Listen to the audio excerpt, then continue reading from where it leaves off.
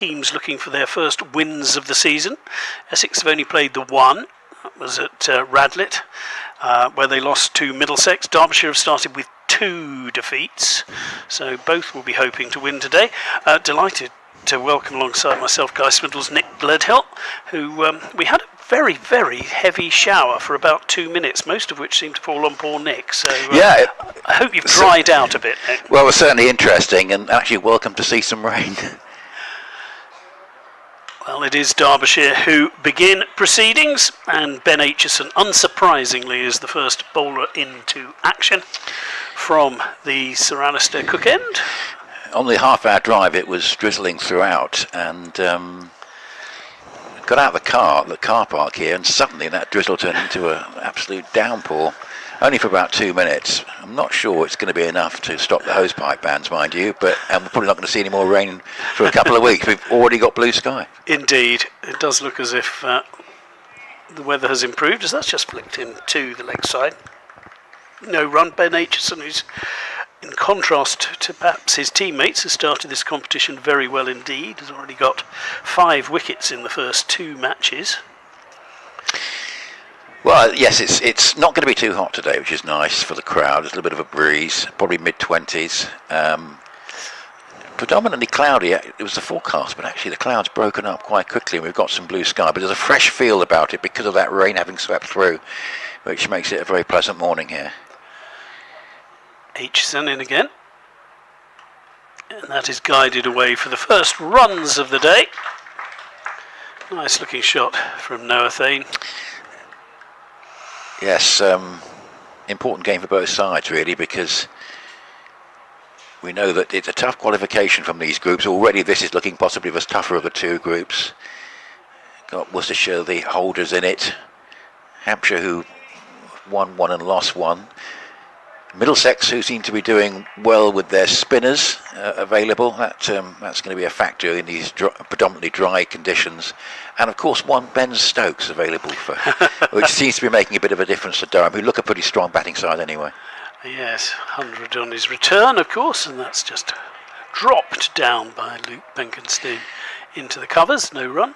And Essex found last year that even if you win, say, 5 in a row, the slow start can yet count against you. So they'll be looking certainly to win this first game. We're not over optimistic about the likes of Paul Walter and Charlie Addison and Michael Pepper being made available if they don't play in the 100, but important that some other players come back, of course. Now that's down the leg side and is signalled wide, so we will have an extra delivery and it doubles the run total. So it's got a slightly similar feel to last year, where Essex started fairly weak and got stronger. But obviously Tom Wesley, good to see him back after his break. And I think it's his 500th appearance in all cricket, all forms of cricket in this game. Perfect. Nice looking drive that hops over the outstretched hand of the fielders, and that will be the first boundary of the innings. Nicely played from Luke Benkenstein on the up, but nicely guided. Well, Luke Benkenstein opening today. There's no Robin Das, so we've got Thane, Benkenstein, Wesley, Critchley, Rurlison at 5, Fernandez, Zamanakta, Mackenzie Jones, Mitchell Colleen on his first team debut, Charlie Bennett and Jamie Porter. Ben Aitchison obviously needed to get something off his chest. That delivery markedly quicker than perhaps earlier in the over, but a decent start as far as Essex are concerned. 6 without loss after the first over. And for Derbyshire, Harry Kane, Martin Anderson, who could be a dangerous batter later, Yusuf bin Naim, the inevitable and sort of never-ending Wayne Madsen. What a career he's had. Brooke Guest, Anuj Dal, Ross Whiteley, Nick Potts, Ben Aitchison, the promising Rory Hayden, and Jack Morley. No show of Bashir, which maybe is a bit of a disappointment. Would have been nice to see him have a bowl here. Can't remember him making too many appearances at Chelmsford, so it would have been nice to see, but we're not going to see that today.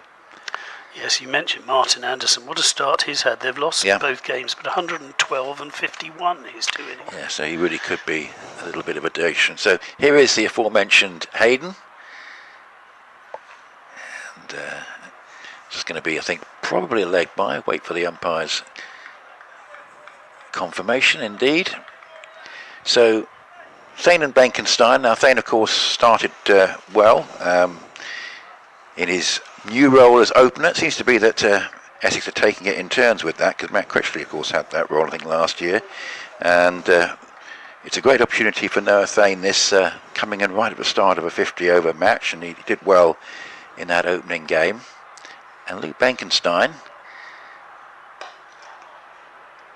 probably robbed of a few runs by that deflection off the boot of Hayden, because that was quite nicely driven. But he got 74 from 48 balls in the game at Derby right at the end of last season, so he's in good form against this opposition. These two sides, met last year in the competition, met in 2022 when Derbyshire won batting first, but other than that, no list A games in the last decade.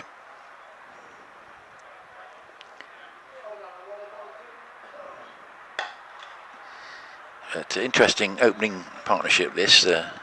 Thane and Benkenstein, and so Noah Thane having started well, it really is a great opportunity for him, because I think, with Vian Mulder around, his opportunities are all going to be fairly limited in that first part of the season. He did get a go at the Oval, where he played really nicely, actually bowled quite well as well. But got this new contract now, and it'd be great for him to capitalise on that with a really good performance in this competition. So Essex, it's a really important game this, because you feel they're only going to get stronger with Harmer and Snater coming back in the second half of the campaign, Wesley back in the side now, but they don't want to start with a run of defeats and leave it too late for when some of the big players come back, or bigger players come back. It's a nice piece of bowling. There's genuine playing a miss there. Yes, I was looking at, but Noah Thane's figures in this format are superb. Was 20 matches, over 500 runs at 30, 550s already, strike rate of around 80. He's certainly taking his opportunities when offered. Yes, and becoming quite an important member of this one-day side. Oh, that's a bit of bounce, and good piece of bowling that. In fact, a good end to the over with two testing deliveries, and he's going to be one to watch. Hayden, that was an impressive over, but Essex 7 without loss, having been sent in under increasingly blue skies, but I say a lovely fresh field of a day, and that is most welcome. It's a good take by the keeper as well, I think, leaping up with the ball rising a little bit quicker than he might have expected for Brooke Guest. But it will be Ben Aitchison to continue. Yeah, that was good from Brooke Guest, because it seemed to really come up, didn't it? It was a genuine bit of pace about that delivery. Well, Aitchison, who finished his over in emphatic form, and that's nicely just played through the gap past slip for a single. Looking very comfortable already this morning, Noah Thane. And as Nick mentioned, started this competition very well, 74 in that defeat at Middlesex.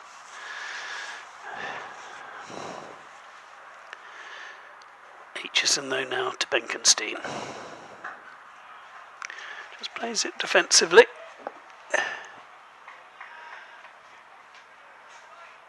Faced 9 overs for his 4 so far.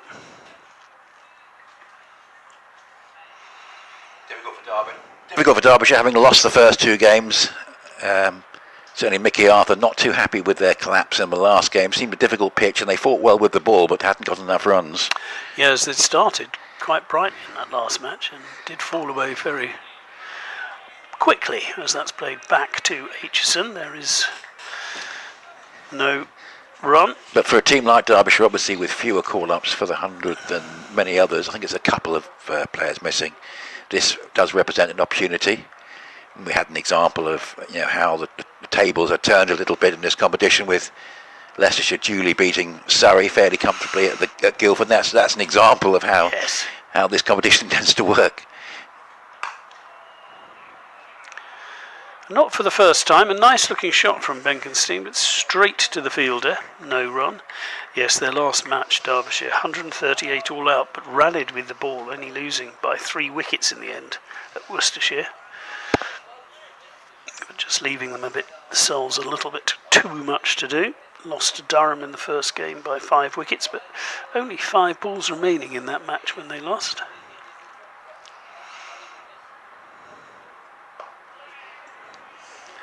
This is just played defensively.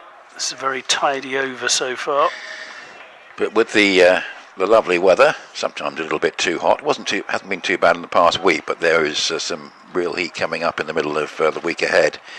But some good crowds in this competition, and so I think increasing enthusiasm for it. The only sort of concern is the fact, obviously, players missing to the 100 who may not play much in the 100, but yet won't play maybe not play for the counties. Punched away nicely. This time he does find the gap.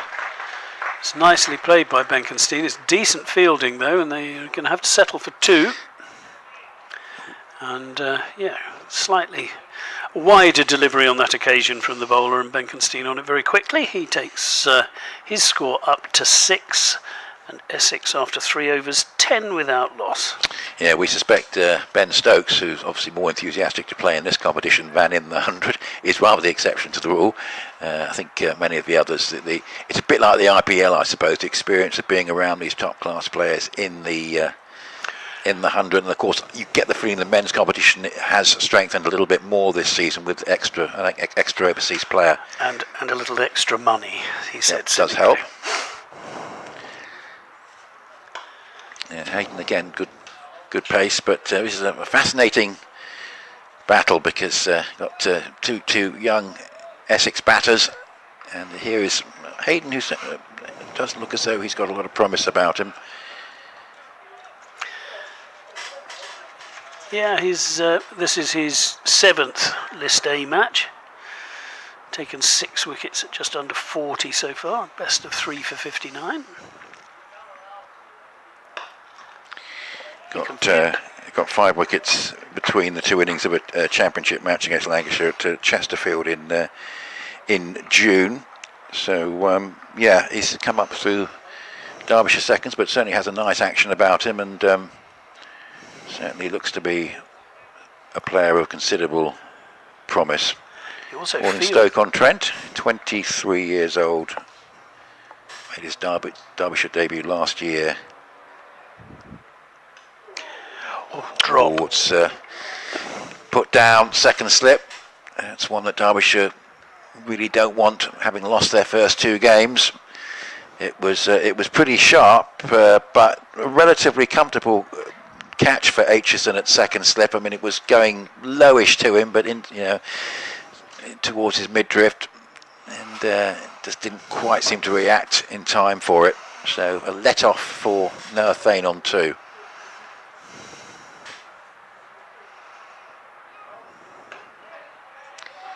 Maybe he can capitalise on that, but it looked relatively straightforward.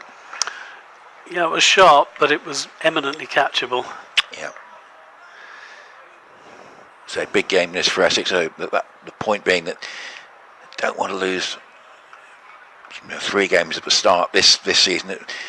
Yes, they'll get the likes of Snater and Harmer back, but we don't want it to be too late, which in a way it was last year when some of the bigger players came back, more experienced players, and I don't want that to be repeated. So if they can win this game, it's going to be important. Winning the home games is going to be a critical thing. So it looks a tough group. Sussex have got 3 games in 5 days coming up. Essex with Sussex at Arundel, Hampshire here. That's coming up next Friday.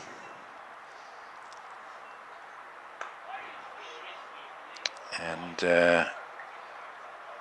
then they've got a game here on next Sunday. So two Sundays in a row here at Chelmsford, and that one is against the holders Worcestershire. So it's a tough group, and you don't want to lose too many games early on.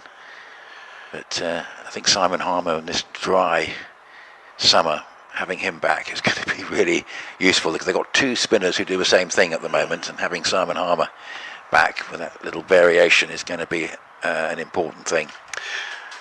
Well, it is Aitchison in to bowl again, and a bit of a swish and a miss outside off stump, and should really mention that Rory Hayden has started with two maidens, which is impressive in anyone's book, even in yes, at 50 over cricket.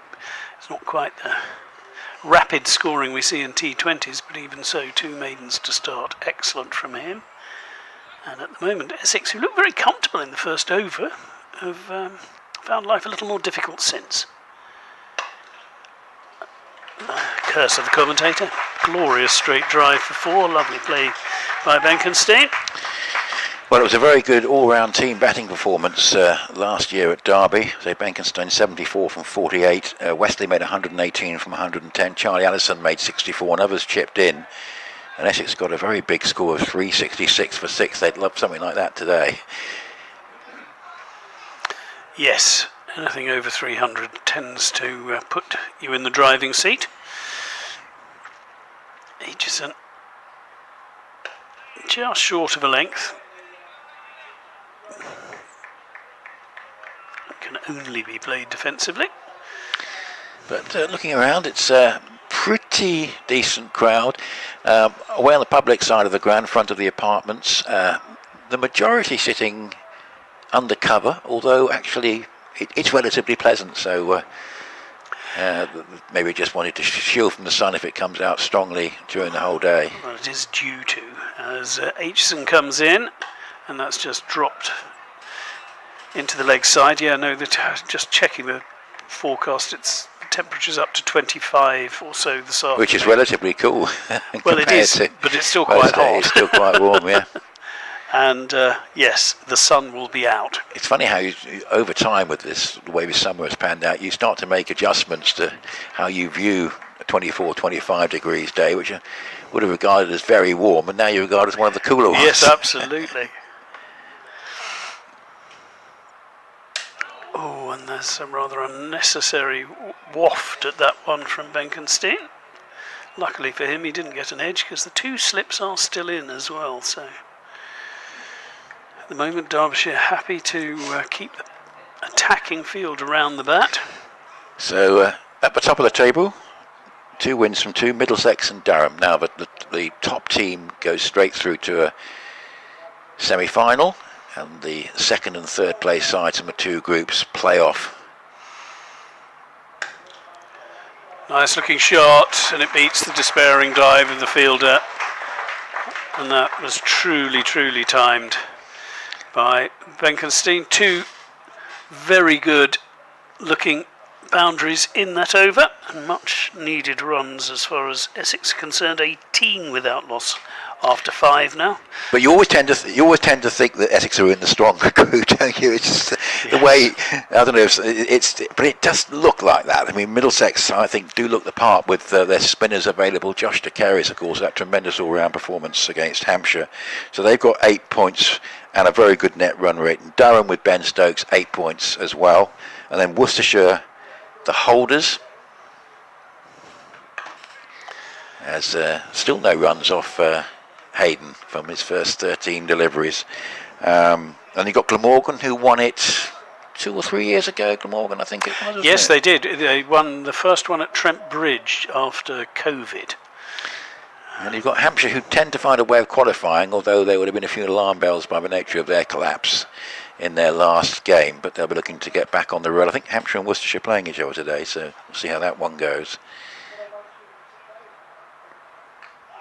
Ooh, a little bit of fortune there for Zane. He's had a little bit this morning, but he's still there. And, well, there's a run against Hayden, but I think he probably feels he should still be on no runs conceded. Yes, it was quite Really a big has inside bowled well. edge, wasn't it? Yeah. So, good crowd. We've had reports of pretty good crowds around the country. Lots of outgrounds being used. It's a nice delivery. He really does look a great prospect, doesn't he? It's a super opening spell. Key thing, I think, from Essex's point of view, is that I don't think there's going to be any thought of trying to hit him off his line here. I think it's just a question of making sure they don't play a full stroke. There's a difference in the 50-over game, I guess. You have someone who's starting well with the ball and just treat them with respect. Mm-hmm.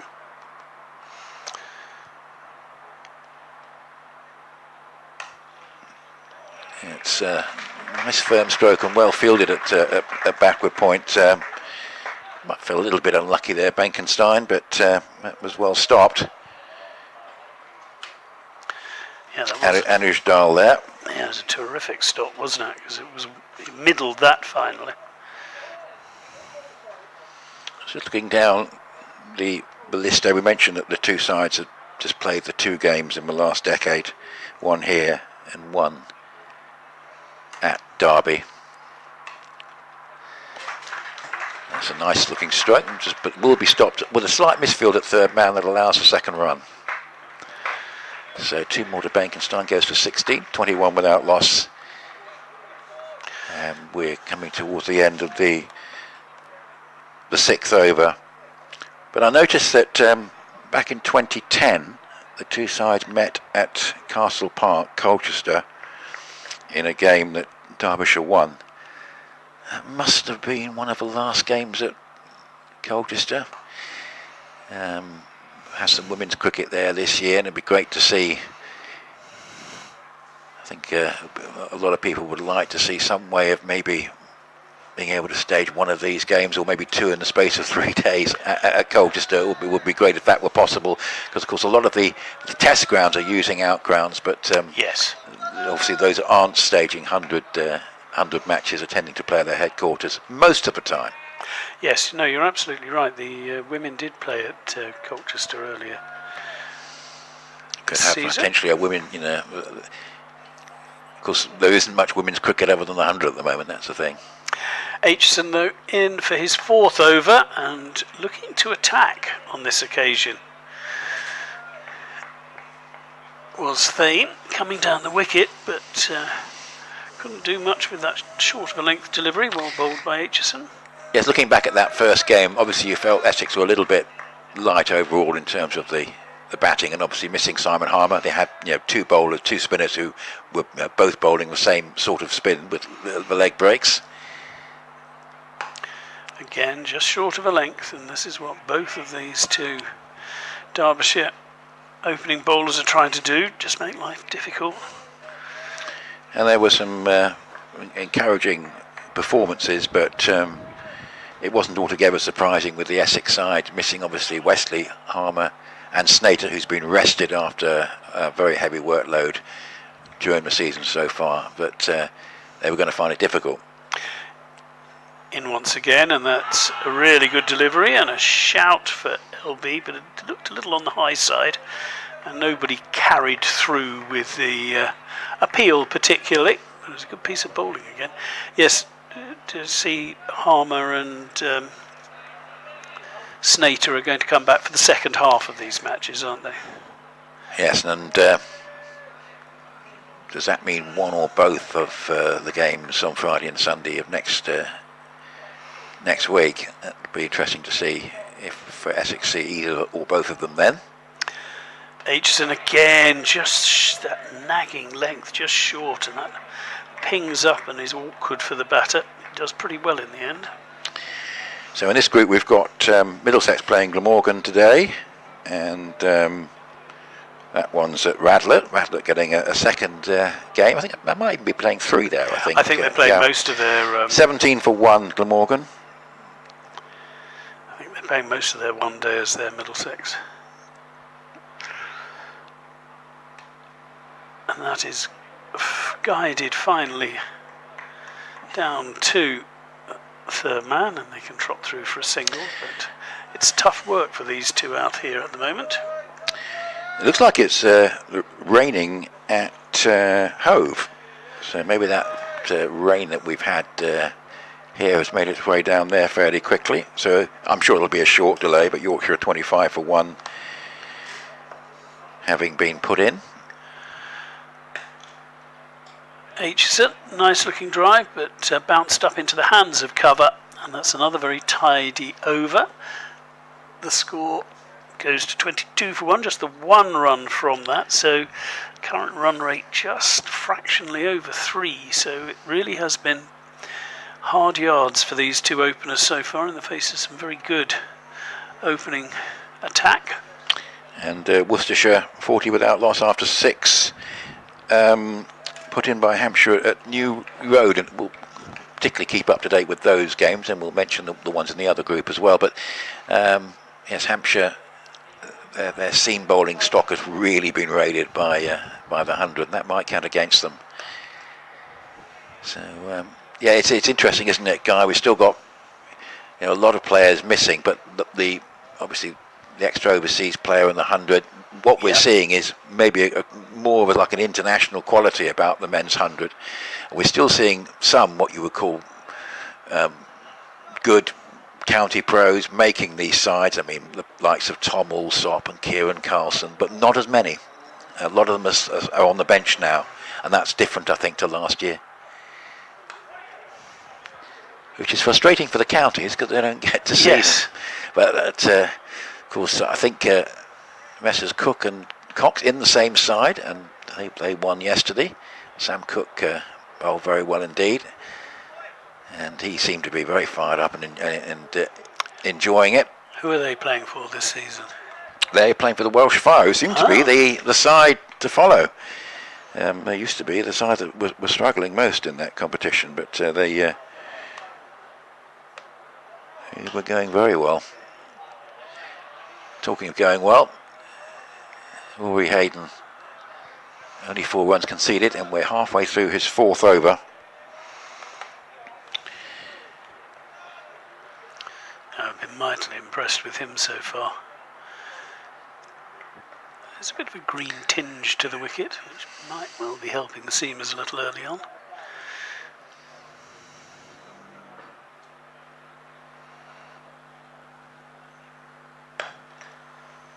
Played a couple of very nice strokes without much reward, Benkenstein. That was again pretty well timed, but straight up to mid-off. Yes, it's tough for Derbyshire when they develop young players, given the proximity of one of their near neighbours to hang on to them at times. But still, good to see talented young players coming through.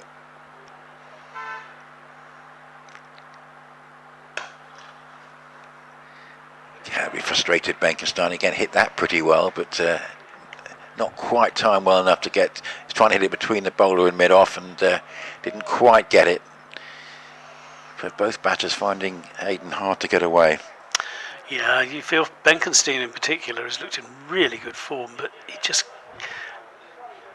keeps finding the fielders. There's a bit of rain around this morning because there's also been a delay. There's a delay in the Leicester-Lancashire game and also in the 100 match. So the only rain I think we're going to see, I think probably for the next couple of weeks, because there's not much in the forecast for more rain, but certainly it's a strange phenomenon actually, seeing rain and enjoying it. But my memory went back to, I think, 2022 when we had a similar summer to this. And the first rain I'd seen for about 2 months was the day before covering Lancashire at Sedbergh in this competition. And it was so disappointing because, of course, it rained very hard and the rain just sat on the outfield with no drainage, and it was called off.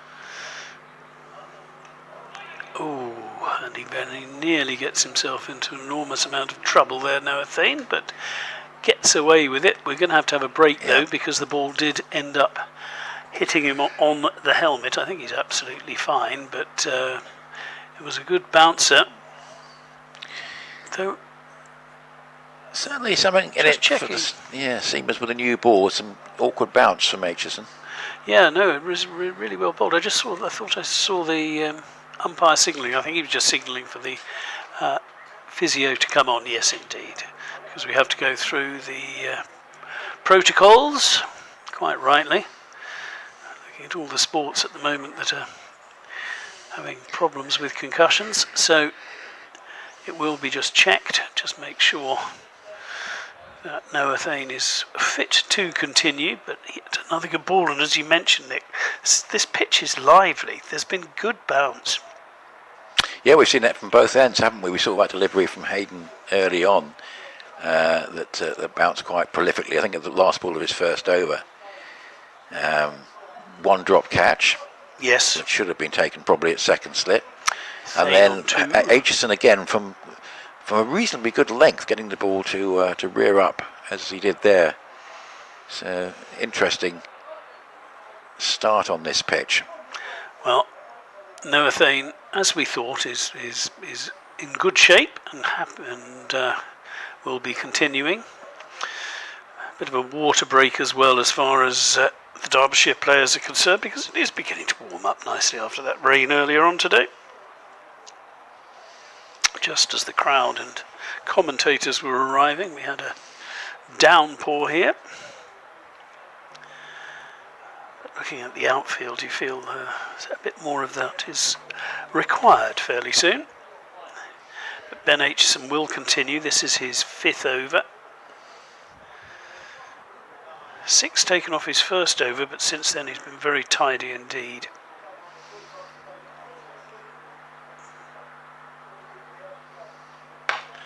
A good looking shot though, slightly overpitched, and Thane was on it so quickly.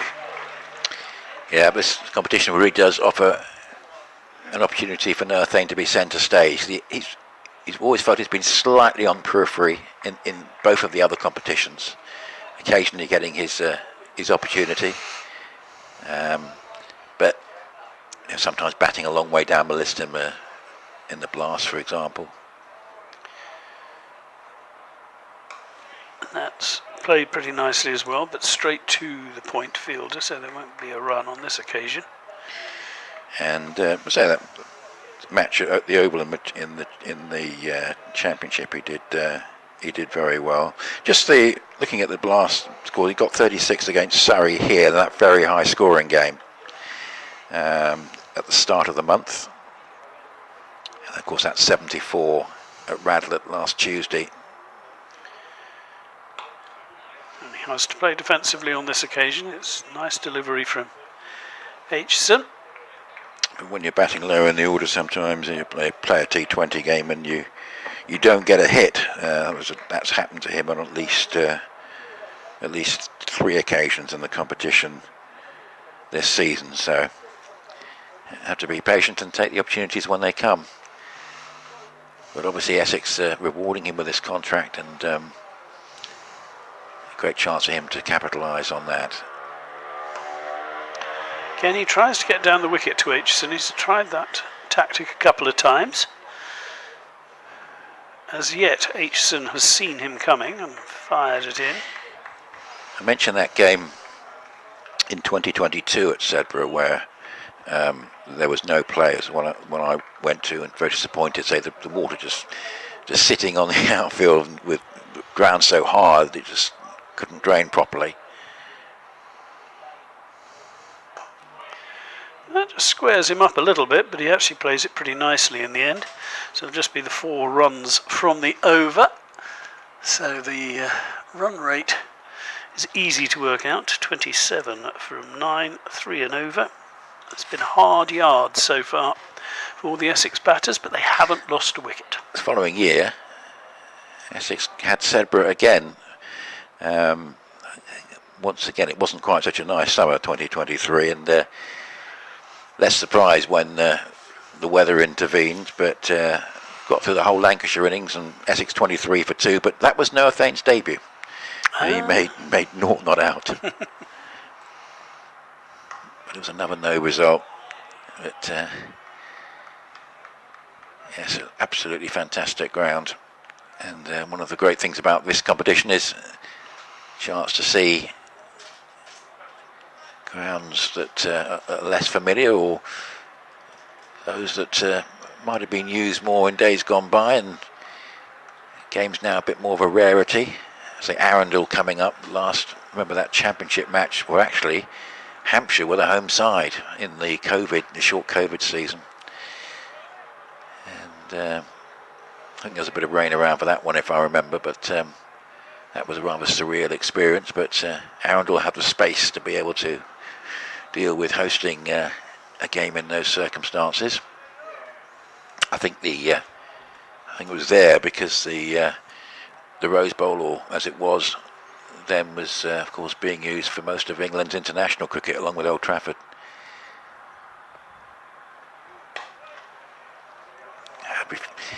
Still can't quite get his timing against Hayden with that off drive. Playing it nicely enough, but key thing is not to become too frustrated. Yes, I imagine he may bowl one more over Hayden, but this is his fifth, so you can see him off. Yeah, it's a quiet start. I mean, we're in the 10th over, 27 without loss. The two bowlers, particularly Hayden, have done very well, but Essex shouldn't be too concerned. That's a nice little flick away, just straying in line.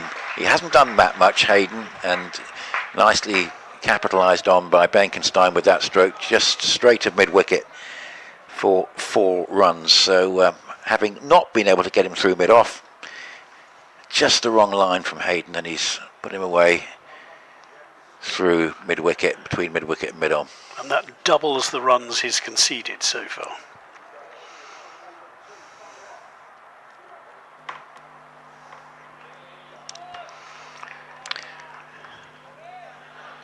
So, all told, Derbyshire will be relatively pleased with keeping the runs down, but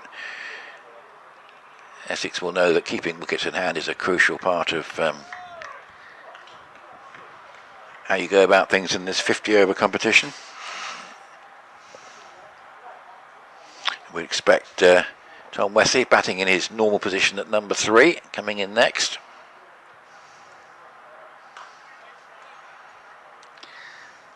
Thought perhaps he might have opened today, but actually Benkenstein taking the opportunity pretty well so far. Made 20 of the 31 runs scored in the first 10 overs, but honour's pretty even because, I say, it's just 3 and over, and Derbyshire will not be too displeased with that, although they probably would have liked a wicket. They did have a chance to take one, but the catch wasn't taken at second slip. Well, we have our first bowling change. After those excellent 5 overs from Ben Aitchison, now coming in to the attack is Anuj Dal.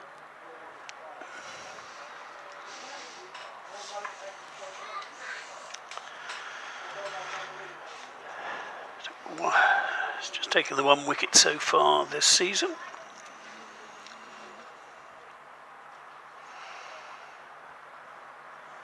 Figures of 1 for 22 against Worcestershire.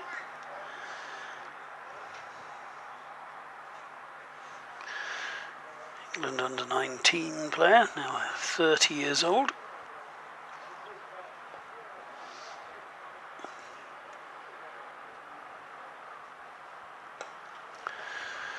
That's on or around leg stump and is turned around the corner for just the 1.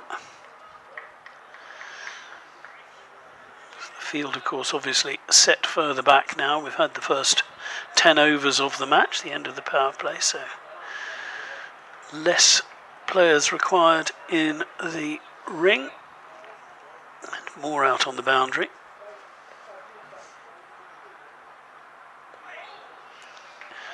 And the wicket-keeper standing up takes that impressively.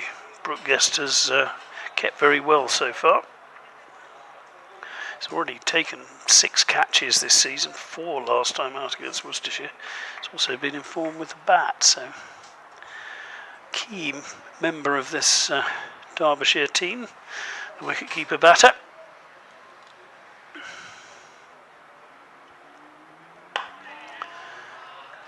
Just helped up to mid-off.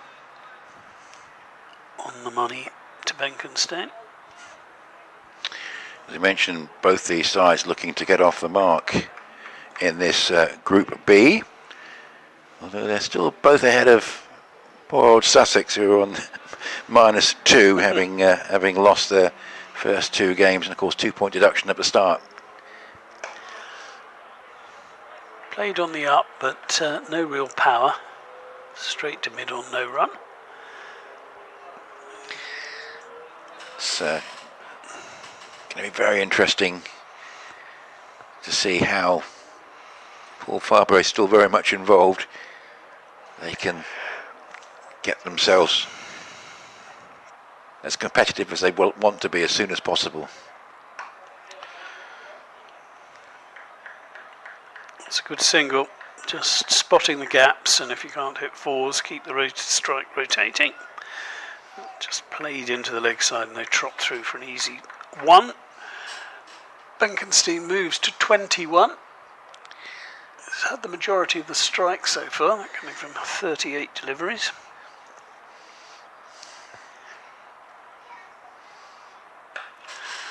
That's fetched away brilliantly, and that is going to beat the fielder. And you got the feeling Noah Thane was getting rid of quite a lot of frustration with that particular shot. And a very good shot it was, and a good way for Essex, if not Derbyshire, to finish that over. And the score now moves on to 37-6 from that over. Yeah, that was a good shot, and just a few better signs now from these two. Obviously, Hayden looks like he might continue, but in terms of just starting to increase the scoring rate a little bit. Hayden 5 overs for 8, but each have struck a couple of useful boundaries recently. And 37 without loss after 11. Yeah, a little bit slow, but nothing to worry about. Naught in the wickets column is very handy. An interesting Derbyshire have decided they will keep Hayden going. You wouldn't have thought he'd probably bowl more than 1 at this stage. No. And considering how difficult it's been to get away, they'll want to keep a couple of overs in the bank, I'm sure.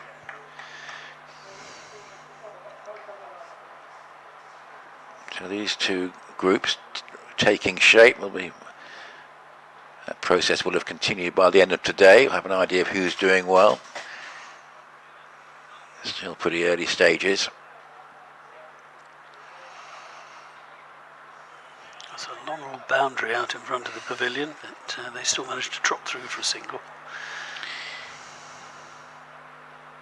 The knockout stages of this competition, or certainly the quarter-final, or playoff if you like, and semi-finals, come up in very rapid succession. It's a loose stroke. That's well bowled by Hayden. Probably would be frustrated, Thane, if he got out in what is likely to be Hayden's last over. Yes. And that was a slightly loose shot. But yeah, we go through these group games, and then we will have a couple of knockout rounds in mid-August.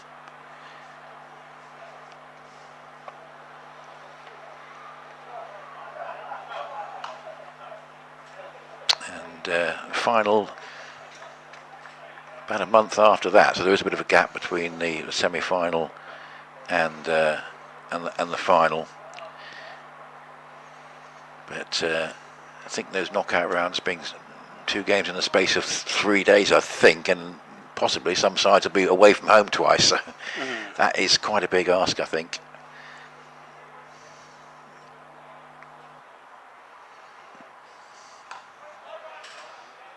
Particularly if the second of those games is a trip to Durham, which I wouldn't rule out the way Durham has started.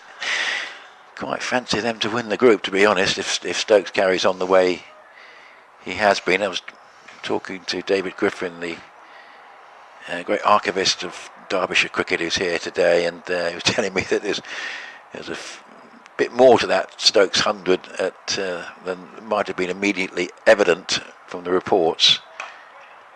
And that he was having to take drinks, I think, off every other over because he had a bit of an Cramps, injury. wasn't Yeah, it? but certainly it was an eye-catching return to cricket from Ben Stokes, and who did well, of course, in the next game as well. I think he got an unbeaten half century. He's going to have looks like he might have a pretty good average come the end of this group phase. But very good to see him back in cricket anyway. 38 for no wicket. Hayden's figures 6 overs, 2 maidens, none for 9. Should have had a wicket as well. Noah Thane dropped by Aitchison at second slip when he'd made just 2. He's now moved on to 14. Benkenstein 22 not out. It will be Benkenstein facing Anuj Dal. I did read that part of the thinking of perhaps Joe Root returning to the England captaincy temporarily is he might be able to persuade Ben Stokes to come back into the fold. But that'll be interesting. Well, if he does, I don't think it'll be this season. No, definitely not. I think Ben Stokes has decided he needs a bit of a break. Well, it's great to have a player of his calibre, helping. I'm sure part of the reason we want to play in the 50 overs is to help the younger players. Absolutely. And it is great for the county game. There's no question about that. And this is his first one-day match for his county for 12 years. As Anuj Dal in again. Oh, and that's well bowled. Thought about an appeal. Then decided better of it.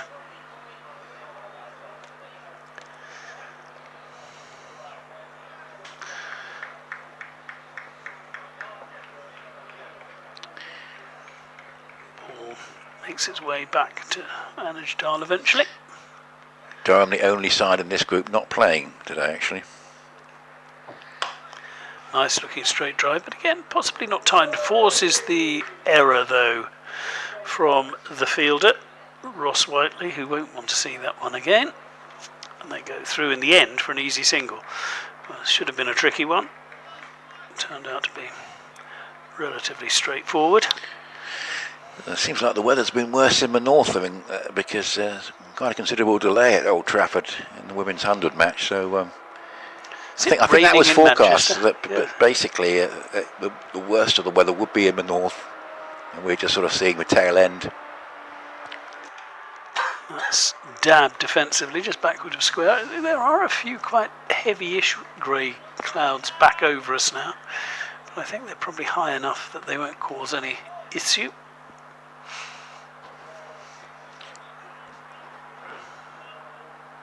Yes, I must admit, I was looking at the pictures of Guildford on the live stream a couple of days ago. That did look parched. That's flicked away nicely into the leg side. Only be the one. There's a possibility of a shower, 30% chance according to one of the weather sites here in this next hour. So that cloud can't be ruled out completely, but there's a bit generally, more coming, yes. generally 25 degrees and more cloud in the next 2 or 3 hours and then more sun. Oh, and that's a great catch. That is a really good catch. And what a disappointing way to go in the end. Trying to flick it into the leg side, and a diving, tumbling catch ensures that the first wicket is taken. Benkenstein goes for 23. That was the final ball of the over as well. 40 for 1 after 13. Great catch. Caught by Madsen. The flying Wayne Madsen at the age of, showing that age is no barrier. 42-year-old flinging himself to his left to take a really, really good catch. Yeah, disappointment for Benkenstein, who got himself in. I think he quitted himself pretty well in the opener's role there. But Anuj Dal strikes at the end of his second over. And Derbyshire will be pleased to have a wicket. So Wesley, Critchley, Roloffson, Fernandez, good to see him get some runs in the last match. He's had a fairly quiet time of it in the last games. Salman Akhtar, we know certainly from his Gloucestershire career, is capable with the bat.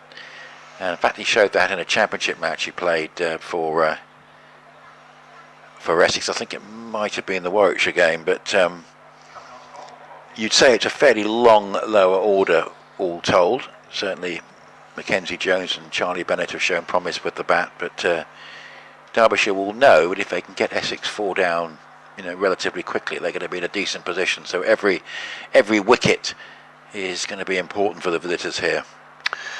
Well, finally a rest for the persevering Hayden as Nick Potts comes into the attack.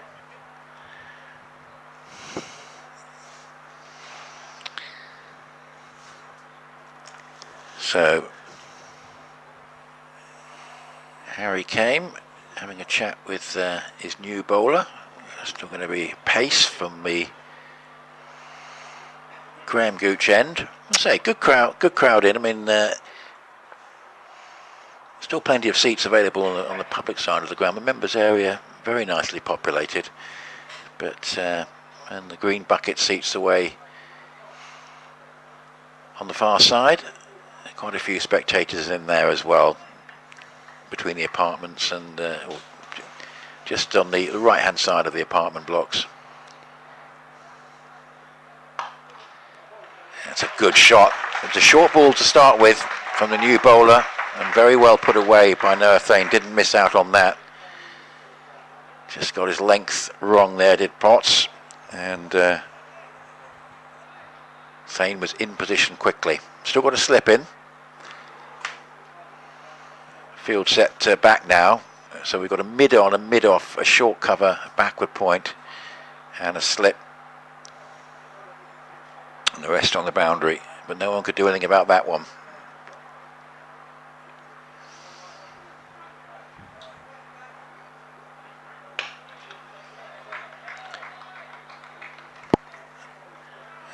Thane will be disappointed to lose Luke Benkenstein, but he's got all the experience you could possibly wish for at the other end now in Tom Westley.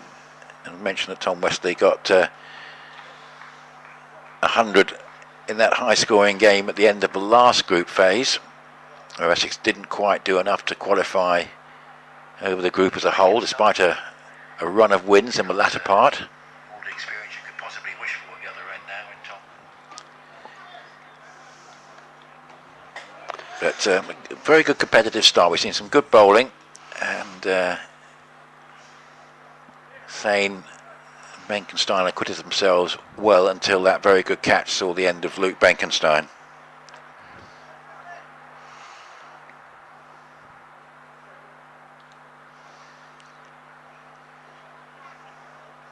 .44 for 1.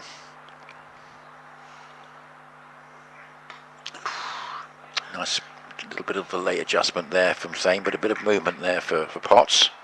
Yeah, it was quite sharp as well, wasn't it? So took 3 for 30 against Worcestershire, so already in the wickets this season, Nick Potts. Yeah, he's played a similar number of Championship List Day and T20 games, 10, 12 and 13 respectively, so he's had an even go at everything. And certainly Derbyshire do seem to be developing some useful young seam bowlers here. A little bit short again. It's a pretty good shot and well stopped. Actually, Thane hit that really well, but some nice fielding away on the deep square leg boundary to save 3 runs. Yeah, because the ball can jump and spit a little when it's as dry as this on the outfield, and that really was a very, very good piece of fielding out on the boundary. So I'll tell you, the Chelmsford outfield, obviously it's fairly bare, but compared to the desert of Guildford, when I saw that on the stream. And Radlett would be the same. Yes.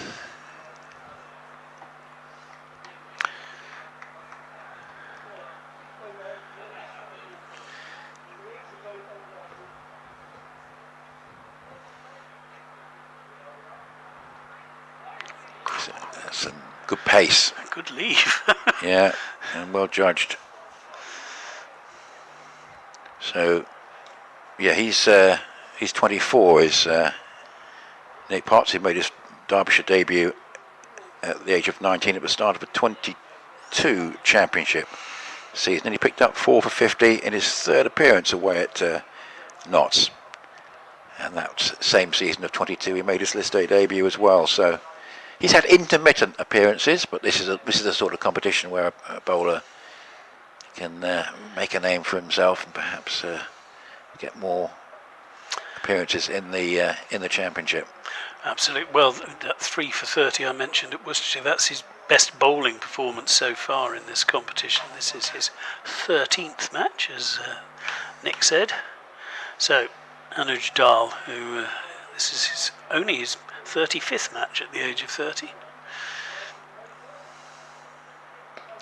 And there's a big shout.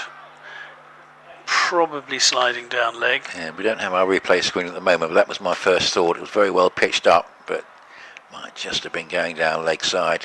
I think he would have felt a bit hard done by Thane if that had gone against him. Yes, and it wasn't one of those where the bowler keeps going and looks desperately upset when the umpire says no. Casper Viljoen.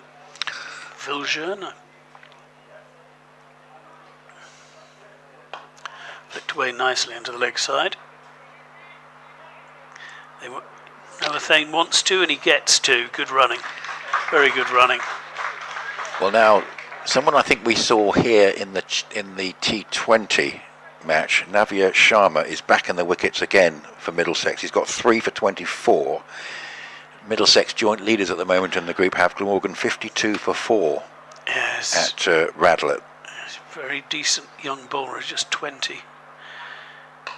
Navya Sharma, and that's played out into the covers. There is no run. Well, who knows? Maybe Lord is going to have to dispute the bragging rights on that middle Sunday in August as to who gets a game, because it could be the 100 final, or it could be Middlesex having a home semi-final. I'm afraid it'll be the. But well, they could delay that by a day or two if they wanted to. Is it a Lord's final this year? It's a Trent Bridge final, but that would be the semi-final, wouldn't it? If, let's say, Middlesex won the group, which is not entirely impossible the way they're going, then they would be due to have a home semi-final, I think, on the same day as the 100 finals day. So obviously, the trouble is, it could be delayed by a day or two if they wanted to play at Lord's. If that happened, doubt it. For various good reasons. Nice looking drive, not quite timed, but nice looking shot. No, I think because the MCC actually have an investment in I think whichever the T20 team who plays at Lord's is, whichever of the London teams it is. Oh, I don't think there's any way we're going to dislodge the 100 finals day. But I say there is actually room to move those days. For, the next round of championship games doesn't start until the Thursday, so that's always a possibility. And also, it might be a long way to go for Middlesex to get to the semi-final, but they have started the season very well. Well, I think I think if you've got a strong spin attack in these conditions, and looking at Middlesex, their call-ups are mostly to batters and seamers, aren't they, in the 100? So I think they're going to be quite some proposition. That was a real statement win at the Utility Bowl.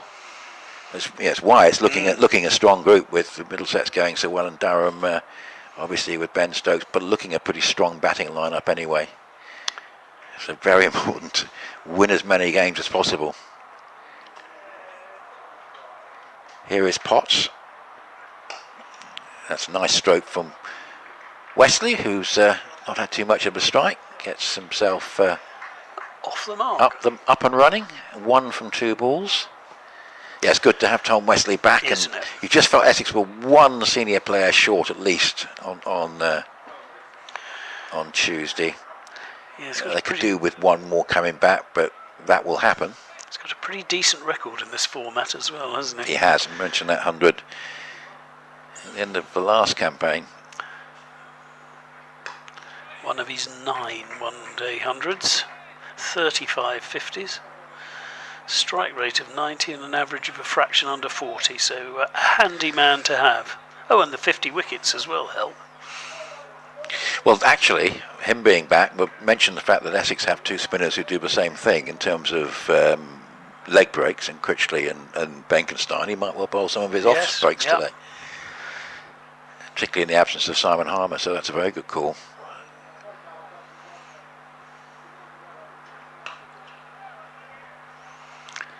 Again, just a little bit of occasional awkward bounce that the bowlers have been getting from both ends.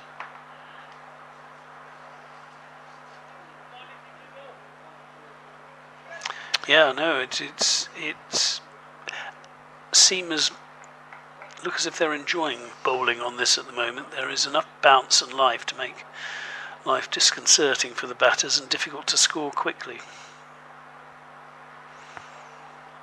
Guess standing well back and needed to there. That was a sharp bounce. Called a wide. I think it was a sharp rightly. bouncer. Yeah. It was a sharp bouncer, but he would have needed a step ladder Yeah. to have reached it. So I think that's absolutely right. See why Guess was standing so back, so far back.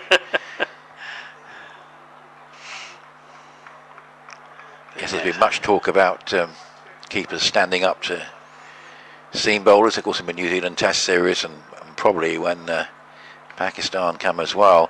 But wouldn't want to be on this pitch. No. But it looks a good cricket wicket in the sense that there's scope to play strokes as well. Yeah, the wicketkeeper, he has been standing up to Anuj Dal, but he's not quite as sharp as the others we've seen. Is that the 50 up? Finally. Yes, it is. Yeah, 16th over, so let's take a bit of getting. I mean, realistically, 280 might be quite a good score here, 270, 280. I think 250 would be a good Yeah. score on this. Yeah. 250 will certainly be competitive given the nature of the wicket. Exactly.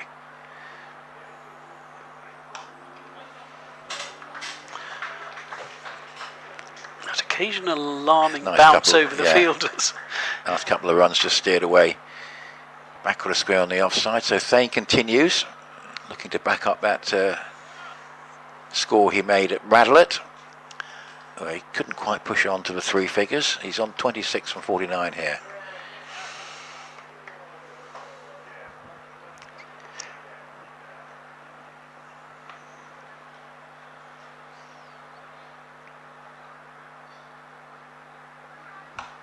Oh, it's a good shot. Yeah. That's a nice stroke off the back foot, just waited for it, played it late. And it's nice to see Noah Thane having this opportunity, because as mentioned, he has occasionally he's been in the side on many occasions, but sometimes you felt he's had a slightly peripheral role. But this is where he's at centre stage. He's opening the batting in a 50-over game, and he's had a life, but he's really acquitting himself well. He's had a good score in the first game, so it must be quite tough for him early in the season, knowing that Vian Mulder was playing the light-for-light role as the overseas player. He had to just take the opportunity when Mulder was absent from the side.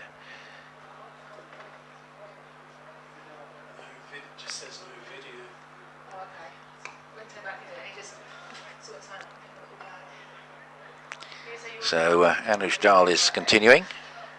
Essex 57 for 1. Elsewhere in this group, Glamorgan have lost a fifth wicket, 54 for 5 in the 12th against Middlesex. That's at Radlett.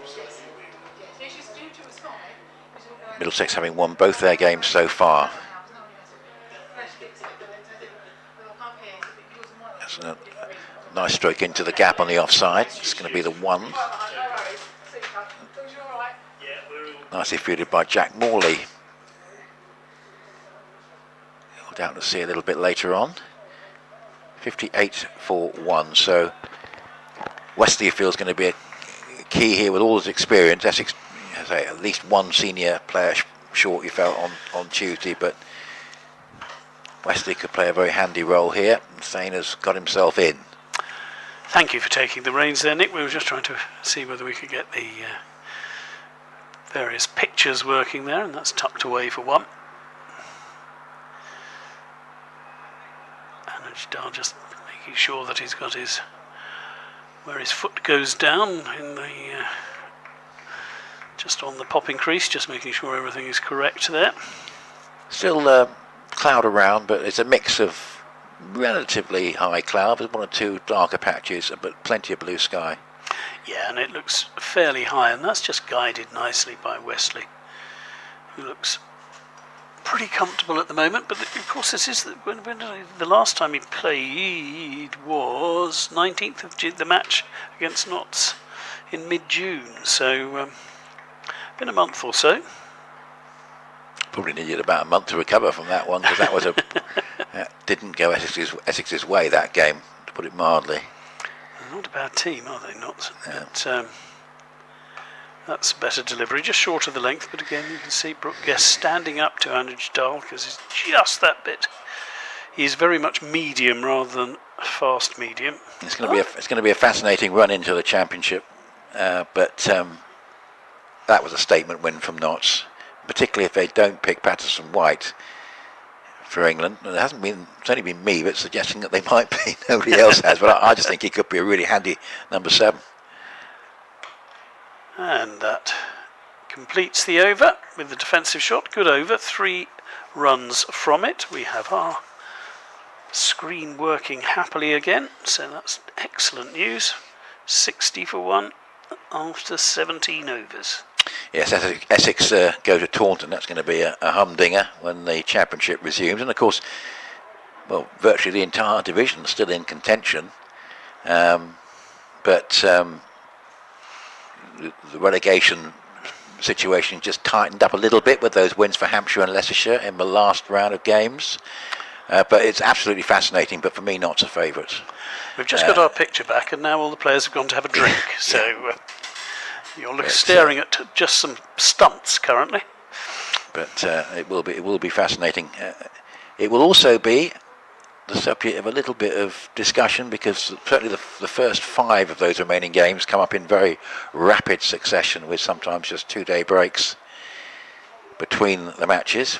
If it starts raining again by then, it'll be better for the players, but it's going to be some very heavy schedules. Yes, there really is at the back end of the season, isn't there? I mean, I just think, Guy, they ought to probably have played one more round of Championship cricket before the blast started, so get the Premier League out of the way, and probably one less than they're planning to. We've still got 6 games left of the 14-match season by the time we get to the 20th of August. It's a lot of cricket, isn't it? Final days, the 28th, 29th of September. But that's to look forward to, and but this competition, as I say, I think it's growing in stature.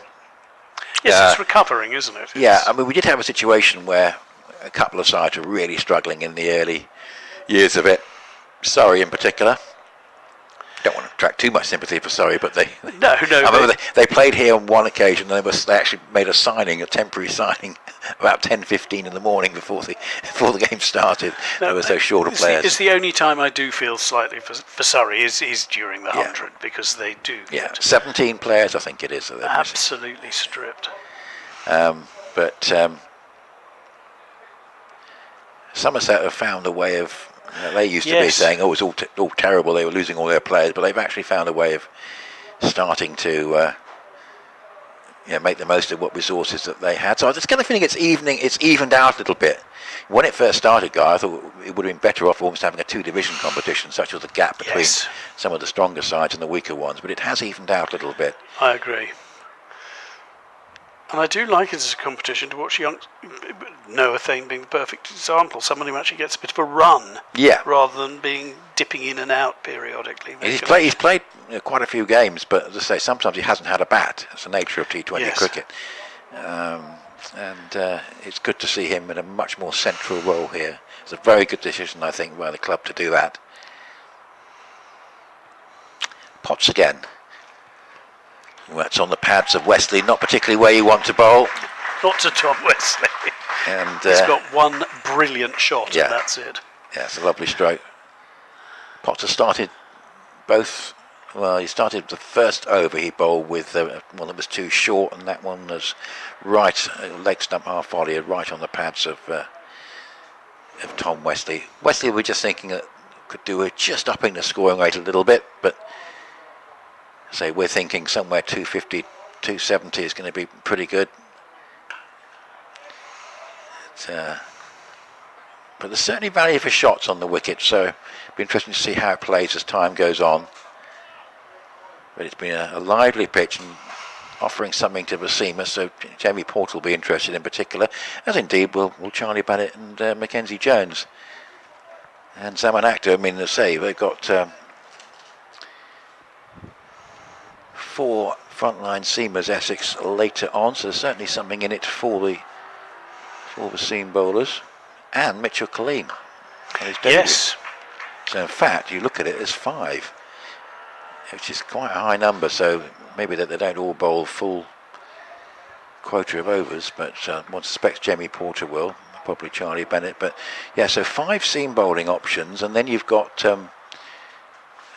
obviously Critchley and Benkenstein with their leg breaks, and Wesley with his off spin, and I think Rollison can bowl. I think Rollison can bowl as well. But anyway, that's more than enough. One would have thought.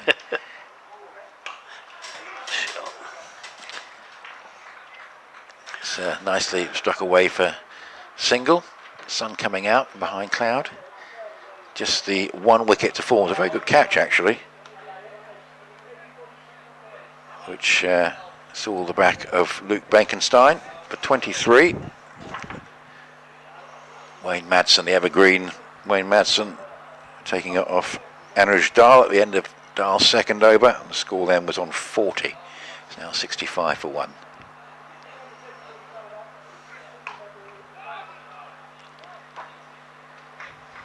Have a couple of spectators down in front of us assiduously scoring the match, which is probably a slightly simpler task in 50 overs than it is in the blast.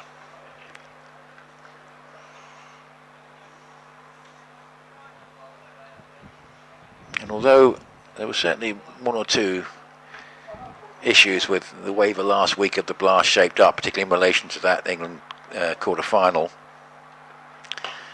certainly I think everyone would agree that it's been a good thing to get the blast out of the way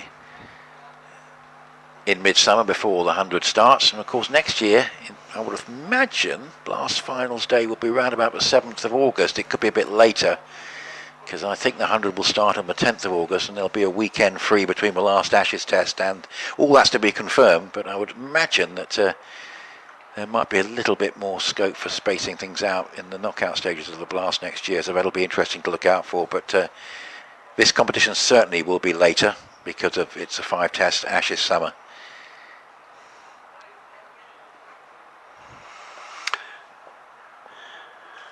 Dahl to continue. Rare defensive shot from Tom Wesley in his brief innings so far. But it was strange seeing obviously a smallish crowd, championship-sized crowd at the Utilita Bowl, and very similar at the other 3 venues. Guys simply 4:30 start on a weekday afternoon. Certainly not enough time, unfortunately, to sell the tickets. Yes. No, I remember that Glamorgan match you mentioned. I think it was the first time that the One Day Cup had been played at Trent Bridge, but the semi-finals were played on the Tuesday and Wednesday. So the teams didn't even know that they were going to be in the final, so you couldn't buy a ticket until the Tuesday or Wednesday. Still managed to get about 8,000 there, but competitions have to help themselves. Nice looking drive from Wesley, but straight to the fielder. Well, you feel it would be great if this competition had a Lord's final, because the one thing, there's no question that is missed from the schedule is at least one showpiece Lord's final. We used to have 2 a year, which is really being spoiled. Yes, you're right. There were such occasions. Absolutely. I think I went to probably what I would call the last proper final.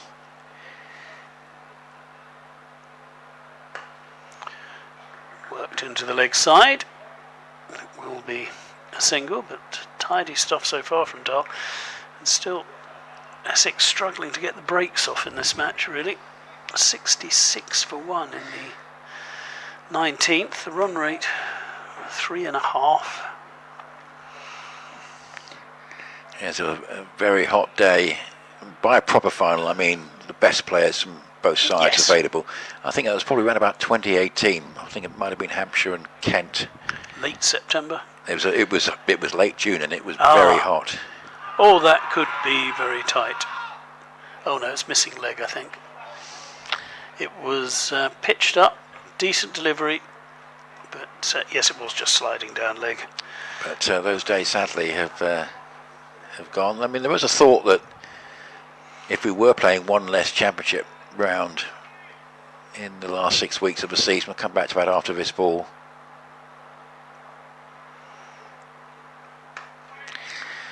There is still a need for you know, should we say, the more established players to play more 50-over cricket. I know England beat India 2-1 in the recent 50-over series, but there's certainly still very much a case for more 50-over cricket for the senior players. Well, it was interesting. It was interesting watching the England players improve as they actually played, because. But you would actually, if you actually only staged 5 championship games in this period after the 100 rather than 6, you'd actually have room for both knockout rounds of the 50 overs, in which case you could actually incorporate more of the established players and give them more experience. So maybe that's something they might look at, because certainly the opportunity would be there.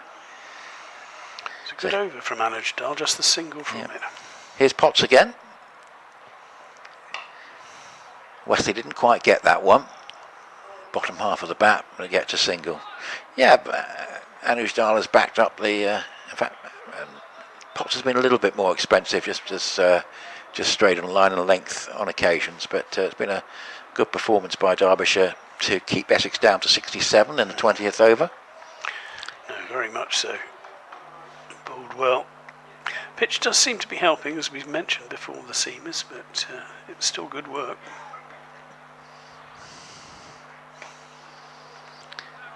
It's again just tucked around the corner by Thane, just straying onto the pads again. Keeping Jack Morley busy out there. Yeah.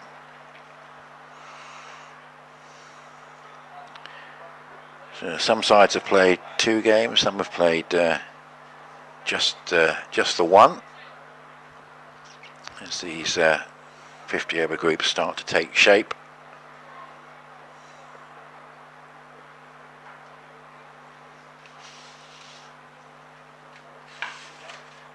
Quite time that, looking at his bat there, Wesley.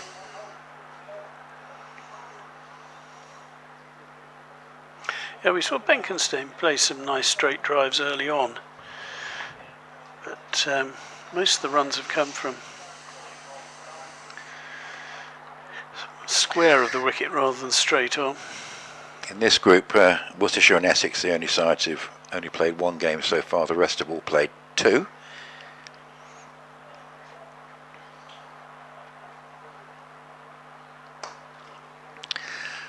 Nicely into the gap from Wesley for another single out towards deep mid wicket, and still Morley in front of the public seats.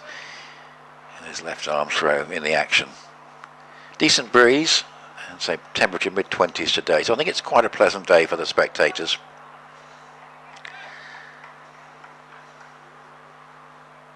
A little bit hotter at Arundel next Wednesday, but not as hot as it will be around these parts. A little bit cooler there, I think. Ooh, full shot, nicely bowled by Potts, and Thane in the end getting an under edge past the stumps and the keeper for a single, but again, just maybe a little bit of variable bounce catching him out there. He's got himself established here now, Thane, and he's made a very good start to the competition. He's gone, well, he's gone past 100 runs in the competition now, in only the 2nd game. There's another example of bounce not quite as the batter expected. Tom Wesley thought that one was there for the pull shot, and it never quite got up. So a pitch that on occasions is difficult to read, but I think it's offering something for the seamers, but also there are value for shots for the batters. 70 for 1, Thane 33 and Wesley 11, and we've had 20 overs. So Derbyshire will be pleased at the extent to which they've kept this very quiet, and just a hint that these two are looking to try and get on with it and just finding the pitch a little bit difficult to accelerate on. Yeah, there is the card, and 1 wicket to fall so far, that of Benkenstein. Thane, well, he was dropped on 2, but still hard yards, 33 from 60, and the run rate only 3.5 after 20 overs. So tough going out there. 39 off the second 10 overs after 31 off the first 10. I mean, if you're looking at 200 off the last 30 overs, that's going to get them a decent score, isn't it? So I think the wickets in hand is still useful for Essex, but I think they will be starting to think about pushing this rate up. Well, Martin Anderson into the attack. Mainly used as a batter these days by Derbyshire. Back in his Middlesex days, he was a bowler who batted. Now he's a batter who bowls.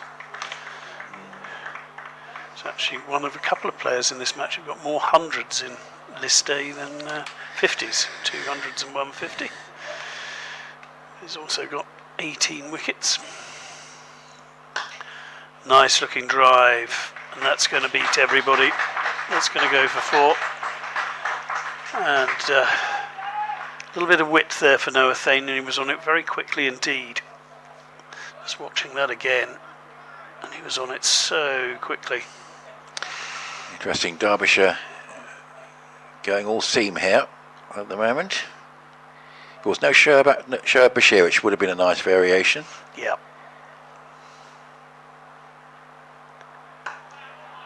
Anderson on the money this time, and just played defensively back to him. Essex have Jamie Porter and some rather less experienced seam bowlers, including one on debut today, Mitchell Colleen.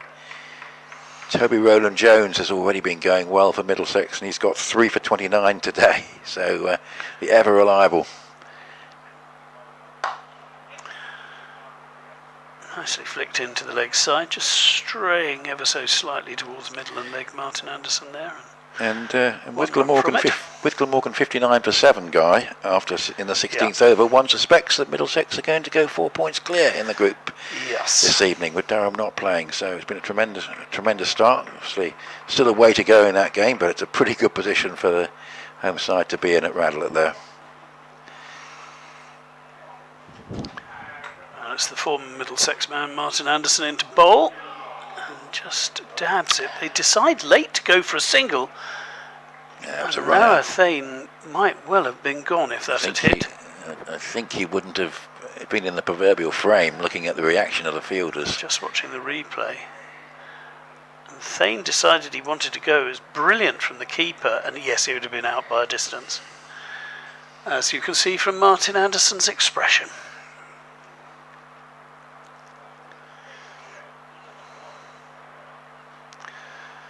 Such an athletic wicketkeeper. Brooke Guest didn't want to take silly singles to him. But as you were saying, Nick, they do want to try and crank up the run rate a little bit. 6 off this over so far. And that's what it will stay. 76 for 1 after 21. Yeah, I mean, we've seen 21 overs of the pitch. I think 250. I think Derbyshire would settle for Essex making 250. I've still got. I think Essex would settle for making 250. Yeah. I think 9 wickets in hand, particularly with Westley there, and they've got Rolifson. I mean, the good thing today is they've got wickets in hand. They've got Critchley, Rolifson to come in. 270, I think, would be a really good score. But 250 is probably at the lower end of what they need, because they do have these wickets in hand. That's something they were looking to take advantage of, and I think we are going to see a change of pace. Yes, first spin of the game. It could be they make 280 and Derbyshire knock them off in 35 overs, but unlikely. But interesting to see how spin goes. Interesting pitch, yes, because Essex will have plenty of spin options later on, even without Simon Harmer. Yes, Tom Westley coming back is very important in that respect. That's the former Lancashire man, Jake Morley, isn't it? Jack Morley. He'll bowl his left arm spin, which is a skill that we've not quite seen so much of in recent years for Essex. You know, the left arm spinners. Tim Phillips, from memory, was in that category about a decade or so ago.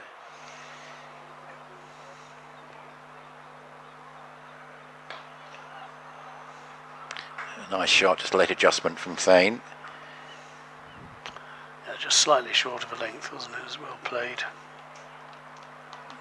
I suppose your ideal bowling attack is to have the option of a leg break bowler, an off break bowler, and a left arm spinner in limited overs cricket, and indeed probably T20 as well. A little bit of turn there. Not a massive amount, but certainly a little. It's been a very tidy performance by Derbyshire so far. And Thane trying to go on the attack with this sweep there. Looking to try and push this rate along. 39 from 66. So he's got a platform.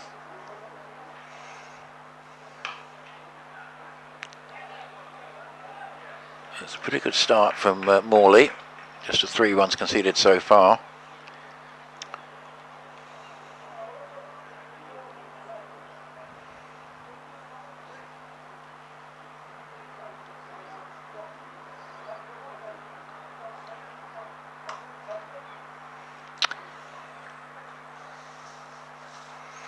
Yeah, just the 1 run there, finding it difficult to get the spinner away, so suggests that there's something on that early sample, that there is something in it for all accurate bowling. It might be a difficult pitch to force the pace on. 80 for 1 after 22, but the 1 is important. It means Yes. Essex have got plenty of licence as time goes on. You look down the list though and you think, obviously you've got Rolifson to come in. It'd be handy if he comes off today. But do they have someone who could play that sort of Simon Harmer type role? Even indeed Shane Snater, who could really accelerate and push things on towards the end. We'll see later. Indeed. But for the moment, it is Martin Anderson, and he's bowled him. And Thane has gone finally for 40. Martin Anderson has his man, and Thane has to go. We were just watching the run rate, the Manhattan skyline, and needed lifting up, and Thane knew that he needed to get a bit of a move on, but Anderson sees him off, and he goes for 40 from 69 deliveries. Yeah, I was looking at his strike rate actually on Tuesday, and it was just a shade under 80. So he's sort of in sort of similar territory here. Maybe it's something that you know, in this role as opener, he'll be looking to try to just narrow that gap between balls faced and runs scored. But he still made 2 very good contributions at the start of this campaign. I just got the feeling, Guy, there, he's starting to become a little bit fretful about, particularly couldn't get the spinner away in the last over.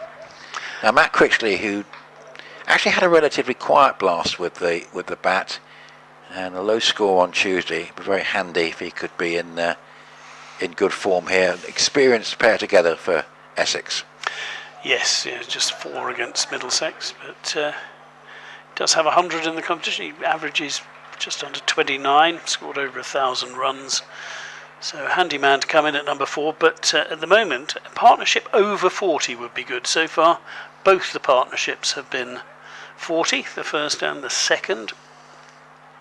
And that wicket, I think, has put Derbyshire into decent shape. at least on the positive side of the ledger. They'll probably feel the happier of the 2 sides just at the moment. Yeah, keeping the run rate under 4, you're doing a good job. Can Critchley 1 speed things up, and 2 put together the largest innings? Someone has to, if they're to post a decent total, Essex, and that's played defensively back to the mid-off. And I have to say, it's a long low order, isn't it, today, with the 5 seamers. I mean, you'd say that Zaman Akhtar is possibly going to offer the most with the bat, but we've only got a sort of very limited sample size in what we've seen with Essex. Yeah, well, in again, and that's, he's got a high score in this competition of 27 not out. And this is only his 13th match. And the average is 8. Yeah, it's tricky one for Essex, is because they know they've got that long lower order. But obviously want to try and push this rate up a little bit. Anderson making that difficult currently. Nicely played by Critchley, but straight to the fielder. Yeah, you feel pretty confident that Jamie Porter will bowl well on this. I think Yes. Shane Snater would have enjoyed it as well. Absolutely. Interesting, if the likes of Charlie Bennett, you know, the way he bowls, there might be something in this pitch for him as well. Anderson. Oh, finds the thickish outside edge. Does mean that Critchley's off the mark. They just trot through for a single. So just the one run off the over so far. So elsewhere in the group, Glamorgan 66 for 7 after 18 at Radlett. Sharma 4 for 29 and Roland Jones 3 for 35.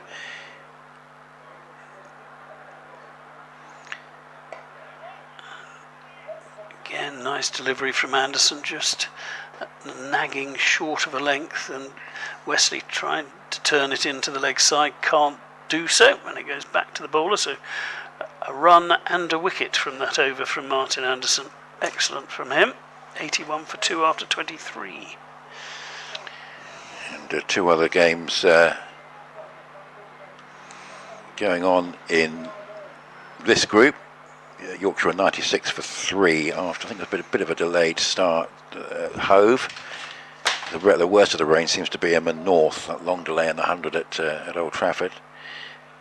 So 96 for 3 Yorkshire after 15 against Sussex, and Yorkshire so far with 4 points. And the other group matches Worcestershire, Hampshire. Worcestershire the holders. Dan Latigan is 62 not out from 73 balls. And they're 113 for 2 after 23 overs. Worcestershire at New Road. That's a nice back foot cut for at least 2, nicely placed by Matt Critchley.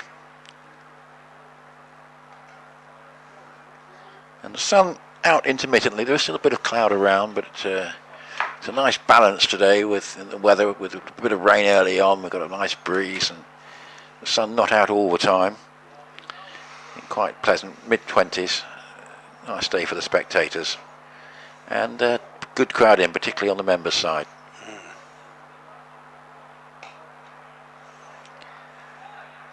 It'll be a good day for Critchley really to come back into the runs. Had a very good end to the blast with the ball, certainly.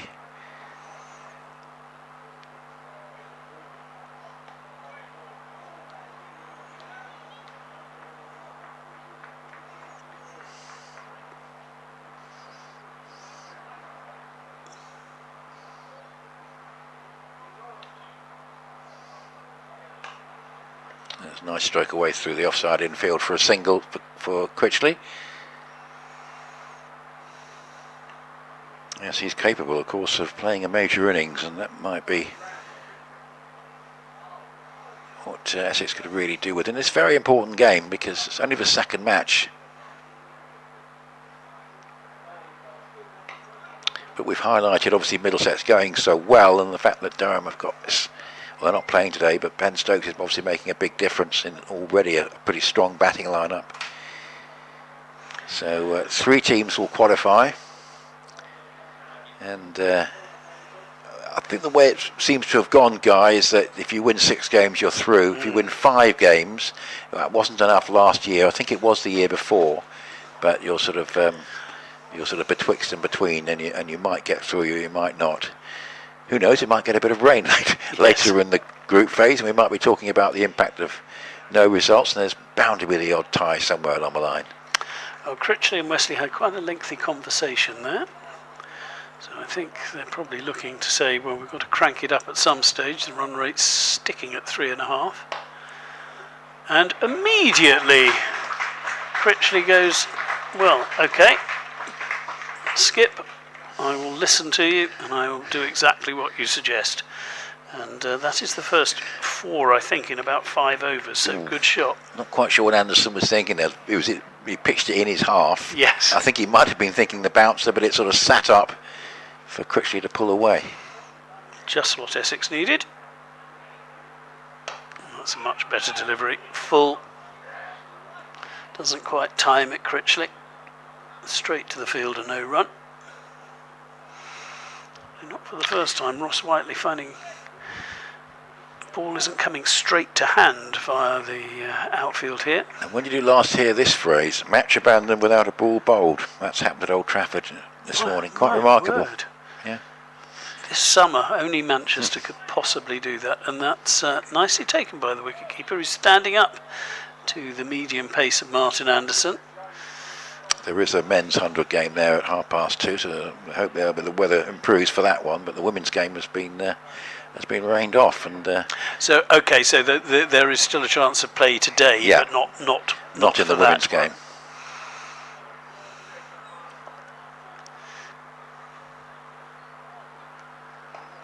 It's well bowled again from Anderson after that loosener of the first ball of the over.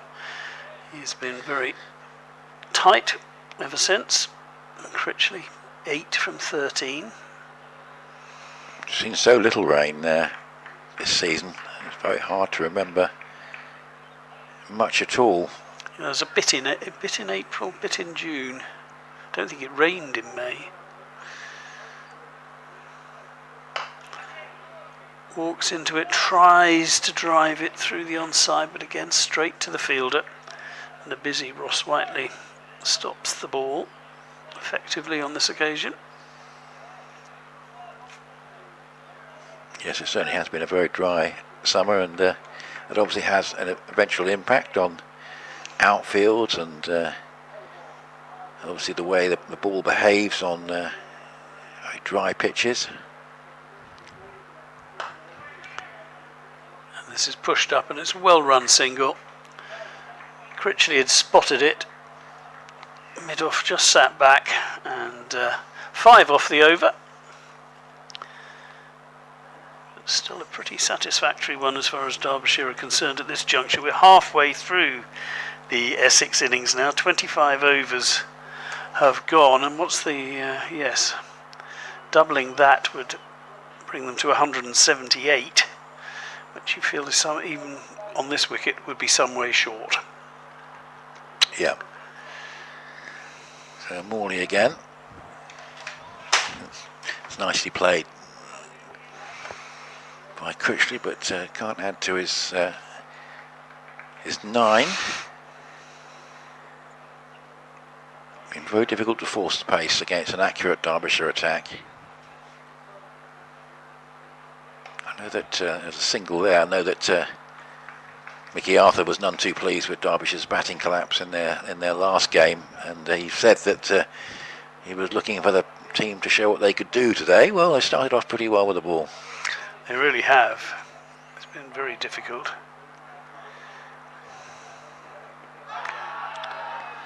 It's not a bad shout, that. Yeah, you could see why he was interested. It held its line, which it looked like it had done. But just waiting Wesley to see if we see a replay. reprieved. No replay.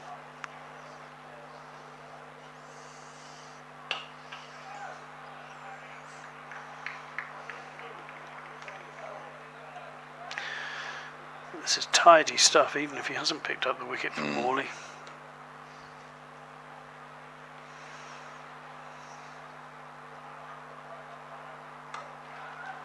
Oh, slight misfield there. Just only giving the 1 run, so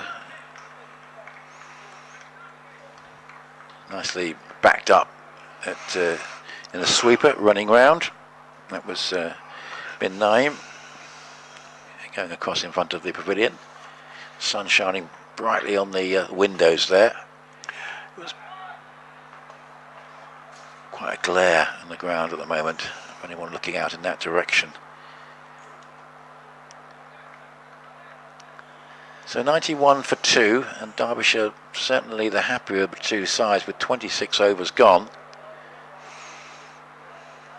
And this is a big partnership in terms of experience. Grant Rillison, of course, who did so well when he was with Essex a few seasons ago, 2022. hoping that he has a good outing.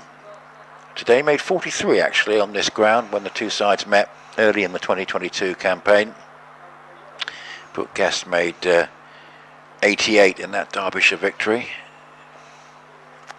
Anderson can only be played defensively by Wesley. No run. Again, just that nagging length and line on or around off stump, just short of a length, not giving any width to the batters. Wesley, who started pretty briskly, has been pegged back 15 now from 26.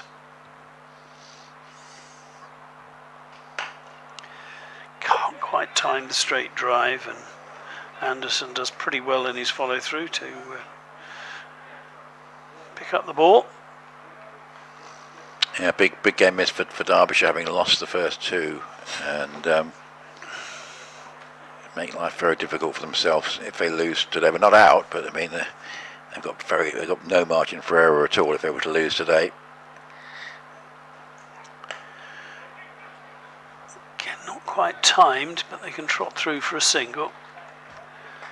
The aim when Wayne Madsen just losing the ball ever so slightly as it pinged towards him. I think there was always a run there though. Wesley just trons up to have a little bit of a chat again with Critchley. When do they put the accelerator? When do they try to put the accelerator down? That's a nice late cut, but there is a man at third man, so it'll only be the single. They got 5-1 savers, 3 on the offside. Question of trying to find the gaps. He's trying to score off as many deliveries as possible, but it's forcing the pace with the boundary strokes, which is proving difficult. Absolutely. Really, it's only loose deliveries. They haven't been able to force the pace. That is an attempt, though, and he gets 4 runs for it. Thickish outside edge, but it flew over point, and a very, very valuable boundary from Wesley. Moves into the 20s. Yes, that was a little bit fortunate. Rather through the bat at it, just cleared backward point. But Essex will take any boundaries they can currently. 6 from the over. Make that 7. The score goes on to 98 for 2 after 27 overs. So we're coming up to the halfway mark, to the 30 over mark, which is usually when you can. The old rule is you double the score after 30 overs. And But still 8 wickets in hand. It's just, will Essex have the firepower to on this pitch, with the bowling being as accurate as it has been?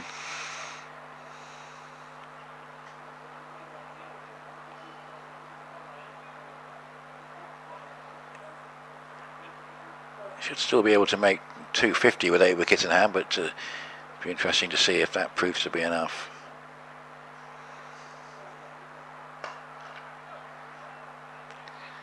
Certainly working the ball around for singles is going to be important.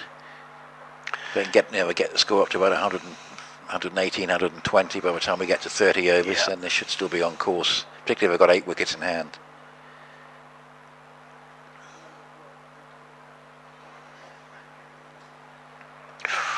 That's a nice piece of bowling. good take too. Classic left arm spinner's delivery, that. There was some turn. But again, that's encouragement for the Essex bowlers. They do have a lot of depth to their bowling today, Essex, there's no question about that. Just getting past the bowler. Well, the 100 about to come up. It's taken a while in doing so, but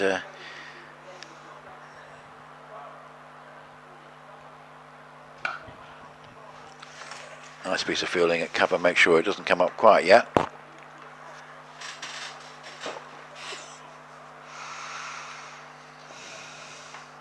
Well, Maul is proving difficult to get away at the moment.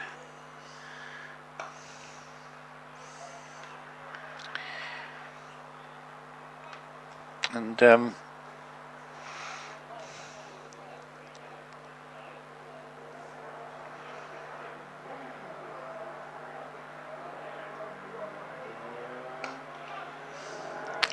probably fair to say it's also been difficult for Glamorgan to get the ball away at Radlett. 66 all out. Oh my lord. 20.5 overs and only 3 bowlers used. So you've got Navia Sharma 4 for 29 in 7 overs, Toby Rowland Jones 3 for 35 in 10, and nipping in at the end, Noah Cornwall 3 for 1 in 3 overs and 5 balls. Wow. Yes, that's going to help his career averages. And they've already got a very good net run rate even before that game, Middlesex. I wonder what the wicket's like. Interested to see how they bat on it as Anderson is in. And the 100 eventually comes up in the 29th over.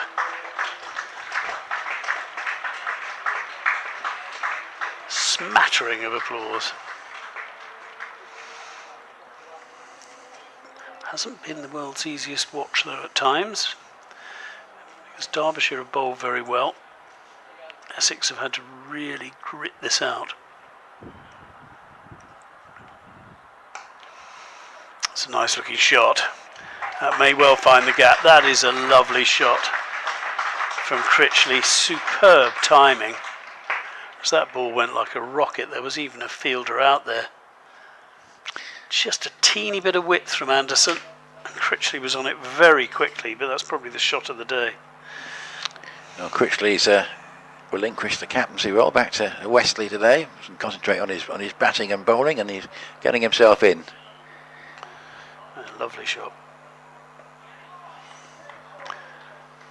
Tries to just cut the ball away through vacant slip area, but Anderson a bit too good for him on that occasion.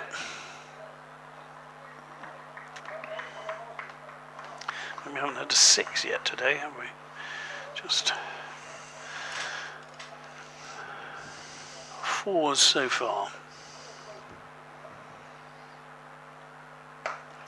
Oh, that was just aerial for a second. Anderson was interested, didn't quite carry to the fielder. Trot through for a single.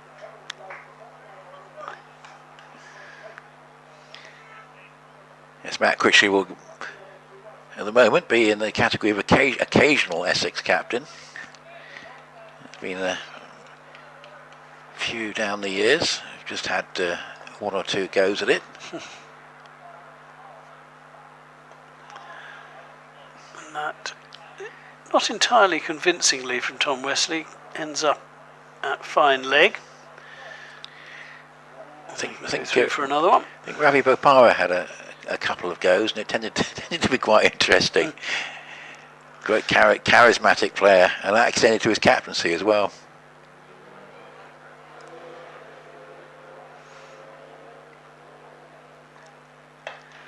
That's a good shot. That's a cracking shot from Critchley. And this is the most expensive over of the match so far. 11 runs from it. We'd had a 10 previously.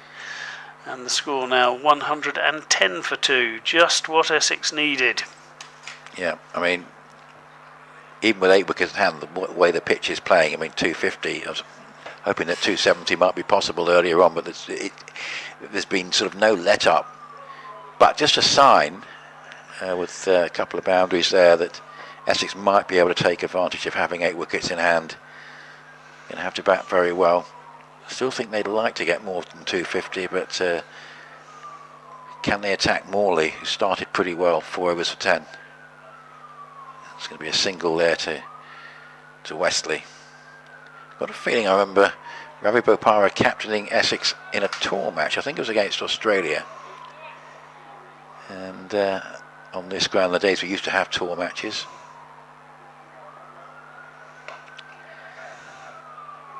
And of course, in the closing stages of tour games, Guy, it always used to be agreed that even if the county won the toss, the touring side would bat first. Absolutely.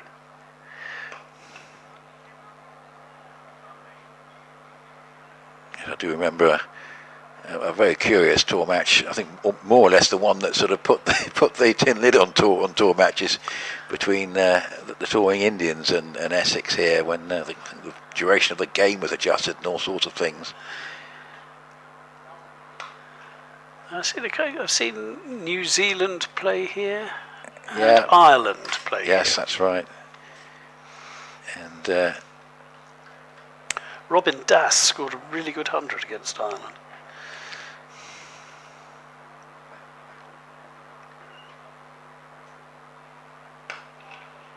It's a nice stroke away into the onside.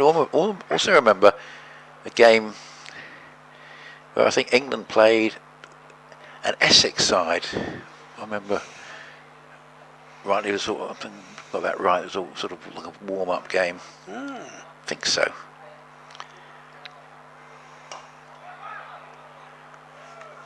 But none of the big names got run. So there've been all sorts of different types of tour games down the years, but I think they are a thing of the past, and it's more likely to be sort of like A-team games against visiting sides. Interestingly, a big fanfare was made in the announcement of next year's international schedule, saying that Australia have been given a warm-up game against, I think it's a Lions side, which is almost certainly not going to happen because it'll be cancelled if Australia make the World Test Championship final, which one suspects will happen. So it was probably a lot of fanfare about nothing, but no, well, just in case. Yeah. Ben Aitchison back into the attack after Anderson conceded 11 from his last over. Well, we are 30 overs in, 114 for 2, double that, 228. Around the 240 you feel Essex would probably be moderately happy with. But still a long way to go to get that, and Aitchison has bowled 5 overs for 22 so far.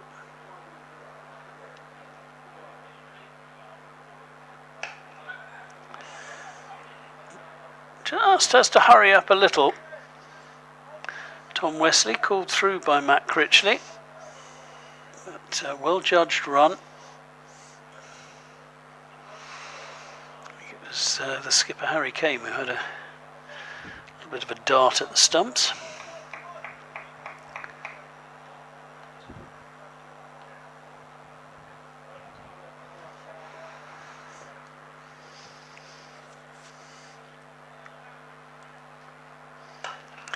And this is swung away. Flamingo style by Tom Wesley. There was a fielder in there at short mid-wicket, but he managed to get past him, and then it was 4 all the way. Slightly aerial, but well played. Yes, calculated aggression appears to be the order of the day here. One or two have gone quite close to hand. Yeah, absolutely, but that was just a little too short from Aitchison. Oh, and this is swung away again, and Wesley suddenly cranking it up a bit. That's 4 more. And this is good work from the Essex captain, who's decided, OK, we've had the 30 overs, now's the time to get a bit of a hurry up. I mean, you're right, 240 could be defensible, but I'm sure Essex will still be hoping they can get past 250 if these two stay together. North of 250 would be... That's certainly 270 is a match-winning score on this, but yeah, if they get past 250, I think they'd be fairly pleased. No, I agree. Short again and pulled away, but this time straight to the fielder. And that's 10 off the over already. A couple of balls to go. So Wesley suddenly up to nearly a run a ball. The run rate for the first time has gone over 4 runs and over. And that's testament to how well Derbyshire have bowled. Yeah, I think the bowling probably hasn't been the problem for Derbyshire. Certainly in that last game, they bowled pretty well. They fought hard to stay in the game, but it was the batting that let them down. No, I think you're absolutely right. And this time it's helped for 4 more. This time for Critchley. Again going aerial over the ring. And that was a frustrated Ross Whiteley who eventually got round. And Ben Aitchison, who is usually the real danger man as far as Derbyshire are concerned is just going for a few here. This is the most expensive over so far. Well, the short ball's going a distance now, whereas it was potentially quite a weapon earlier on with the newer ball. It's now sitting up to be hit. Yes.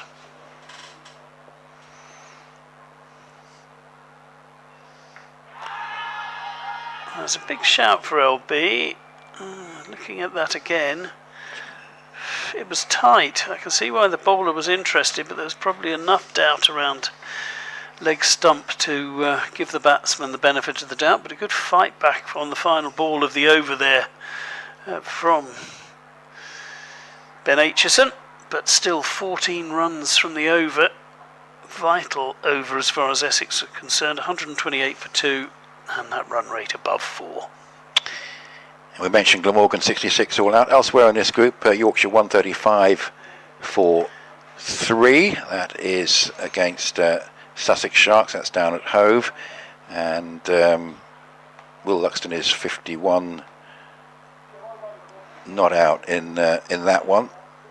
And Worcestershire Rapids 130 for 4. 30th over. Dan Latigan out for 64. He was run out. That's against Hampshire. So a repeat of last year's final, which of course Worcestershire won memorably. And so one of the features of this competition is sharing the silverware around sides who may not be necessarily contenders in other competitions. The likes of Worcestershire and previously Glamorgan getting success in this tournament.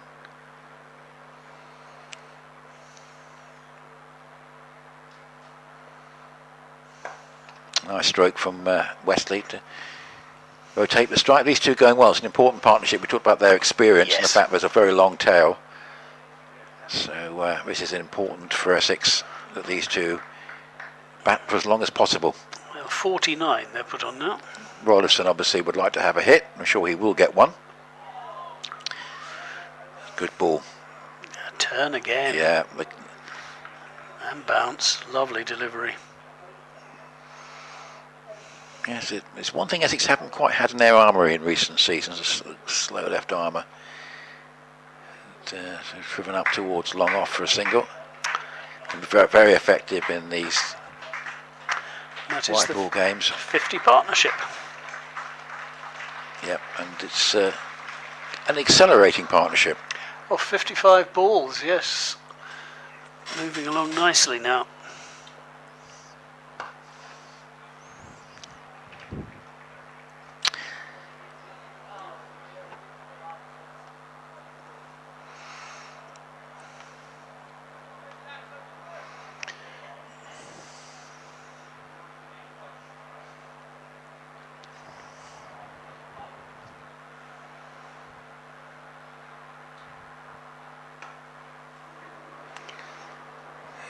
Good adjustment from Critchley to add a 29th run.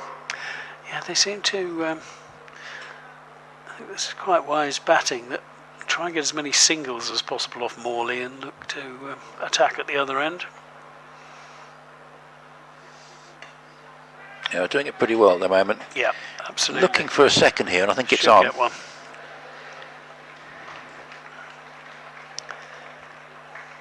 Not 6 off that over, which is really sensible batting. Must be tricky for the ground staff around the country in a situation where it's been no rain. Obviously, to make sure the pitches are up to standard. I think this is a pretty good cricket wicket in the circumstances. There's certainly something in it for the bowlers, both seamers and spinners. Yes. And Essex, their seamers will be looking forward, particularly with a new ball later on. Be interesting to see. They'll be queuing up to open the bowling with Jamie Porter. I suspect it'll be Charlie Bennett, but you're right. 5 seamers in the side, 5 specialist seamers, and 2 leg break bowlers and an off spinner. So there's plenty of options. So 20 off the last 2 overs.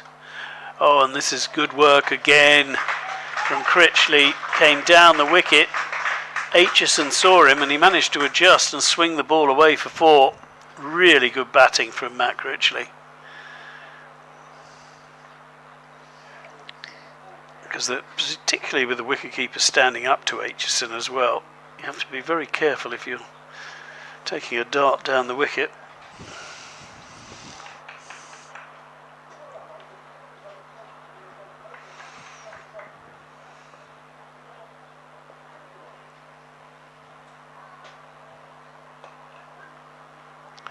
With the work done off the first ball, they can be slightly more circumspect off the second and take the single.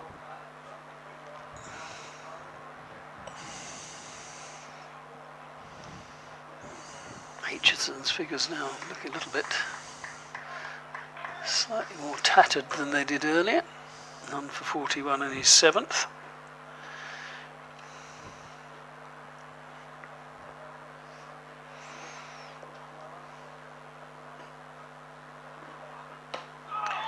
It's well bowled as Wesley does, looks to flick to the leg side.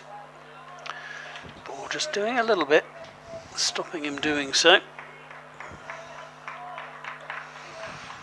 Aitchison marches back to his mark. It'd be interesting to see how long Harry Kane keeps him on at this juncture. They want to keep 3 overs back for the death. That's just cuffed to point, no run. Yes, 139 for 2 in the 33rd. 260 is still on the cards if these two can stay together. Rollison is probably going to be just playing a cameo role today, but he's in next. Fernandez got runs on Tuesday. Flicked away for another single, 6th run so far from this over. Given the fact they've only lost the 2 wickets, Essex will be very keen to make sure that they don't leave runs out there.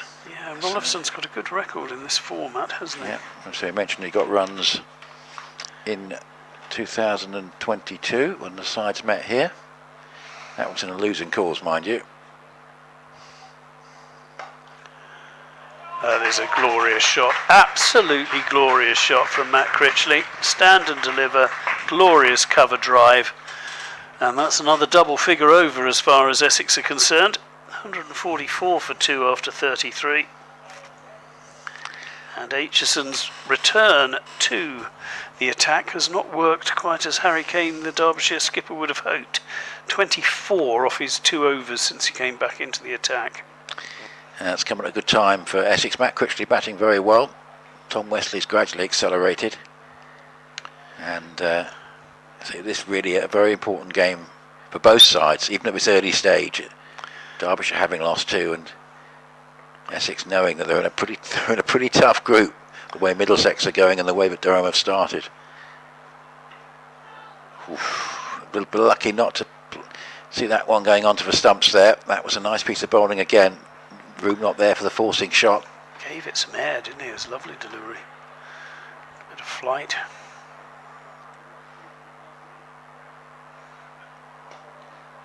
Yeah, it was a flatter one there, just a variation, but in fact didn't really need to vary too much there. He'd been very effective with the standard delivery. Morley was bowled very nicely, 7th over, number 21.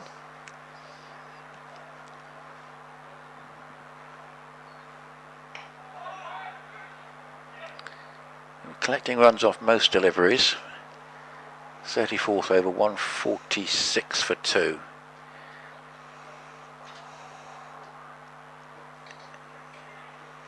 So this partnership just starting to make a little bit of a difference in the calculations. Yeah, we just saw the scorecard and the difference in scoring rates between these two, and the openers quite marked. But it was tough early on. Yep, nice single just tucked away into the onside for Wesley. These two, well, matching each other really. 42 from 48 Wesley and Critchley 39 from 41, so just a shade quicker, but not by much.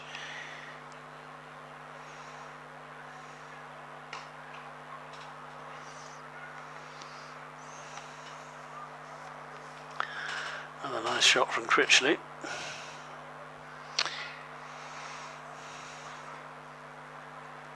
So the third 50 runs will have come up in relatively quick time compared to the first 2 50s.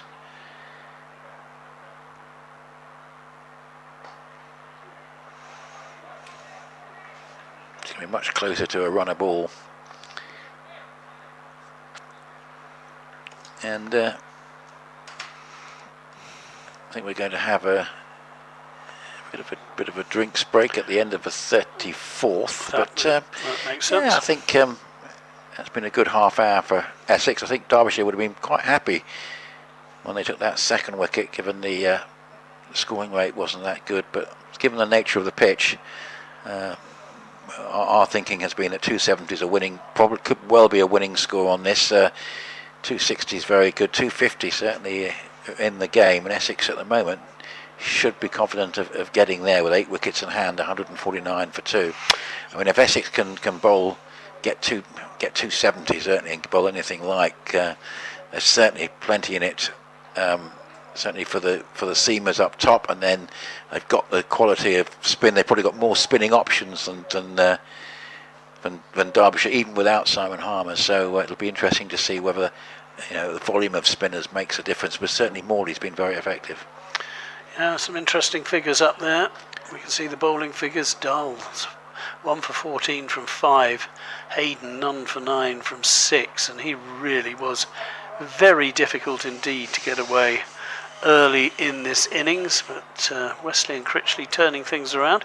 Well, after 17 overs, I think Essex was 60 for 1, so they've added 89 in the second 17 overs, so they have cranked it up a little bit, but the run rate's still under 4.5 and over, so a further acceleration is needed.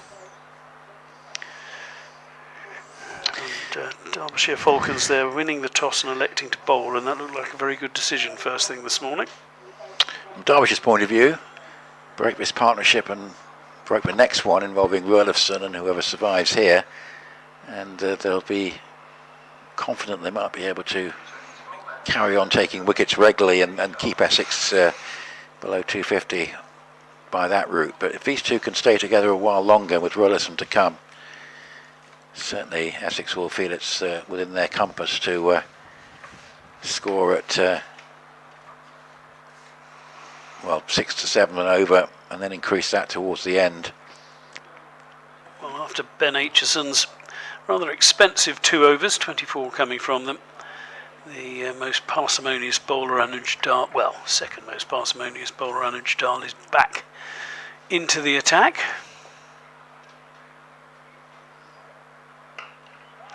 And immediately forces a forward defensive from Wesley.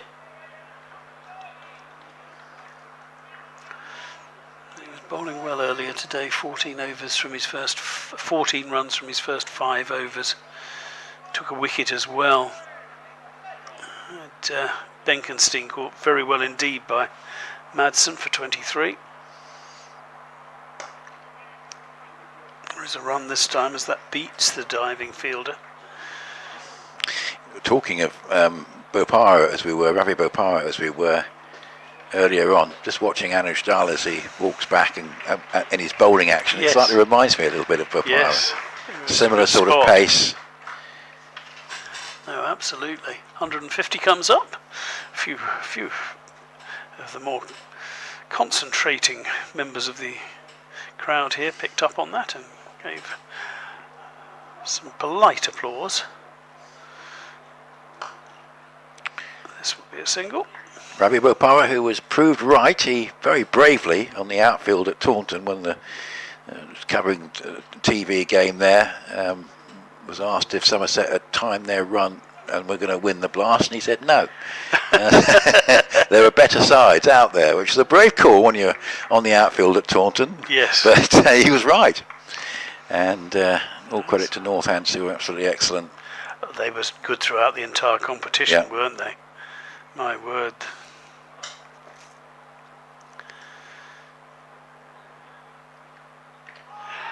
Oh, and he's got a second wicket, Anuj Dal, and it's Critchley who goes. Been bowled for 40. Ball just darted back into him a little bit. Don't think he was expecting that movement. Went back, got caught, and Critchley's excellent 40 comes to a close after 43 deliveries. 152 for 3 now, partnership of 72. Yeah, there's something in it for the wicket-to-wicket bowler. I mean, Shane Snater's a good example for Essex, not playing in this game, but they've got other bowlers who can perform a similar role. But a sort of wicket-to-wicket bowler who is going to keep it tight and bowl sort of there or thereabouts all the time. There's enough in the pitch even now just to get that little bit of movement to cause problems, particularly as the batters are looking to try and go on to the attack as we go into the 35th over. But a very useful innings from Critchley. And yes. Good partnership, and it was needed for Essex. It's given them a little bit of a platform. And Grant Willison has got, well, he's got 15 overs potentially to bat. Low score on Tuesday, but we saw what he could do when he had that earlier stint with Essex, and he's been racking up the runs for Billericay, and so he'll be coming in decent form. And a reasonable platform for him at 152 for 3 in the 35th. This is his 70th list A match. He's got 2,000 plus runs at 36, 200s. So Essex could do with a third one today, really. You do feel that someone has to go on and get the big score. It looks as if it might be Matt Critchley, but a good bowling change from Harry Kame after the expensive Ben Aitchison came off. And Ejdal has now taken a second wicket. It's about to bowl and realised that Wesley was yes. more or less at cover point. Yes, I don't know why Wesley was at cover point, but or mid-wicket to the right hander at the striker's end. Having a chat with Wayne Madsen. That's well bowled again. Getting the ball just to dart back into the batter at the moment. Almost like yes, fast off spinner. Yeah, I mean it's sort of medium pace, but just getting a little bit of help off the surface. Someone's going to need to perform that role for Essex later on. Absolutely. They should get one at least here, as it beats the fielder at mid-wicket. That's all they'll get. So just 4 runs off that over, and the big wicket of Matt Critchley, who was going so well. So after 35 overs, 153 for 3. Basically got another 15 overs to try and score 100. Essex had so many bowling options, and say the signs were they don't have that slow left arm option in Morley, but there was enough assistance for him, Guy, to suggest that even without Simon Harmer, they'll fancy their spinners to do well. And if Simon Harmer had been available for this game, you feel that there would be a decent amount in the surface for him. Oh, absolutely. Well, we talked about it earlier, but I think the skipper might give himself an over or two, having seen the surface today. It's just a question of getting this defendable total, which is what Essex are looking for. Well, as we talked about, they need 100 off 15, really, and that'll get them to that's 250. sort of like a base figure. And anything beyond that should put them into a decent position, assuming they bowl as well as Derbyshire have done. Yes. Potts, 4 overs for 24. So he could bowl 6, including this one. I think we can say that Rory Hayden is a banker to bowl out. Yeah, Ben Aitchison, one imagines. Yeah. I think initially Anuj Dal might have just been there for a few overs, but such has been his influence. 6 bowlers used. Dahl has 2 for 18 in 6, so that suggests that he will be continuing. It'd be a bit of a surprise if he doesn't with those figures. Hayden 6 overs for 9. Tremendous performance. And that's interesting, there's still a bit of pace there with the bouncer.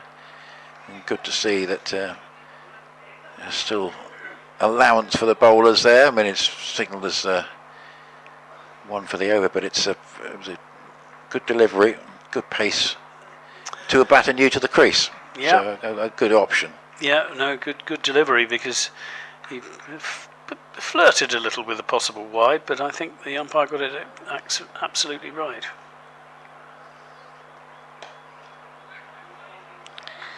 Willison having to play himself in here, so 14 overs left after this. Hayden will have 4. We imagine that Dahl will continue and have 4. Potts potentially has got 6 including this one.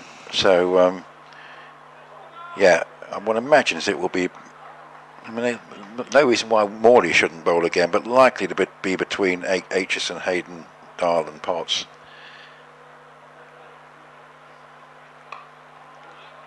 Again, that one just maybe just stopping in the surface a little bit, treated with some caution there by Rulifson. Difficult to get the ball away. I think you've got to get yourself in on this surface, as was shown by Critchley and Wesley, who's still there.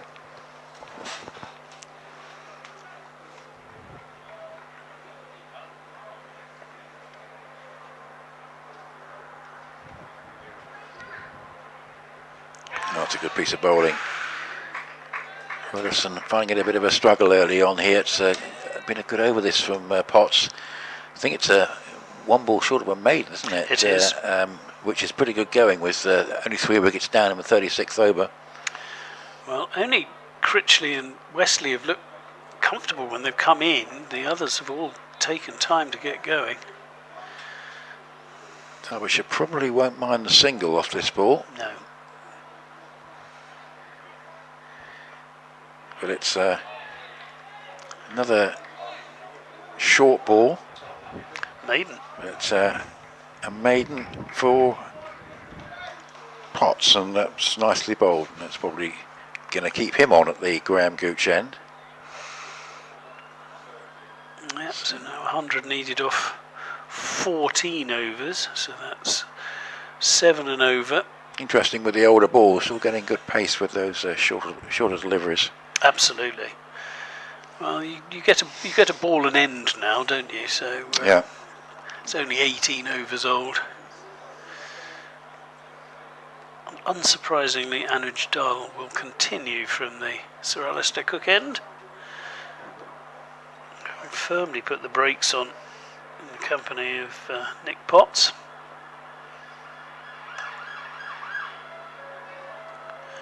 Should be 2. Particularly with that misfield, it definitely will be 2. Wesley just moves within touching distance of a 50. 44 times he's got 50 or above in this format.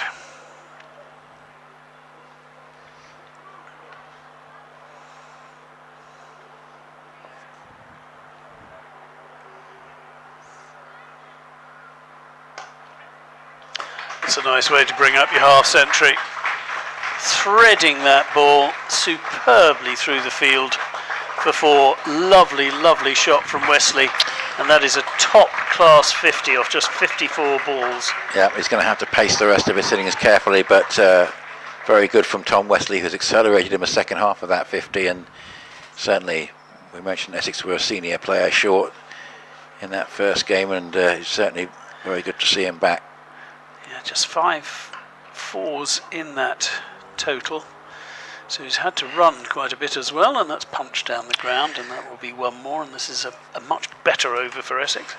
It's a combination of reasons, of course, why Essex have started without 1 or 2 of the senior players, but all very valid reasons. But it's going to be good to see first Wesley, and then of course eventually Harmer and Snater coming back into the side. The critical thing is to make sure, of course, that they're still in with contention of qualifying when they have their strongest side available.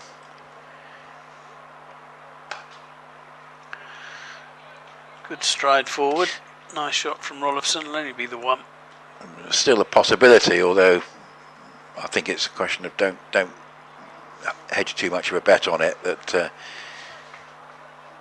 Walter, Allison or Pepper might become available at some point, but at their strongest, Essex will still be a good contender in this competition if they can still qualify. Flicked away well again, and this is turning out to be a decent over as far as Essex are concerned. 9 runs from it so far, and there's still a final ball to come.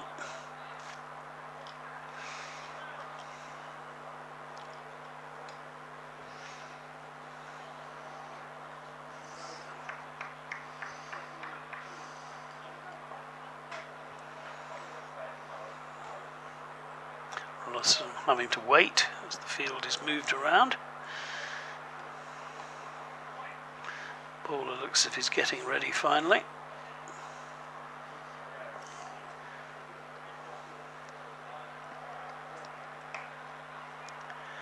Punt straight to point, won't be a run, just the 9 then from the over, 162 for 3. Yep, and scores from Group A, the other group as we'll call it in brief. In that group, Nottinghamshire and Leicestershire have won their first 2 games, and Kent have won their only game so far, so those sides have got 100% records. Kent today at Bristol 116 for 5 in the 36th over against Gloucestershire.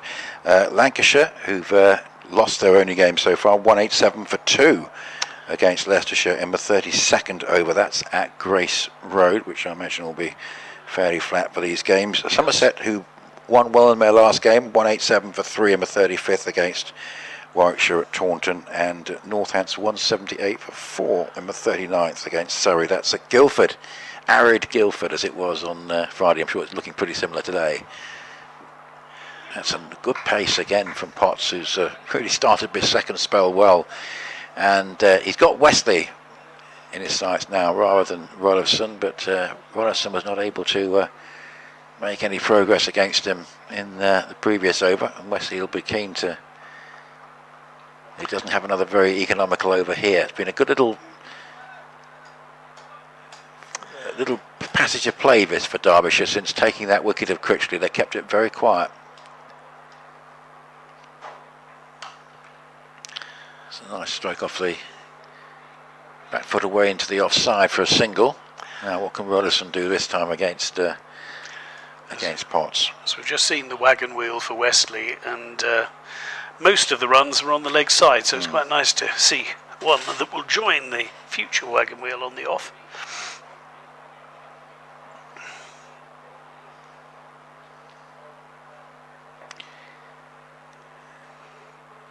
Guest standing well back. It's better from Rollison, much better.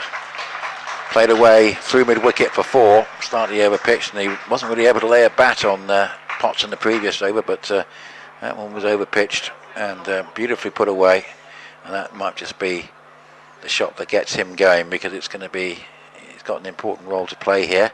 Good catch in the crowd too, because the ball shot up the advertising hoarding and was taken one-handed by a gentleman there. Quite strong sunshine coming into the box now.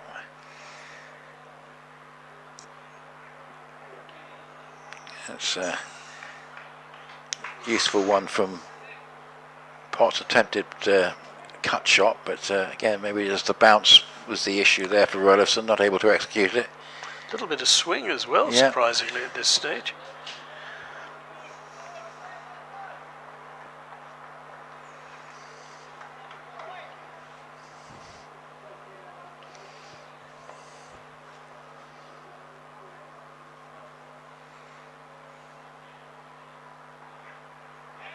Oh, again, it's a signal to someone. I was going to say it felt like quite an effective bouncer, but it was a tight call for wide. That I thought there was a reasonable delivery from Potts.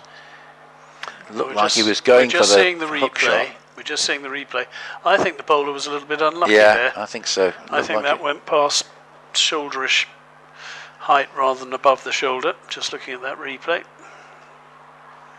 Certainly doesn't want to over-pitch to Rollison after what happened earlier in the over, so he's going for the shorter ball again, but was wided.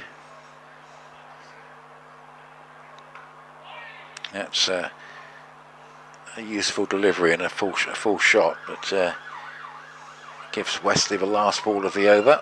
It's been a pretty good over, despite the boundary there. A pretty good over from Potts. And say Derbyshire seemers have acquitted themselves well here.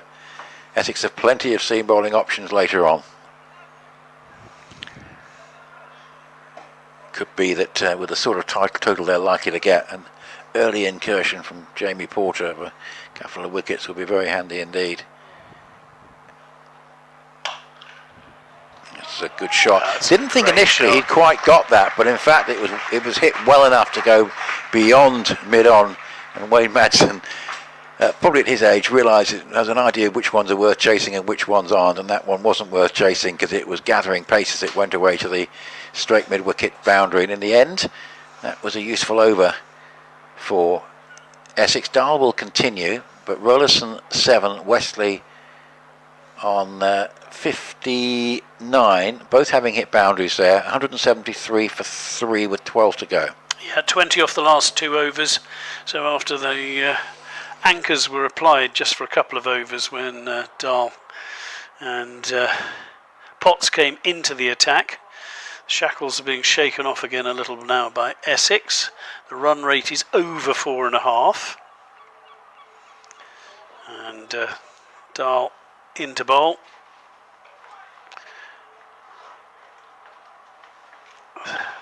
Half a thought of a single from Rollifson, no thought of a single at all from Wesley, quite correctly.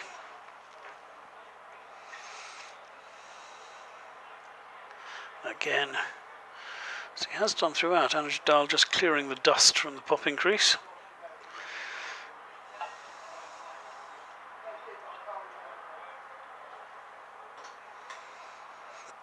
Rollifson made to wait while the bowler gets ready. Now Rollifson makes the bowler wait. As they just a small tweak in the field.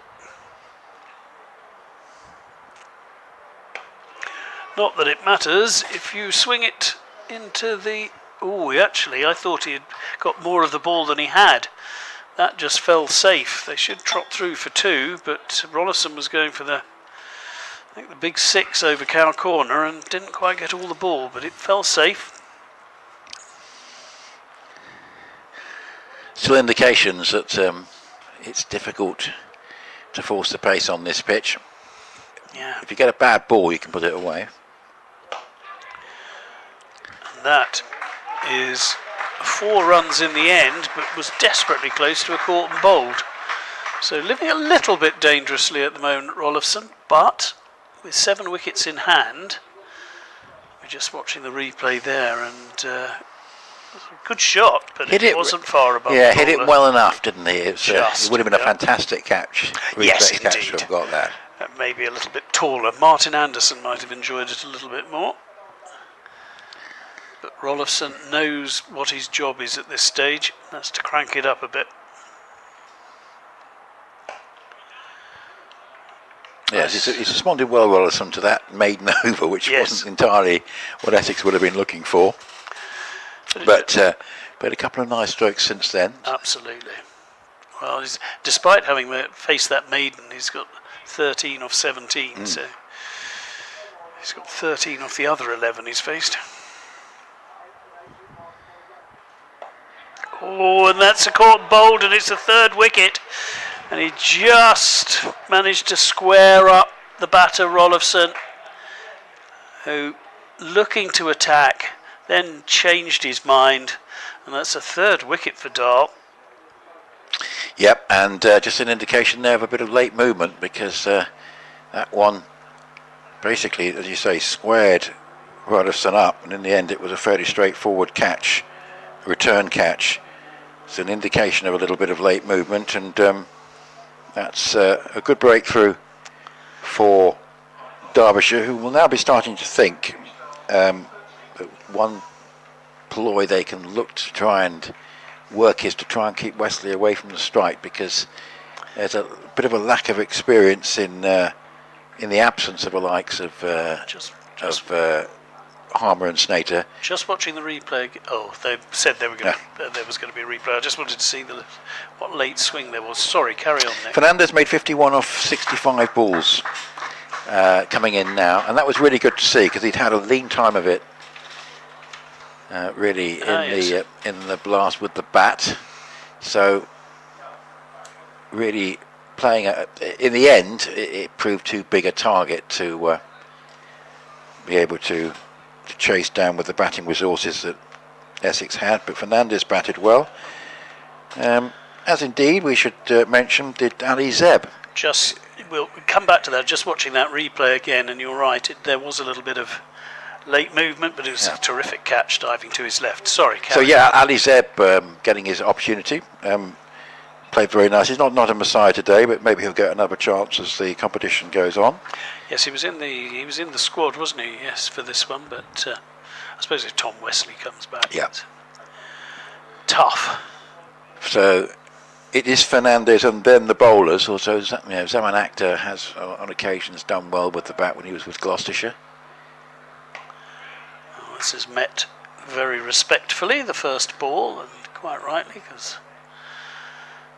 Anuj Dal has bowled very nicely so far. He's got one. That's the end of his 8th over, and he has figures of 3 for 33. So he's only going for 4 and over. That's respectable, and he's taken 3 of the 4 wickets to fall.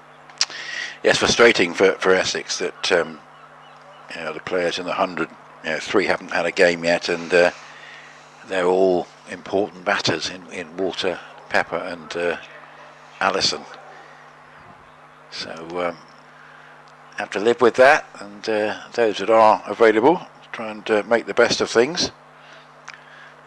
Just seeing there that the run rate has crept up quite a bit in recent overs, from 30th over onwards. Yes, it's got a few more encouraging peaks, hasn't it, after about the 28th over. Not surprised Morley's continued. He's bowled very nicely. That's a nice bit of anticipation at short fine leg, because Wesley going on with leg glance, and important that Aitchison, in fact it was Anderson actually who didn't let that one get through, and reacted nicely, just kept down to a single. And again, I don't think Derbyshire will be too displeased with that, because they've got Wesley away from the strike. Yeah, good running by Fernandez as well, because it was he spotted there was a run pretty quickly. I hadn't realised he got his career high in the last match. He started off nicely there with that single away into the onside. Yeah, it was good to see him get a chance to score some runs. Obviously, opportunities can be limited in T20 with the bat.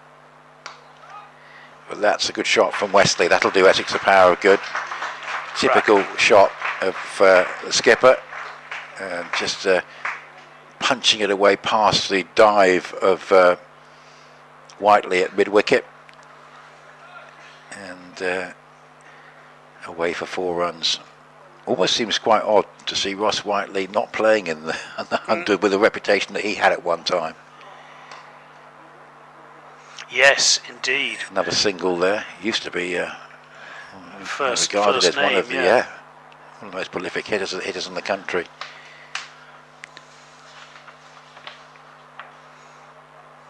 Still a very useful over from Morley despite the boundary. Not giving the batters a lot to work with. No. Fernandez finding out how difficult it is to score quickly against him.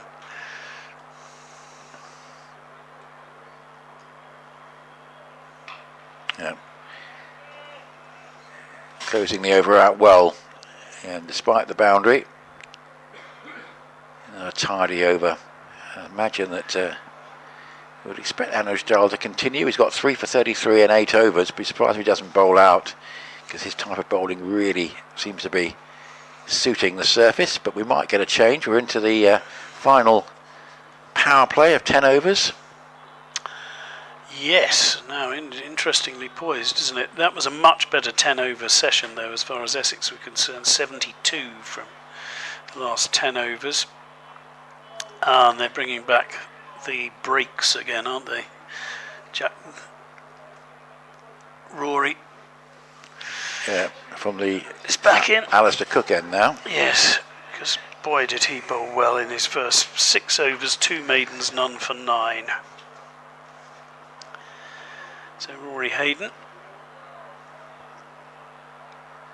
But you're right, that was from the Graham Gooch end, so will he find life as easy at the Sir Alistair Cook end? Wesley is ready.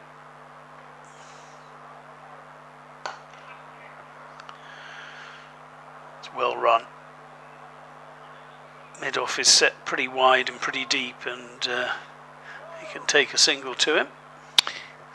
Yes, Fernandez had to sort of bide his time for opportunities, of course, with Adam Rossington around and Michael Pepper being the sort of resident keeper in the championship in the last couple of years. And Rollison keeps as well, doesn't he? He's Yeah. got a pretty good record in the competition as they go for another single. And then, of course, you've got Jordan Cox. Oh yes, of course. Is a part-time wicketkeeper, but obviously his main role is with the bat, but he has kept. So Fernandez getting his opportunity here. It's his 18th list day game.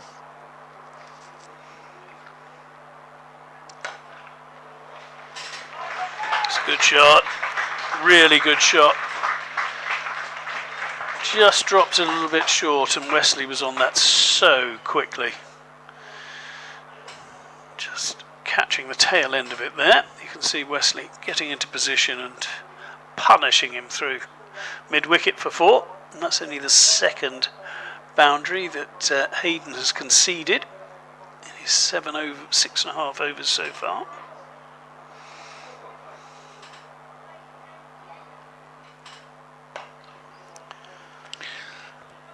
Good response from the bowler. Wesley can only push it out into the covers, no run. I see that Fernandez also bowls off breaks, but he's only, in his first class career, he's only bowled 1 over of them, which went for 8, and he hasn't bowled, I'm not sure about in the second team, but he hasn't bowled in short form cricket, and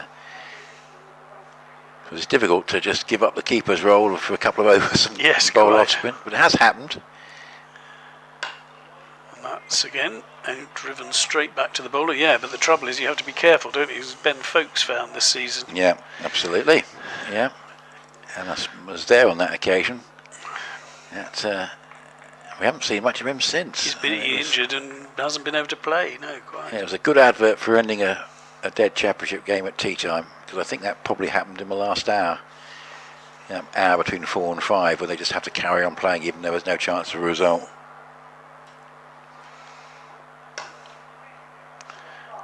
Good running again. And 7 off the over. Tidy again from Hayden. 193 for 4.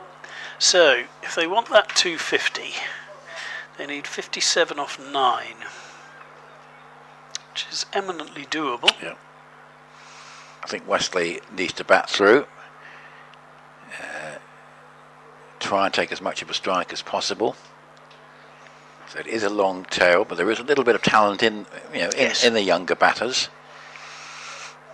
But it's going to be quite difficult to come in and try and hit from the start on this pitch against bowling as anything like, because we've seen that it has been difficult to force the pace. But Morley continuing.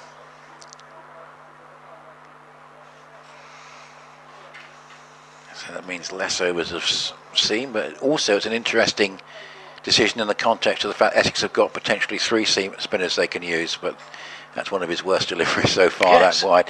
So certainly a vindication for spin on this surface, and Essex do have options, as we've been saying. The flatter ball's actually been less effective than his stock delivery, particularly there where we've got a misfield, which gives a very valuable 4 for Essex. Probably ought not to have gone for a boundary, but 2 fielders converging on it, and I think actually the misfield probably stopped the other boundary fielder from being able to get there. Poor old Nick Potts, the unfortunate first fielder. But useful from an Essex perspective, and Wesley goes to 75. He's almost got there without being noticed, but he was not far away from holding out to mid-wicket there. Yes, it's a kind of Joe Root paced innings, isn't it, where you don't realise he's going on at much better than a runner ball, because he doesn't seem to be hitting it out of the ground all the time. Well, there's certainly comparisons between Wesley and the way that Joe Root bats for England.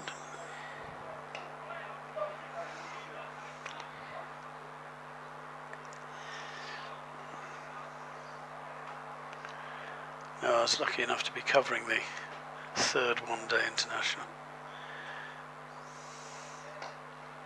That's a nice piece of bowling. I say he's actually it's the flatter one that's been the delivery Yes. that slightly let him down. But the conventional deliveries have been very hard to get away. Quite.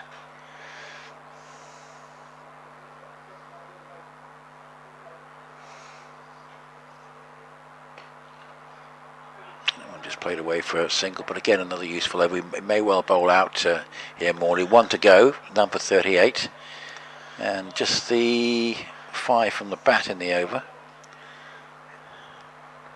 So far. Yep. Well, it's the last ball, so Fernandez ideally would like a boundary here.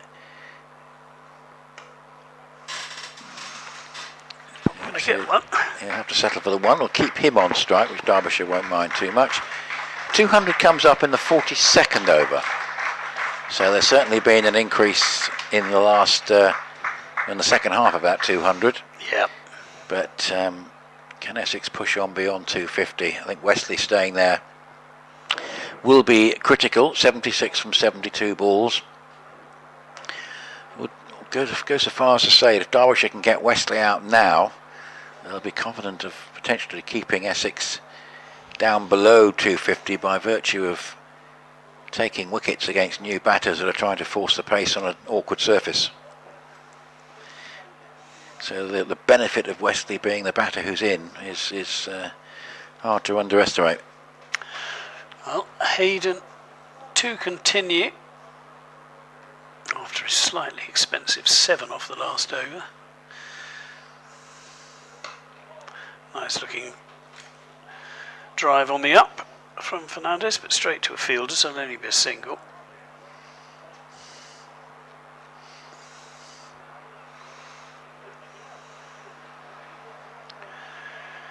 Field goes out a little for Wesley, particularly on the leg side, understandably. Bit of a breeze now across the ground.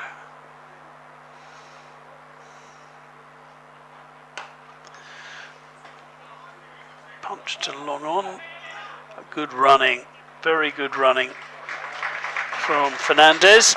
Turns 1 into 2. He was going to the danger end. Good work from the wicketkeeper. That's what he and the other Essex players have to do. Support the skipper and keep him on strike if at all possible.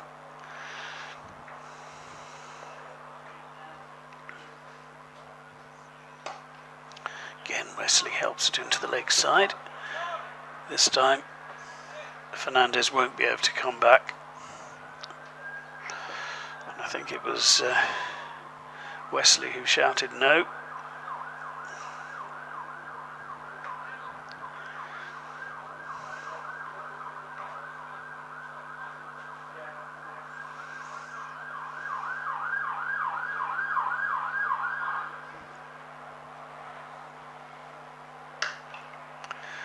Cut away nicely, but there's a fielder out in that deep cover position, so it'll only be 1.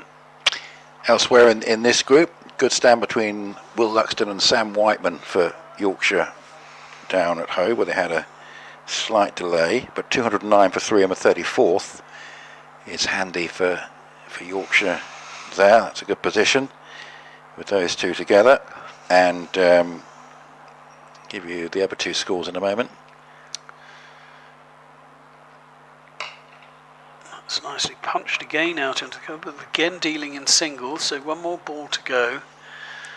6 off the over so far. It's tidy again from Hayden. He really has bowled well. There's also a good partnership at New Road, where Worcestershire at 229 for 4 and after 42. Henry Cullen 49 and Kashi Valley 57 have put on 103 so far for the 5th wicket.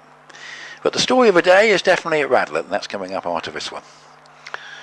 So Hayden in to finish his over.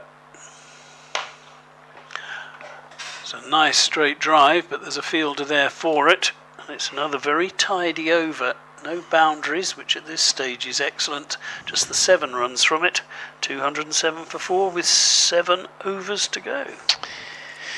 Yeah, so Glamorgan 66 all out, Middlesex 52 for 1 after 7, and they've only just lost the wicket. They've just lost a wicket. So that is going to do Middlesex's net run rate, which is already very good, a power of extra impetus. So anybody getting the run? Well, Josh DeCaires, who didn't get the wickets today because they only used 3 bowlers. He's 35 from 24. He's having a good competition.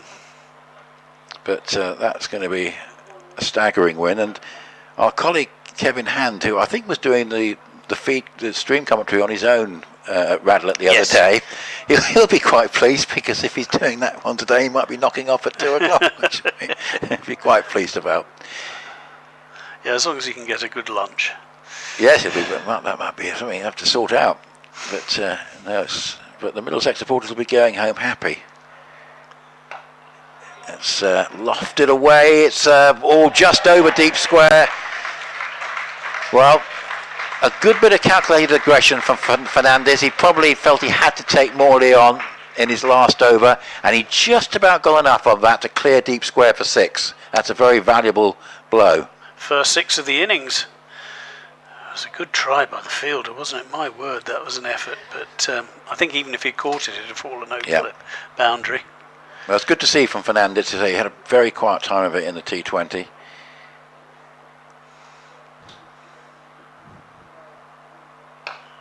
But this competition is giving him a little bit more room for manoeuvre, more opportunities.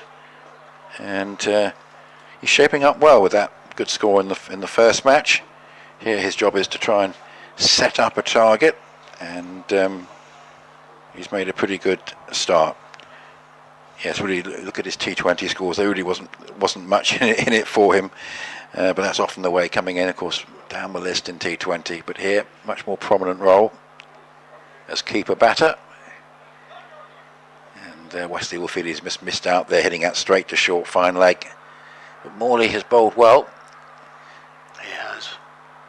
Interesting to see him bowling there's plenty of seam bowling options that have done well available to Harry Kane.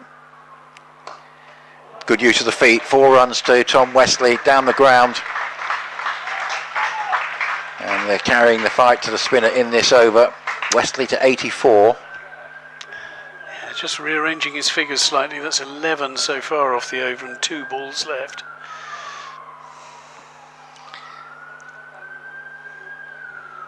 He had seamers available as well. Yeah. Harry Kane. It's interesting. I mean, as I say, it's a question of always spinners going well. Do you push your luck by bowling him all the way through? And just gone slightly awry in this last over. And there he's just bowled that flatter one again, which hasn't been as successful for him, but he probably felt he had to do it. Yeah. But it only was a run, so that's not too bad in the context of what's happened early in the over. 6-1, 0-4-1, but this is a good over for Essex, who are back on course for 260 again, and they have only lost 4 wickets.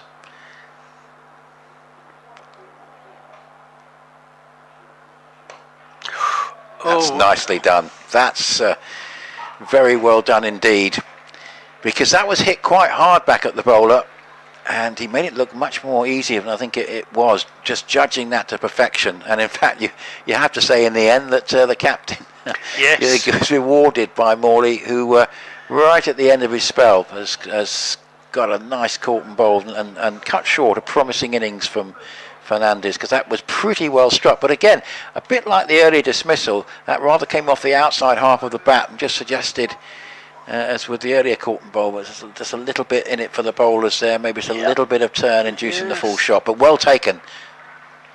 No, you're absolutely right. In the end, it was something of a leading edge, wasn't it? And well, probably given how he's bowled throughout, he deserved a wicket, and he gets one with the last ball of his 10th over. So 219 for 5. Those two put on 40. That's the third partnership in 5 of exactly 40. Weirdly. Wesley's still there though. 85. Wesley's still there. Now I'm pretty sure that the game at Derby last year was the last game in the group phase when Wesley made 118. So he could be on course for something quite rare. Consecutive hundreds against the same opposition. in list A cricket, which won't happen that often. No, his 10th century in list A as well. Great record over the if he years. can get it, yeah.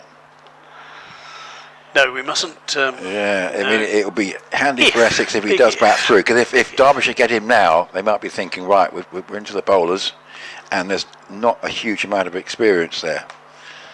So Derbyshire will still see the positive side of this at 219 for 5, if they can get Wesley out, or at worst deprive him of a strike. Yeah, because you're right. The from Actor downwards, none of the remaining batters have got huge success in this particular format. Actor, this is only his 13th match. He's got 40 runs at 8, a high score of 27. So it's not a given that he's going to get lots of runs. Anyway, it is Wesley to face.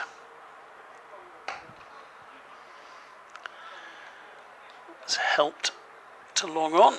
They'll get the one. Simon Fernandez batted nicely there, and did. Yeah, innings a little bit cut short, but he does look to have found some form with the bat after that lead run in the T20. It's nice to see a 6 as well. We'd waited. So Akhtar just spending a little time. Zaman Akhtar getting himself sorted.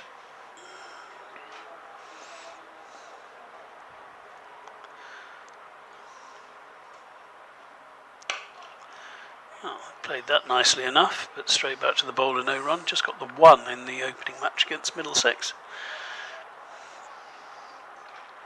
I was thinking that game I alluded to, Derbyshire and Essex at Colchester, was one of the later games at Colchester, but they played a few years later than I thought, because I just noticed that Tom Wesley's best bowling was against Surrey at Colchester in 2015. Nice looking shot to get off the mark. Punches it up to long on. That's his best bowling in the Championship. So Essex playing at Colchester a few years longer, but it still seems like a long time ago since they played there. Terrific venue, as of course was particularly South Church Park, and the Ilford ground, which could get a bit rowdy, but it was 3 memorable outgrounds that Essex used, and hopefully there'll be a little bit more of that at some stage in the future.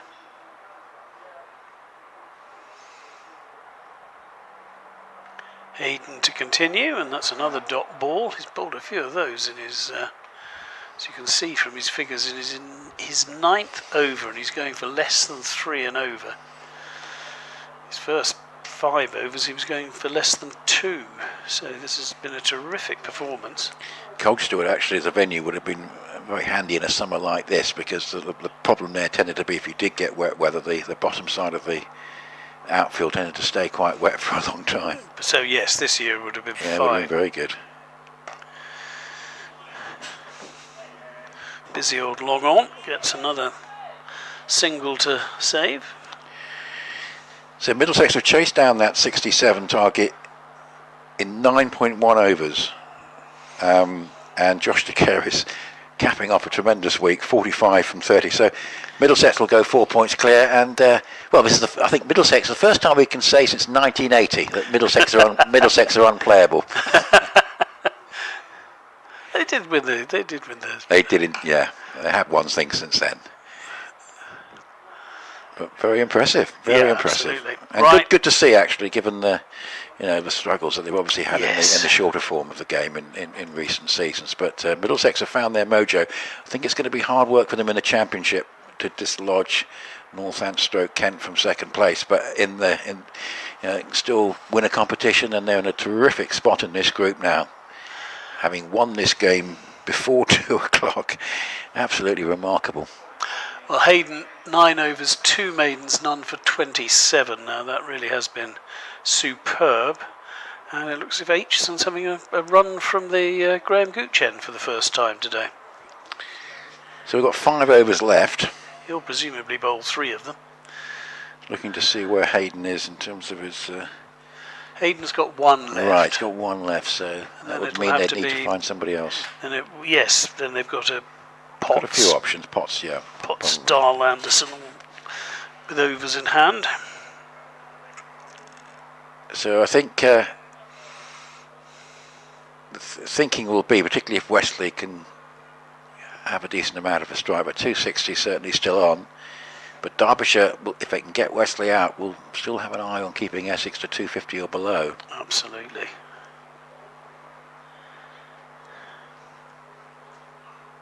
Oh, it's a bit of a loose stroke from Salman Akhtar, who his best policy here might just try and be to work the ball into a very big gap on the onside. Yep. Well, potentially there's 3 for him if he hits it in the right spot, but certainly one would be the order of the day.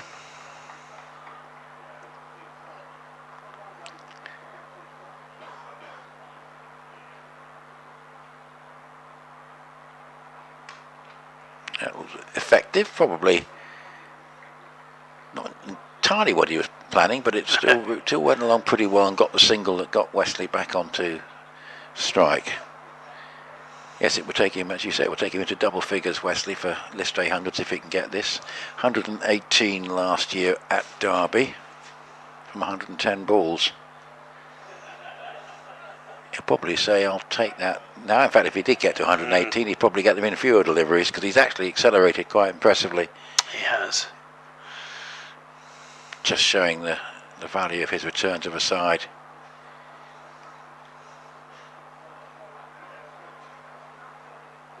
In fact, to be honest, that defeat at Radlett on Tuesday, given Middlesex's subsequent form, is looking yes. reasonable performance. Decent performance. Yeah. No, that's not what Derbyshire want. Any extra runs here? And deliveries. Handy. Yeah.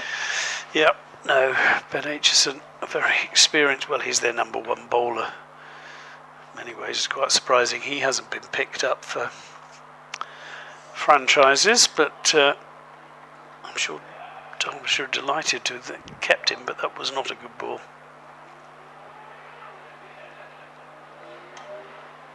I think I was reading that Gloucestershire haven't lost anybody.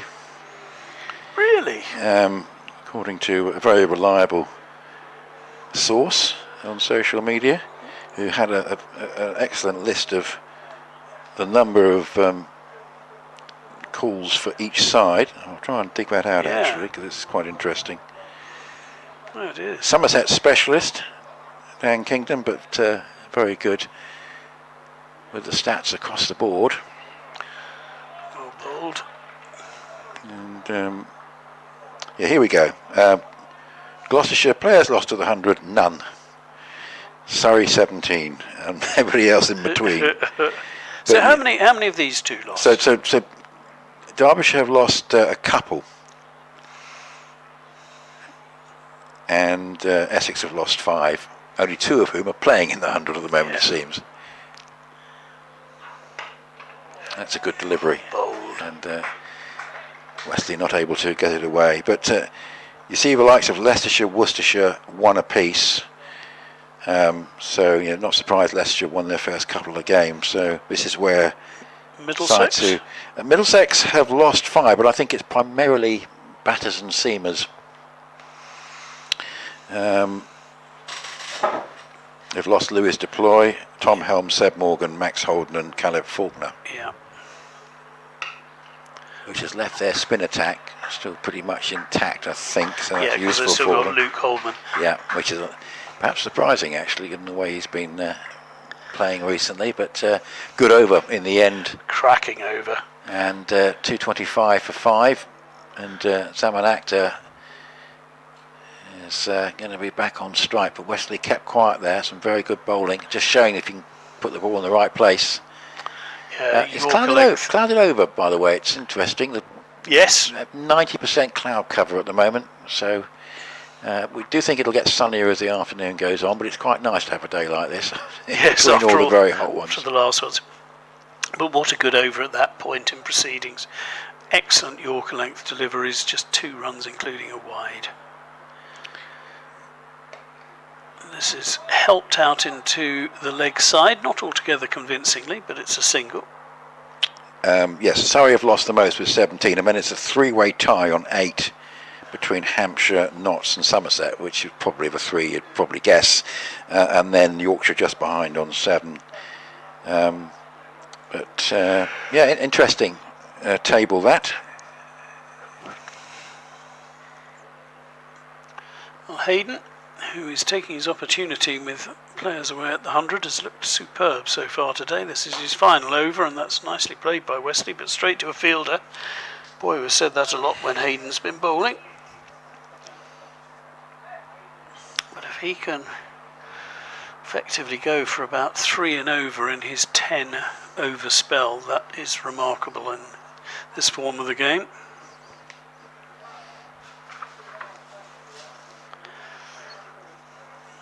Actually, his economy was good coming into this.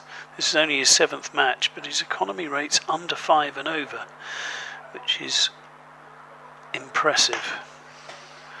That has helped. There's certainly one, I think about 2, but not for very long. Derbyshire's 2, but they've lost. And Aaron Donald, of course, can be the most explosive and destructive hitter. And Matt Montgomery, who actually got 100 in the equivalent fixture at Derby between the two sides last year, when Derbyshire were 322 all out, trying to chase 367 to win. So those are the 2 that Derbyshire have lost. Yeah, they'll be missed. Pulled away into the leg side. Again, though, straight to a fielder, but there's a misfield. Literally took his eye off the ball. Very rare you see that at this level, but Nick Potts was looking at the throw before he had the ball in his hands, and they've gone back for 2.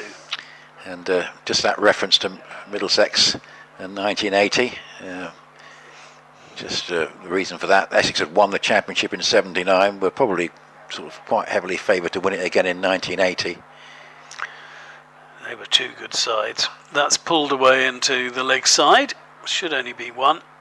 This time Potts makes no mistake. But Middlesex, with I think the addition of one Vincent van der Bijl and a barrage of tremendous seamers and the likes of Gatting, and I think Clive Bradley was still around then, of course, probably Edmonds and Embry. Exactly. And Mike Brearley, of course. Roland Butcher would have been there. Yeah, which won the championship. And that is a good way to finish. Well, congratulations to Hayden. That's a really, really impressive performance. 10 overs, 2 maidens, none for 32. Yeah, very good indeed. Obviously, the last 4 was a little bit more expensive, but even the so, critical thing is what you do up front, but not to give the opposition any momentum, and that's what he did. You're always going to go for a few with wickets in hand in the last 4 overs, but in the end, a very, very good spell from him, and I think underlining the promise that has been much discussed about him. So it's been very good to see him. Even his last 5 overs only cost 23. Absolutely.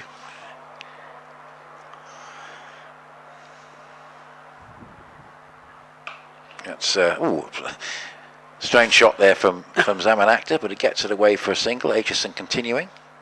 So 3 overs to go. It's no ball. That'll help. Well, that will help. He strange looks all rather around bewildered, Aitchison, doesn't he, as to why that was given. Yeah. But it will be a no ball. Yeah, just trying to... Aitchison looks a bit bewildered. But... so we have the old free hit, and Tom Wesley's on strike. So did he overstep? Must have done, I guess. Naeem Ashraf was very quick to award the no ball.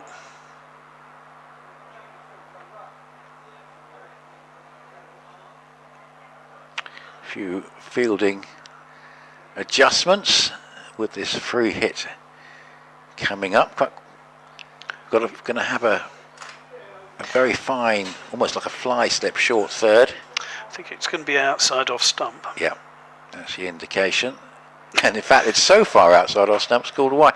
It was certainly signalled as that. It definitely was. It was outside the blue line. It was nearly outside the white line. So far, it's And it's another Bit free of a hit. full start for Aitchison and miss over. The free hit continues if you bowl a wide.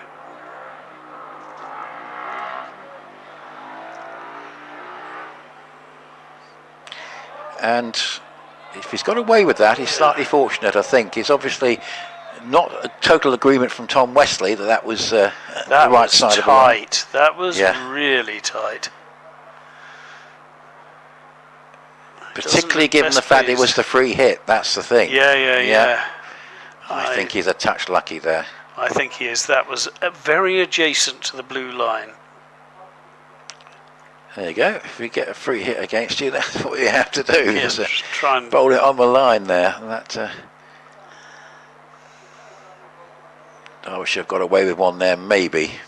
Well, they bowled well, and they've deserved a bit of luck because they have bowled well as a unit. Wesley's back off for strike again, just losing a little bit of momentum at the wrong time, maybe. But they are bowling well. Yeah, you also feel for Wesley because he's on 88.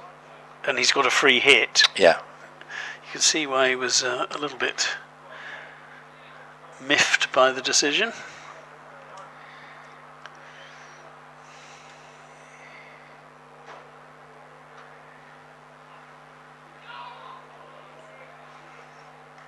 And now that's going to be quite tight if it's gone outside the leg stump. That was my first thought, but not signalled as a wide. Well, it kind of pitched off and cut back. Yeah, and my first thought had gone past leg stump. It did go past leg stump. So, but wide would have been tough. What, he's had a good old. He's got a good friend in the umpire in this. So well, except he didn't think he bowled a no ball. So yeah. No. Maybe it's all evening out. Maybe umpire, I think he'd called the no ball by mistake and has let him off everything else since. But no, it's been a bit curious. But it has been a bit curious. You're right. A good word. The for net it. result is that not too much damage has been done for Derbyshire, given the fact Essex have still got 5 wickets in hand, and Wesley would like to find a boundary in one of these next 2 deliveries. There's one. And he does so. No, he doesn't. An attempted force down the ground, but which is going to get him 2 runs. It was just not quite timed well enough that it was. He had to reach for a little bit, hit it down the ground, but long off got across. So 91 at a run a ball, which actually means he slowed down a little bit in the last few minutes, but still could get this 10th list day 100.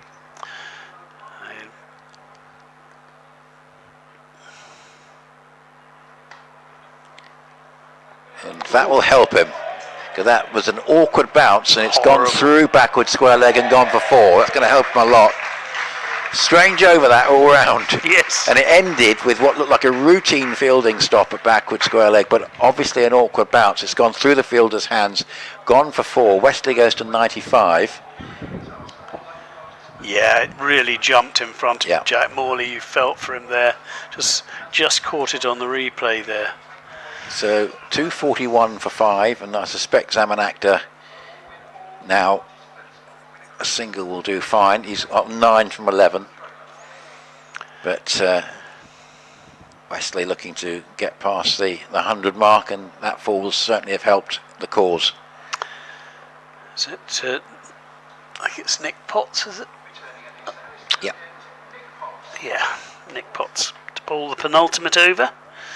Still 9 runs away from the 250.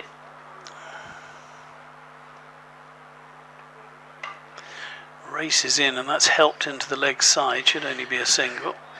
Well, we've had a few minor delays, but it's only 8 minutes past 2, and it's quite refreshing to getting through 50 overs in relatively quick time after those 4-hour T20. What was it? Yeah, T20 games going on for international ones going on for about 4 hours, and 50 over games for about 8 hours. Well, no, and I was at the international the other day, and that took half an hour longer than this. Yeah. And that's helped round the leg side, but he's straight to the fielder. They can only take 1, so Wesley moves to 96. They decided against cutting down the ICC 50 overs to say 45 or 40, but the amount of time it takes to complete a match, they might be forced to do it if the games get any longer. But refreshing to have all this done in probably 2 hours 15, which is good going. 3 hours 15 rather. Oh, and there's one. Clever running, well spotted by Actor. He spotted that Potts hadn't realised where the ball had bounced to after it had hit the stumps. So raced through to get his skipper back on target. Derbyshire have done very well to stop the boundaries, with the exception of one that probably shouldn't have been a boundary that Yes. got the awkward bounce. But you know, the bowling has been good at the back end here. Potts, and once again, slower ball. Wesley spotted it but can't do much with it. Thinks about 2. There weren't 2. Good piece of fielding. He has fielded really well today, Anuj Dal, wherever he's been.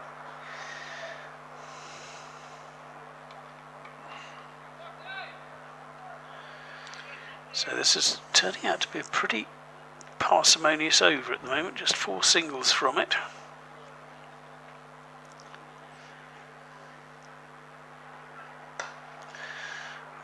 Make that 5. Oh, they're going back for 2 though. Good running, very good running. Yeah. I think at this stage of the over, trying to get Wesley on strike for the last over, that's probably a reasonable percentage move. Try and get the 2 there, and maybe Salmon Actor can have a bit of a free hit here. There's still 5 wickets in hand. You can have a bit of a free hit and leave Wesley on strike for the last over.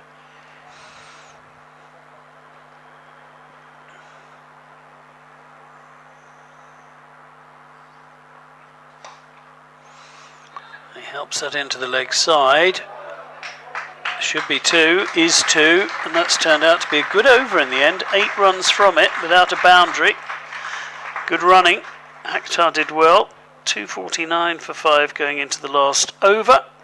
Wesley on 97, not out, will be facing. So can he get his 100? How close to the 260 that Nick's mentioned can Essex get? Still got to get 11 from the last over, but Wesley is on strike. When we come back, we'll give you all the scores from the other games. The one at Hove is slightly delayed, but just to mention that Keaton Jennings has got an unbeaten 100 for Lancashire, who are going to get probably close to 350 against Leicestershire, 286 for 3. And remember, if you've only just joined us, we should remind you that there has been a result with quite staggering performance by Middlesex to beat Glamorgan by 8 wickets to get to their target of 67 inside 10 overs.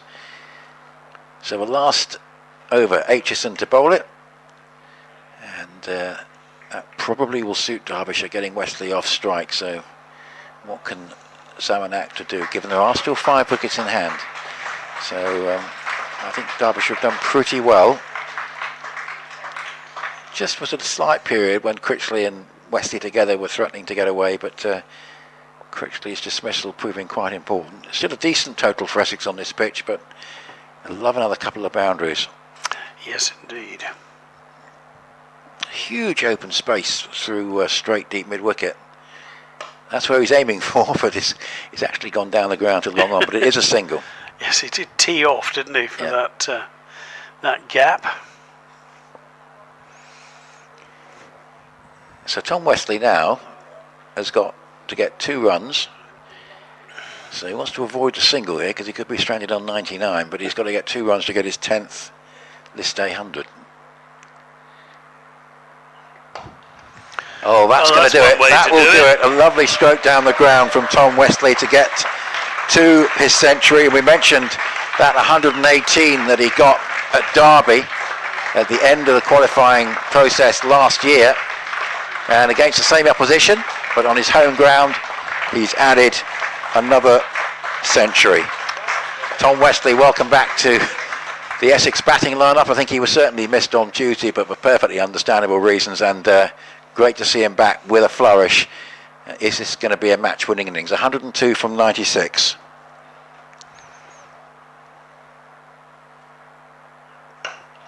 And that's going to go to long on, and that will be the end of Tom Wesley, but critically he's got to the landmark before trying to go for the big hit, quite understandable in the last over. But he'll get a nice round of applause here, Tom Wesley, as he heads off. And good to see him in prime form. It's obviously been away from the side with the blast going on, and then missing the first match in this 50 over competition. But Tom Wesley in a good vein of form in this competition, heading into the last 6 championship matches, will be very, very useful indeed. And he's gone for 102 from 97. No, it's a terrific effort, and that second 50 of his, coming off just 42 deliveries as he accelerated, but knew he had to keep his wicket intact if they were to get over this 250. So 2 balls left. 12 fours, the last of which brought him up to the landmark, and that was a very good stroke indeed. Down the ground, hold out off the next delivery, but Tom Wesley going into double figures with list A hundreds with that knock, and 2 back-to-back against Derbyshire. So, Mackenzie Jones. Yes. What can he do here? He's got 2 balls, and that's handy. I might think of a second here. It's going to be probably unwise, but in fact it was a good effort. It is given out. I think it was always probably worth trying for it, and it was a good throw and a good removal of the bails there from Guest, and that is the end of Mackenzie Jones. But he was close enough to probably suggest it was worth going for, and if they've got the one. Yeah, it's a shame because yes, he's got a. I was just looking, and he's got an excellent. His strike rate of well over 100. So if he could have faced a couple of balls there, but they got 1 run, didn't they? Yeah. So it could have been worse. And just also, watching it now, he was almost lapping his partner there, going to the danger end. So he really anticipated it very well indeed as he set off. There was hesitation from Zaman Akhtar. He wasn't far away. It was definitely a reasonable, calculated risk at that stage, particularly with 1 ball to go. Oh, absolutely. So it's the right thing to do. Yeah. It's just a question now if Essex can get a boundary to get to 260. So we've been talking about something in the range of 250 to 260. 270 I think probably got ruled out once Critchley was out, but we've ended up in the sort of area, Guy, we've been thinking about would produce a decent contest. Yep. He's very surprised if either side win easily. If Colleen can somehow conjure a boundary off the final ball, 260 I think is going to be a decent total on this wicket. His first strike for Essex with the first team, and he plays a pretty good shot but is going to fall short of long on. Didn't hold out, so they got a single, but it'll be interesting to see him have a bowl. You get the feeling actually will be very interesting to see him later on, because you feel that 1 or 2 have perhaps moved ahead of him in the bowling lineup, but he's got his chance today. It'll be very interesting to see if he can take it. So 257 for 7 of 50 overs with Akhtar 16 and Colleen 1. The headline really Tom Wesley with his 10th list A 100, and I think a very worthy bowling performance from the Derbyshire attack, led by the excellent and very promising Rory Hayden. Yes, and Rajadal deserves a mention as well for his best ever figures in list A. 8 overs, 3 for 33, and he took crucial wickets at crucial times as far as Derbyshire are concerned. I'm with you entirely on the Rory Hayden's brilliant performance. Didn't take a wicket, but just 32 runs from his 10 overs. But yes, given good support, wasn't he, Tom Wesley, by Matt Critchley. And then I thought Zaman Akhtar's 16 at the end was very important indeed, keeping him company. Yeah, without finding the big shot, he at least rotated the strike, and that was useful. But yeah, I think it's a score that's got Essex into the game. I think Derbyshire probably would have settled for 250 at the start, but there is certainly something in it for the bowlers. Absolutely right. Which, and we'll find out whether the Essex bowlers can take advantage when you join us again after the lunch interval. But yeah, thoroughly entertaining finish to that innings after hard work for the batters early on. Join us again to see if to see whether Essex can hold on, win this, and break their duck for the season.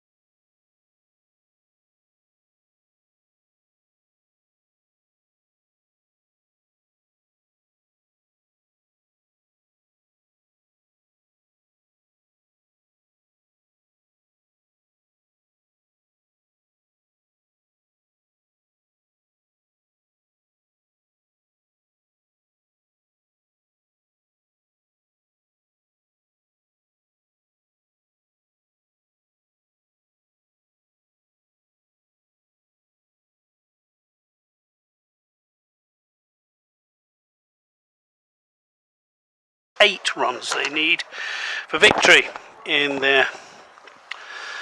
as they look for their first win in the competition this season. 2 defeats thus far, having lost a tight match with Durham and then another low-scoring match against Worcestershire. They bowled very well earlier, restricting Essex to 257 for 7 in their 50 overs. Jamie Porter will begin things for Essex, as he usually does from the Graham Gooch end. And it's immediately flicked away, and that's 4 off the first ball of the innings. It's Charlie Bennett, actually, of course, who's coming in to open, ahead of Jamie Porter, interestingly. Yeah, interesting. Not the best ball to start, and it's important for Essex to adopt the Derbyshire template of being pretty accurate early on here, because what Derbyshire would love is a good power play chasing this sort of target. Absolutely, and starting in such a brisk fashion. That's a very good riposte, though, from Bennett. A ball that jags back a mile and goes through between the inside of Harry Kame's bat. Well, he's got good changes of pace. He really came on in the blast with the 16 wickets this year, he's been pushing and got places in championship sides. He's had a really good developmental year. He actually moved ahead of sort of Mitch Killeen, the newcomer, who's going to get his go today. Well, that was a great. We've seen the ball do a bit early on in the innings, and that is out. No, I think that came off the top of the pad. It was a decent catch. I think it was caught anyway by the wicket-keeper. It was, but not off the bat. But after that first delivery down the leg side, the next 2 have really had Harry Kame in a spot of bother. That does come off the pad and loops up. So sometimes the bowler will say, well, you're not giving me the catch, or what about the LBW? But that's he's got quite well forward, but it's a good comeback after a loose first delivery. Really is.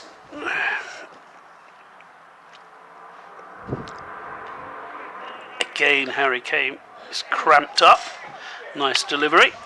But interesting not to see Jamie Porter from the Graham Yes, sorry, end. I didn't even really look. I just assumed it tends to would be Jamie Porter. So our next question is just checking that Jamie Porter's out there. Yes, quite. And if he is, he's probably out of our sight at fine leg.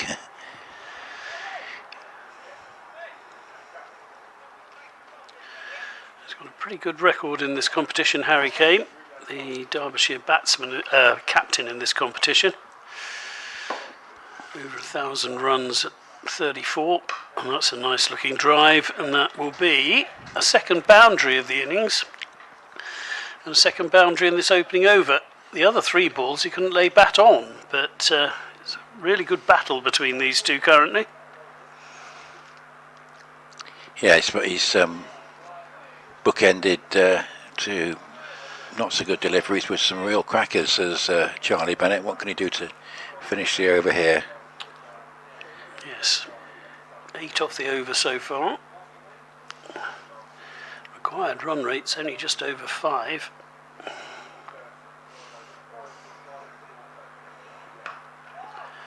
That's a more even delivery. It didn't beat the batsman particularly. It didn't. There he is. Put away. He is down at fine leg, Jamie Porter. Oh, and he's going to be bowling from the Sir Alistair Cook end. Interesting. Right. Well, 8 off the first over, and a good battle between bat and ball. So in the Essex 257 for 7. Tom Wesley's 10th list day 102 from 97 balls with 12 fours. Good partnership with Matt Critchley, at one point threatening to take control of proceedings. 73 rather they added, or 72 in actual fact, from 80 up to 152. After that there were intermittent partnerships, all worth 20 plus, but up to the point where Wesley got out in the final over. Broderson and Wesley adding a further 27, and then we had a further 40 between Fernandez and Wesley, and 36 before Wesley got out. That's a nice drive down the ground. It's a good start this by Derbyshire. Slightly overpitched, and Anderson, who's been in form, gets that one down the ground before. So at the moment, Essex not quite replicating the very accurate start that Derbyshire achieved.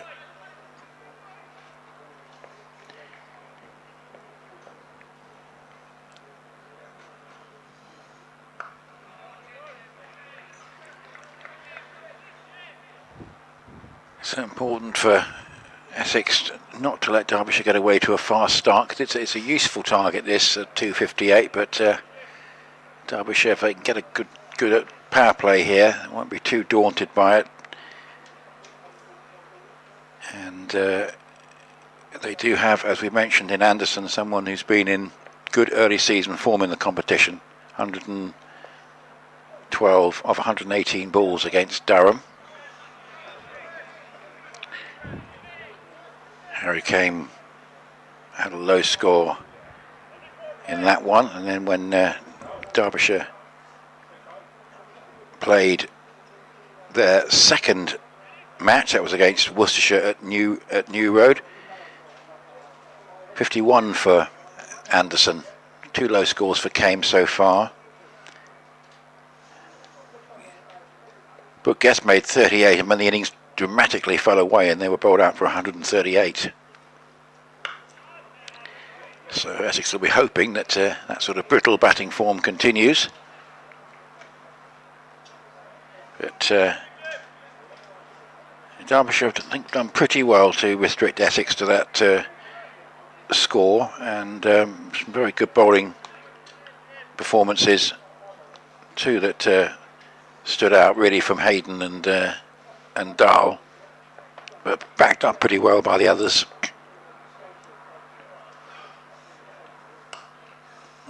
Interesting, using his feet there against Porter and driving that one away through the covers. So an aggressive start from the two openers, and quite a contrast between the opening overs of this innings and the one earlier on.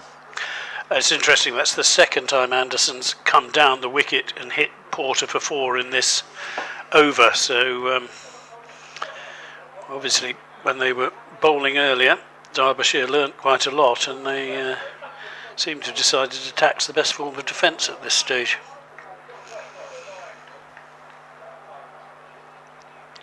Certainly a slow pitch, there's no doubt about that, and Porter's probably not used to batters advancing down the pitch and then threading him away through the covers.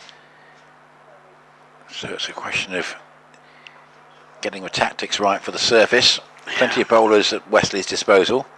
Keeper's got a helmet and standing up. 2 slips. That's a good one. That's much more what we'd expect there from Jamie Porter. It's right on line. But a couple of 4s apiece for Kane and Anderson. Kane's in the first over, Anderson's in the second, and Derbyshire 16 without loss. Their target 258, so that's a pretty solid start for them. Yeah, they're only dealing at the moment in boundaries, so 4 of them thus far.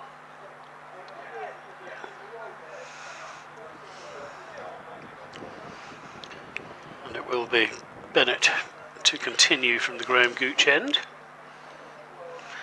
almost from the boundary on the Graham Gooch end. Oh, that's a glorious shot from Harry Kane, finding the gaps earlier. When do you think that Luke Benkenstein played a lot of very similar shots to that, but every single one seemed to go to a fielder, whereas Harry Kane's finding the gaps.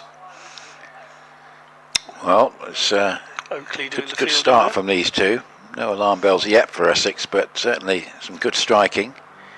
At the moment, batting looking a little bit easier at the start of his second innings than it did at the start of the first.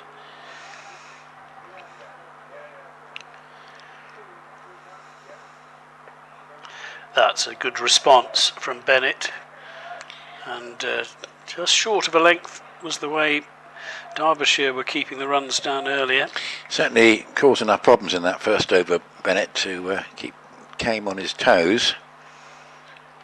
but Essex do not want these openers to get established. It's the sort of target that if Derbyshire can get a really good power play, then they can start to think of it, just pushing the ball around without taking too many risks. The required run rate's already under 5, and that's pushed up to mid-off. Derbyshire, a good bowling performance, and that might prove to be important at the end of the day. Hayden, number 32 in 10. Anujdal, 3 for 33 in 8. Very good in the middle of the innings. Potts was useful with number 43 in 7. Anderson, 1 for 30 in 5. Ditto. Aitchison, a bit expensive in the end, 1 for 67 in 10. But Morley, despite an expensive last over, very good with his left arm spin, 1 for 51 in 10. And again, that's a good. Again, it's such a good battle between these two. It's either 4 or the bowler seems to be pretty much on top. Earlier in this group, the sensational match at Radlett, where Glamorgan were bowled out for 66 and Middlesex 67 for 2 in 9.1 overs, won by 8 wickets. Yorkshire made 325 for 7, Will Luxton 117, Sam Whiteman 74 against Sussex, and they got those in a reduced 48 overs, so it looks an even better score than initially on paper. Oh, and that just squared, came up a little bit, and he got a leading edge, but far enough away from the bowler that there's nothing he could do in his follow-through, and it didn't carry to any of the fielders in the covers. So safe in the end from Harry Kane, but tight. And good batting down the list from Worcestershire, 307 for 8. No big scores, but a good solid team batting performance. 307 for 8 at New Road against Hampshire in the battle of last year's finalists. Oh, and there's a big thick edge that would have interested third or fourth slip, but not the 2 that were already there. And just as in the first over, excellent bowling on the whole from Charlie Bennett, but 2 boundaries, and at the moment 2 boundaries and over is just the way that they're going. Derbyshire 24 without loss after 3, 6 boundaries thus far. Haven't had a single yet, but that puts them in good. Just to put it in perspective, it wasn't until the 9th over that Middlesex had got to 24 in their innings. So Porter from the Sir Alistair Cook end, Son coming out again, and a good solid start here by Derbyshire. Essex could do with a couple of wickets in this power play. In the other group, Group A, Kent all out for 208 inside 49 overs against Gloucestershire, the side who haven't lost anyone to the 100. 3 wickets each for Charlesworth and Will Williams in that one. 84 to Sam North East. But for a bit of a lone hand, as it's just played defensively up into the onside. And other scores in that group, big one for Lancashire, 383 for 4. Keaton Jennings 135. That is a total. Yeah, that's a very good score against the Leicestershire Foxes, who won their first couple of games. They're going to struggle to win that one suspects, but Lancashire look like they're going to get off the mark. Marcus Harris playing for them in this competition, and he made 71. He's useful to have around. It's going to be a second run, but a pretty comfortable start here for Derbyshire. Apart from those alarms in the first over, not much has beaten the bat. And if anything, it's looking like a pretty good decision to field first here. It's just it could be that conditions at their best for bowling this morning.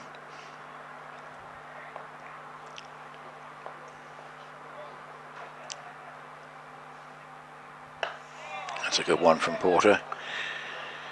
Somerset 337 for 8. That's useful at Taunton. And Lewis Goldsworthy 103. Tom Lammonby's been informed he got 85. Big partnership between those two. That is against Warwickshire, and Northants made 254 for 8 at Guildford, which in days gone by you would have said they got probably no chance of defending, but Guildford is not quite so batter friendly these days as it once was. Sorry, of course, their opponents. It still seems a little bit light, but we'll see. 64 to Nathan McSweeney, skipper in the 50 overs.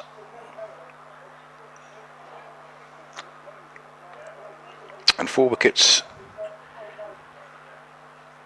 for Benji Flores. There's a few little known names in that Surrey lineup. Benji Flores has got 4 for 60. Oh, it's a good one. It's a probing delivery from Porter. He's just finding his line and length in his second over. Hasn't bowled at Chelmsford for a while. So gradually a bit of a break being applied. 26 from 4 with Kame 16 and Anderson 10. Yeah, we could keep hearing live music from somewhere. I'm just trying to work out what is the event. I'm sure someone will tell us. Anyway, 26 without loss after 4. That was a better over as far as Essex were concerned. Bennett 0 for 16 from his first 2.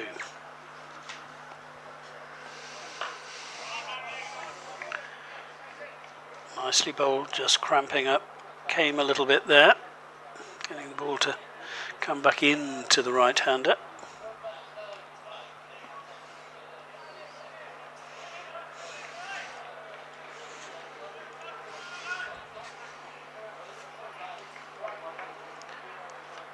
Wicket would be handy as far as Essex is concerned at the moment, to put the brakes on as much as anything else.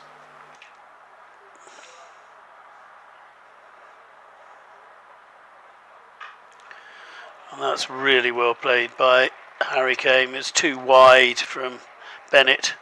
Although he had to reach for it, Kame controlled it really well to smear it through the covers for 4. Just watching this again, you can see there was too much width there. And Kane continues to only deal in boundaries. 20 from 14, 9 dots and 5 fours.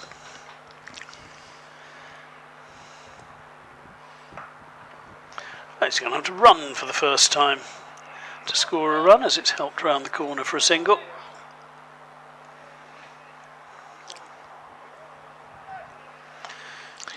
Yes, it's been a pretty good start here for Derbyshire, and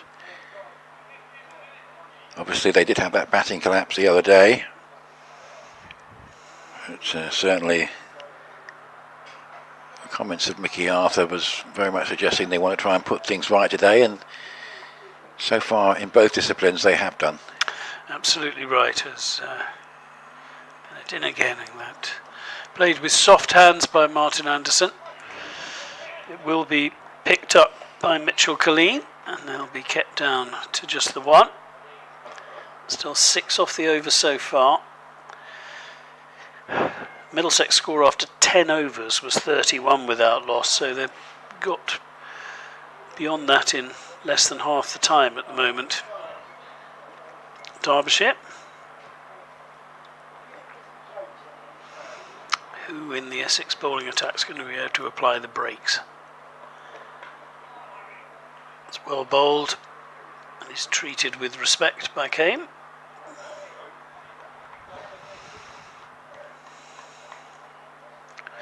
Who is the great grandson of an England cricket captain, Walter Robbins, in the 1930s. Don Bradman's best friend. He's not quite Bradman-esque yet, but he's playing pretty well so far today. Harry Kame, 21 from 16.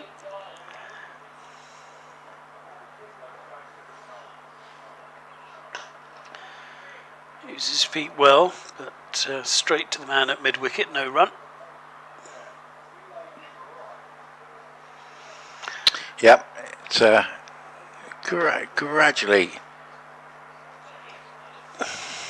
improving the economy, but it's still a good start here from still over 6. Derbyshire, yeah? Yeah, absolutely. There we go. Came, as you say, mainly dealing in boundaries. Yep, 21 off 17, Anderson 11 off 13, 32 from the first 5 overs. Decent start from the Derbyshire Falcons.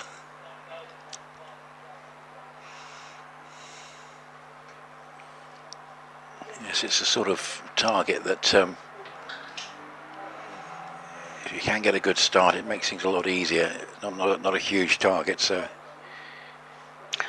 And this is Harry Kane's best innings of the tournament so far by some distance. 2 scores of 9 coming into this one.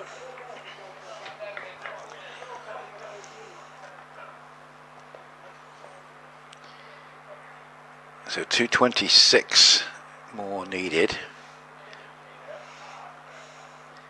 It's probably fair to say that this pitch is just looking a little bit more comfortable for the batters this afternoon than it was this morning. It might turn out to be a pretty good toss for Derbyshire to have won.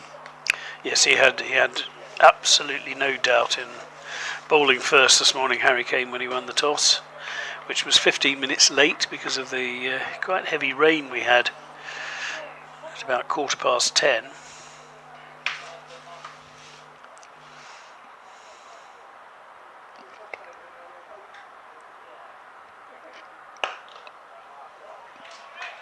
Nice stroke. Got to the pitch of it and came with a 6th boundary in his enterprising innings. After a couple of low scores, he's really hit the ground running here. Hasn't he just? No, mid on and mid off, just looked at each other as it flew between them both.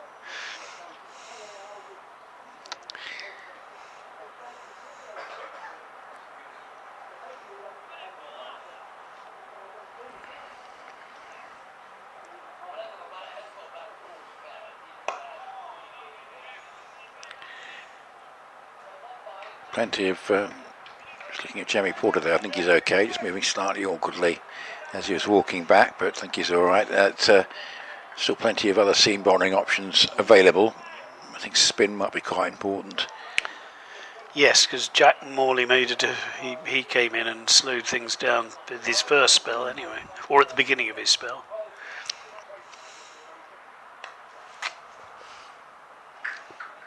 Tucking away anything loose. It's another single there. Derbyshire gave, particularly Hayden, gave very little away in the first, in the power play, and just a little bit beyond as well in Hayden's case. Yeah, he only gave away 9 in his first 5 overs, didn't he, in the power play? Yeah.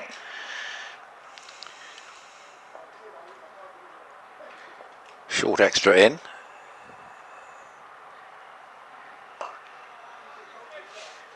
Just suggesting that feeling might be that the ball might just stop in the pitch a little bit. Still something for the bowlers to work with, you feel, but Derbyshire confidently away in pursuit of this 258 target.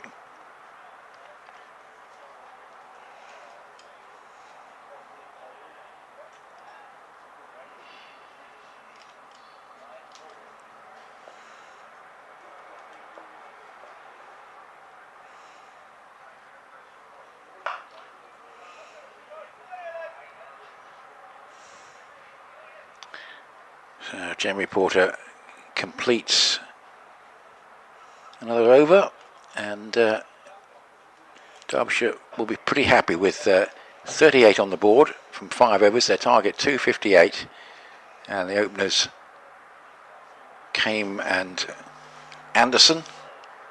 38 so far, looking relatively comfortable. Perhaps the most problems they had was in the first over when a couple of deliveries from Charlie Bennett gave Kame quite a few problems, but he hit a boundary on either side of those, and then Anderson got 2 more on the next over, and they've been fairly comfortable ever since. They have 38 after 6. So bowling away nicely. They're scoring at about twice the rate Essex did earlier today. Essex did keep wickets though, which meant they could attack later on. The last 20 overs they scored 143.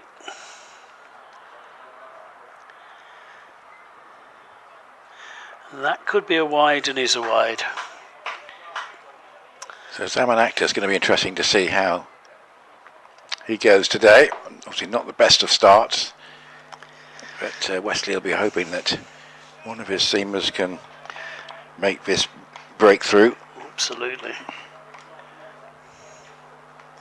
It'll be interesting to see how Mitchell Colleen goes, won't it? Because he's had to wait, as he may. Oh, and that's edged. He threw everything at it and it kept low, but there's a man at first slip and there is a man at gully, and they both just watched the ball as it bisected them perfectly. For 4 more to the boundary collecting Harry Kane. Yeah, not quite I think what he was intending, but he hit it nicely between the 2 slips. So now has 7 fours in his 30. This time he's just tucked up with 5 already from the over. Derbyshire have their required run rate.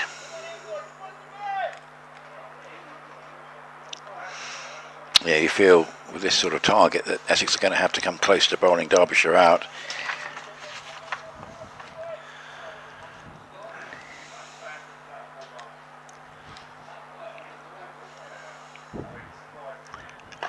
That's slightly over pitched. At first I thought he got the Yorker length perfectly until Kane absolutely creamed him through mid-wicket for 4 more. So yes, Zaman Akhtar, this is his 13th match in this competition. He's already taken 20 wickets at 29. But he could do with one to make it 21 wickets, particularly if it was Harry Kane at the moment. It's just played into the leg side. Plays a lot of his shots with an angled bat, Harry Kane, but it's working very well for him. 9 off the overs, 10 off the over so far. Yes, Essex had to work very hard for their runs, didn't they? It's only really when Wesley and Critchley were together then things started to improve, and Wesley carried it on. Yep, that great 100 from just 96 balls. That's well bowled, but they're through for a quick tip and run leg by. Well spotted by Anderson, who was aware there's no one fielding on the leg side who was going to be able to stop him.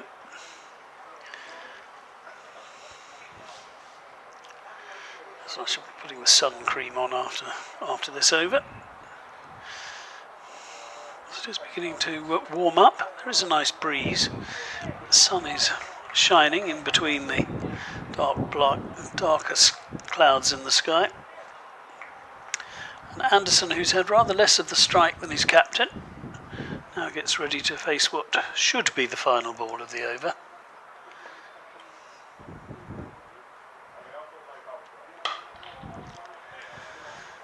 And just the 10 from that one. 48 without loss after 7, so they're bowling along at the thick end of 7 runs and over. So going very nicely indeed, Derbyshire at the moment. Yes, it's not the best of, certainly not the start that Essex would have wanted, and quite a contrast to what we saw this morning when there was a fair bit happening. Seemed to be a little bit more happening off the pitch this morning than has been the case so far this afternoon. But Essex will be thinking if they can get a wicket, it might bring a couple more. And there's still quite a lot of work for Derbyshire to do, but still this is a very good start.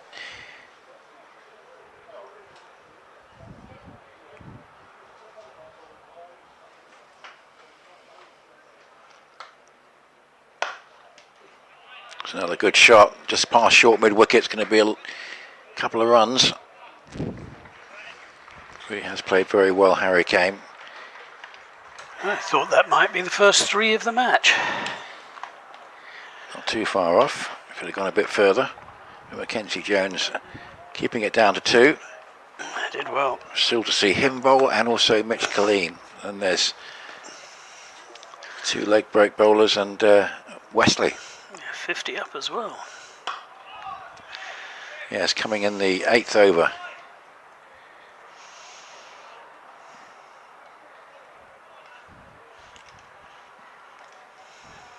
I'd say looking like a decent toss to have won. Indeed. Essex didn't get to their 50 until the 16th over. It really was tough going.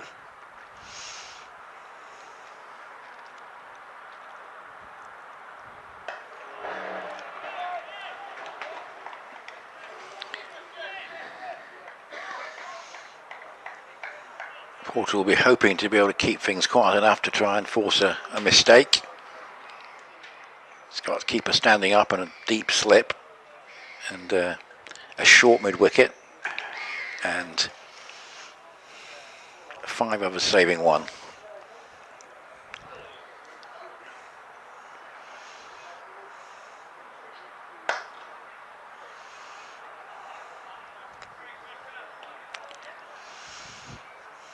Derbyshire have responded very well to that big defeat on Friday. The game on Tuesday was obviously a Ben Stokes masterclass in the way he timed that 100. But certainly the batting failed for them on Friday.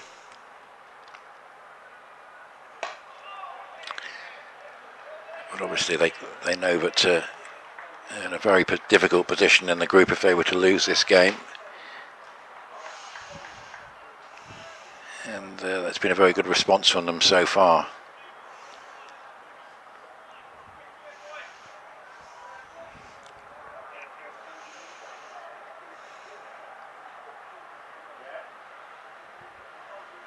Not a lot beating the bat at the moment. Not far away from the field, but pretty well struck. 4 more. Just seeing the ball so well, isn't it? Yep. It moves into his 40s. And Anderson's the better known as the bigger of the 2 hitters. Yeah, it's been a very good start indeed from Harry Kane. At one point they had 8 apiece after 2 overs. So yes, it's 41 against 12 now, and just underlines how well Harry Kane has batted. Pity for Jamie Porter, that had been a good over until that last ball. But again, 6 more runs from it.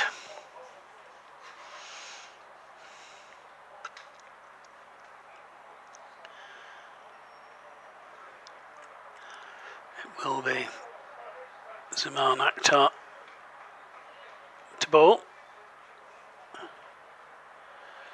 Noah Thane wondering where he wants him to stand in the slips, but they're happy at the moment, and that's flicked away by Anderson, but down to long leg.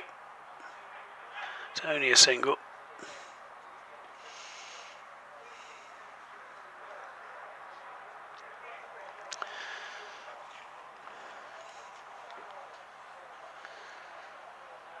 Another player who played under 19s for England, Zoom Akhtar.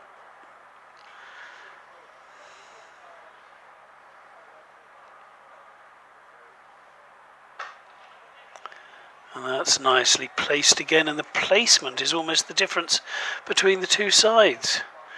Thane and Benkenstein really struggled to beat the fielders. Harry Kane is having no such issue. He is raced along to 45 off just 32. And is playing quite the captain's innings currently. We saw another one earlier from Tom Wesley for Essex, but he's in danger of that being eclipsed the way Harry Kane's going about his business at the moment.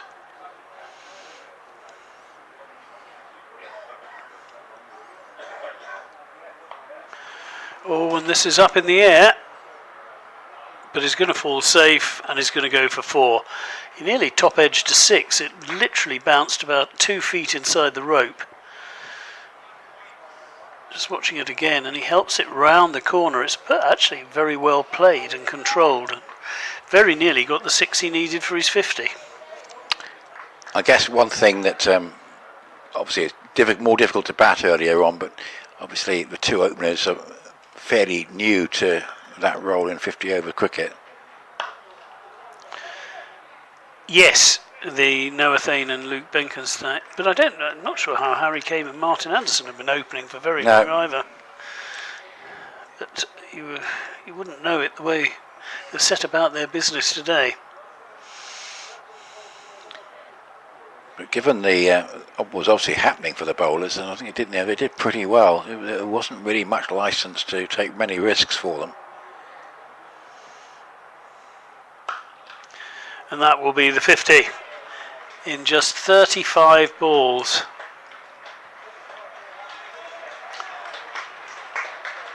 It's gone for 4 as well.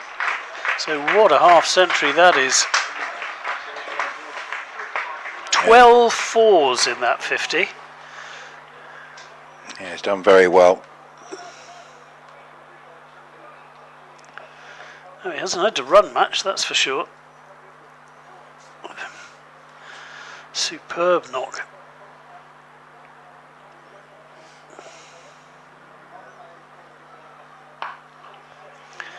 He can afford to just take his foot off the accelerator for the final ball. 13 have already come from that one. So 67 now without loss after 9. Middlesex didn't get to 67 until the 20th over.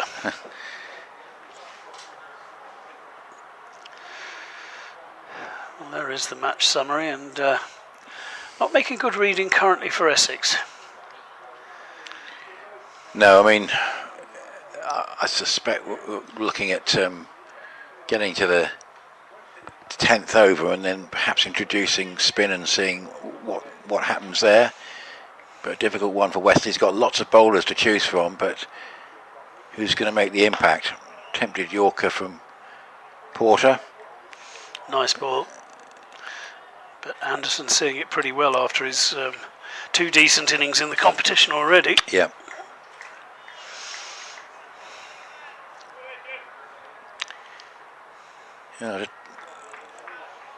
Difficult situation here for Essex. I mean, the score was a reasonable one. But yes, it does seem to be playing a bit differently, the pitch now. No, when we were watching that Essex innings, we thought 260 would be pretty. You were hoping for 270 because you thought I thought that might be a match-winning innings, but maybe. I mean, the way the pitch has changed. Obviously, they didn't get that, so we won't know. But the way the pitch has changed, or seems to have just changed, it seems to have flattened out a bit. Yes, ball doesn't seem to be doing quite as much as it was. No.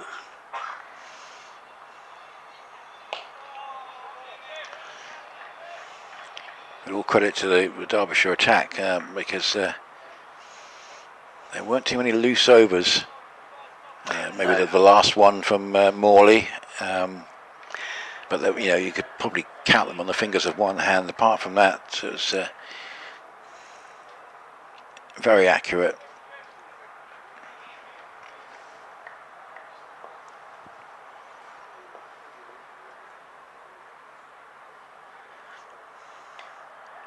Oh, that was an edge.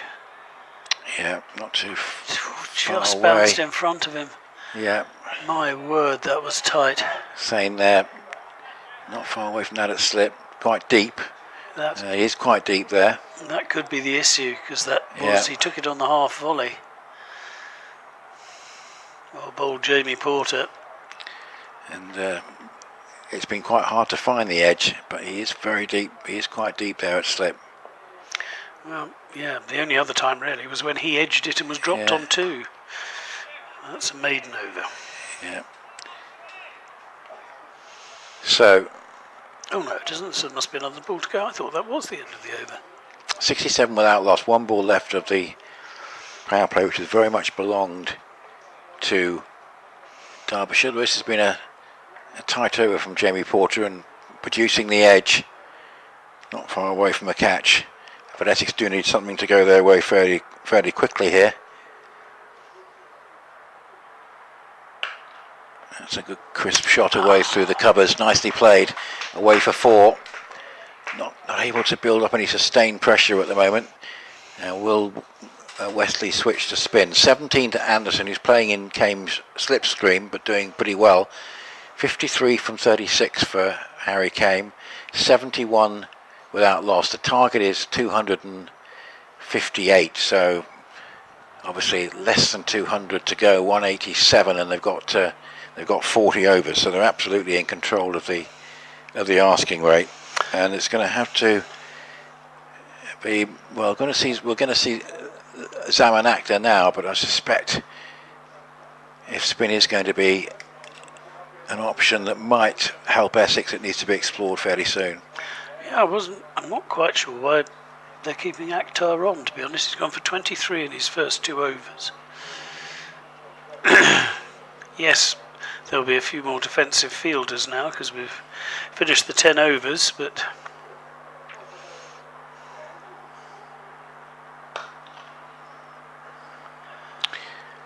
driven straight to the fielder on this occasion, but still nicely timed by Kame.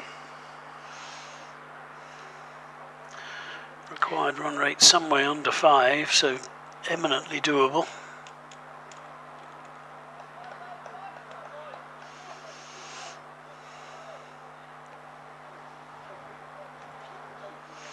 Akhtar then looking to bounce back after those expensive couple of overs. It's cuffed away, that'll be 4 more. Too short and too wide.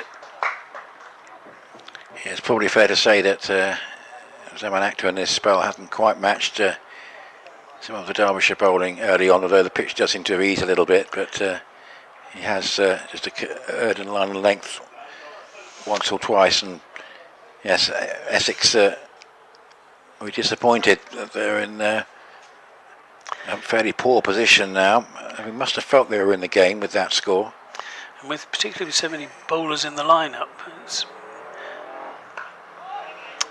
it's just tucked away. As I bring him back later on, by all means, but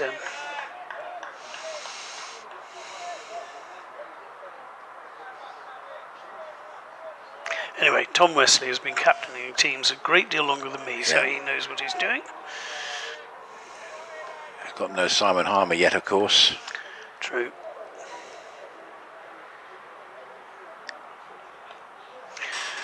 And that's short, and it's really well played by Harry Kame, and it's 4 more, and his boundary collection just continues to keep growing. Yeah, calculated aggression that, but he top-edged it, but safe. And it's been a tremendous innings, and absolutely playing the ideal role with a sort of like a fairly moderate total, but one that could cause problems if Derbyshire went into their shell, and he's attacked from the start, 61 from 40. He's already got 14 fours. Good response from the bowler. But Kane plays it pretty satisfactorily, and there's already 8 from this over, so don't need to go mad. So at the moment, it looks like Essex are getting into a similar position where they were last year when they had some early defeats. They strung together a series of victories once their side was strengthened. It wasn't enough for them to qualify. If they do lose this game, it's going to make the game at Arundel on Wednesday really a must-win. It's just helped to mid-wicket, but that's the end of the over, and it's another 8. Akhtar's figures none for 31 from 3. I think it's going to be a big ask to string together 5 wins in a row just to have a chance of qualifying if they were to lose this game and then lose again on Wednesday. So they did it last year, but yeah, yes, they're doing it the hard Durham away again. Durham away is a pretty tough ask, isn't it? They've already played Middlesex, but say it's strange because when we looked ahead to this season, we thought this competition might be a real avenue for success for Essex, but I think losing as many as they have, particularly Charlie Allison going to the 100, and the frustrating thing is, of course, not seeing any of Walter, Pepper or Allison actually used when they would have all been very useful today. But such is the way things are at the moment. Well, Jamie Porter's going to continue for his 6th over. Yeah, I thought it might have been a case for resting him, or he could have been switched, I guess, to his more familiar end. But generally speaking, he's been bowling it there and thereabouts. But anything slightly offline, and the batters have been able to capitalise. Particularly Kame, who's 13 fours in fact, it's now I think it's 14 in 61, isn't it? So that's quite a remarkable strike rate. No, it's interesting. Porter's conceded 26 and he's in his 6th over. So at the other end, there's been 53 runs. As you'd expect, Porter is there or thereabouts, but there's not a lot in the pitch he would have liked to bowl on that pitch this morning, I think. Oh, definitely. But it's looking like a good toss to have won for Derbyshire. And as I say, Thane and Benkenstein did a decent job, but they did find it hard to break away from the Derbyshire seamers.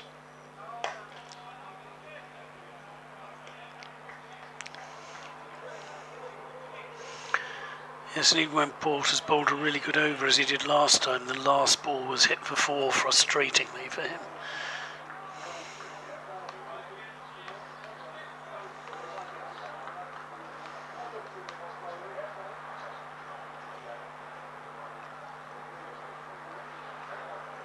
So Essex really need a couple of wickets quickly.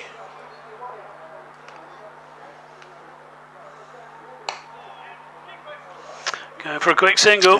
Yeah, it was quick. But in the end, needed a direct hit. Would have been tight. Would have been tight. Didn't miss by much, Mitchell Colleen.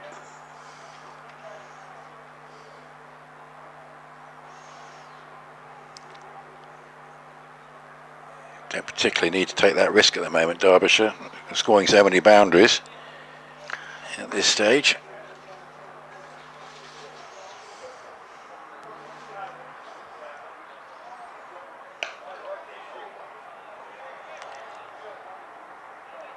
But Porter, coming towards the end of his 6th over, presumably he'll get a rest after this. None for 27. He's not been able to make the breakthrough, but by and large, not really given too much away. As Guy was saying, runs have come a bit more steadily at the other end.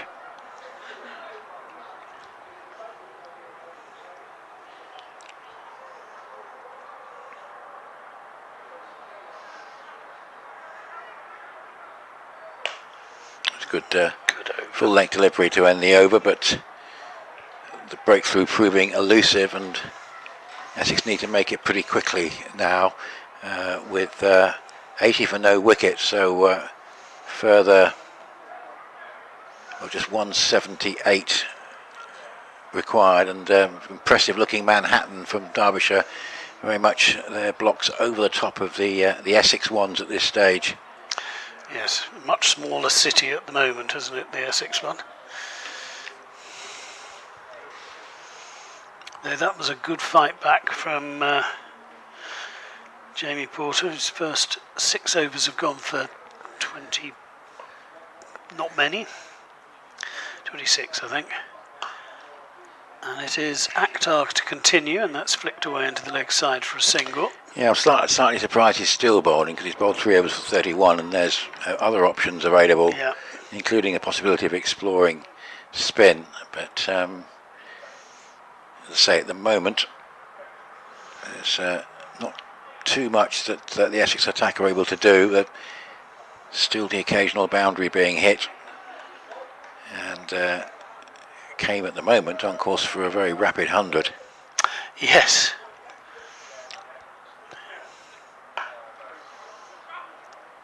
Having to take a rare single, but they're running well as well, these two. Anderson very quickly spotting that and calling his captain through.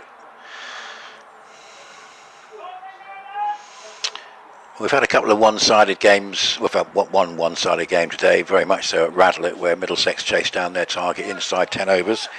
2 more. Yorkshire 325 for 7, Sussex 6 for 2 in the 4th over. Akhtar in again. Short, helped round the corner by Anderson, but straight to a fielder. It'll only be one. And maybe even more so, given the size of the total that is being chased.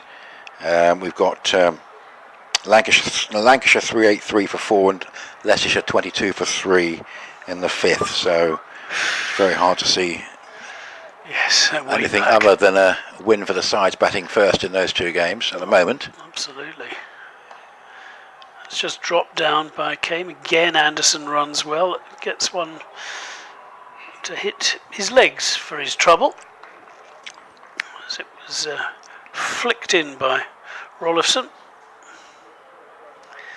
I think it hit his pads. He certainly doesn't seem in any pain. Just 4 singles so far from this over. So a better one from Akhtar as it stands at the moment.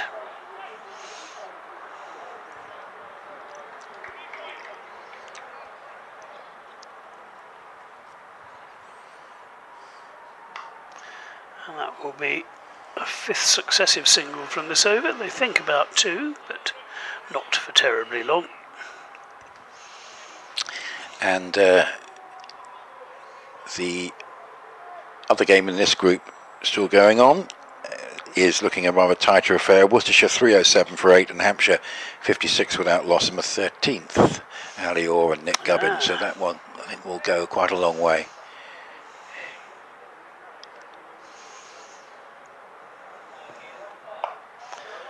Harry Kane controls that really nicely. Rolled his wrists, takes the one, so 6 singles from the over. Yeah, and that's the problem, isn't it? Once you got past the power play, you've got your asking rate down to the extent that it is under 5s, so you can just rotate the strike and take singles. And I just think I have to be, well, obviously a change of bowler, but also potentially bowling from at least one end. Yes. Presumably we're having a change now, as Jamie Porter won't bowl the 7th, will he? No, he's going to come off. I think it's going to be Mackenzie Jones.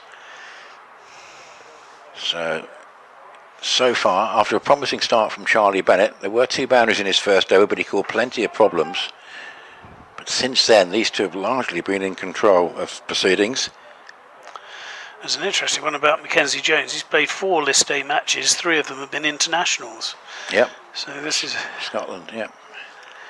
So can he produce an international class performance here? Well, the first ball's on the pads, unfortunately, so that's going to be a single. And it's fair to say that a few of the Essex bowlers haven't started well. Yep. With their opening delivery. But it's going to take a batch of wickets now to get Essex really back into contention.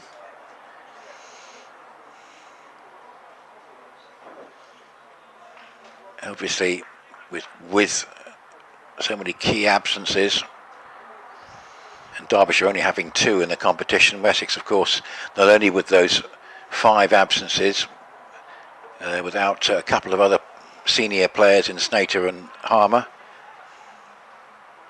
and in a way back in the same boat that they were last year when they started this competition slowly, gradually strengthened, had a run of wins when it wasn't enough, and it's quite possible the same thing might happen this year.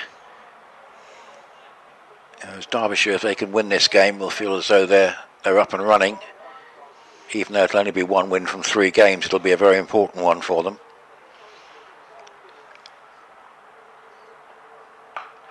Useful delivery. We haven't seen much movement. There was a little bit there, but there's been notably less than there was earlier on. Derbyshire came here 4 years ago and won very handily. They batted first actually on that occasion, made 318 for 6, and they won very convincingly. Essex bowled out for 226, so that was a good win for Derbyshire on this ground.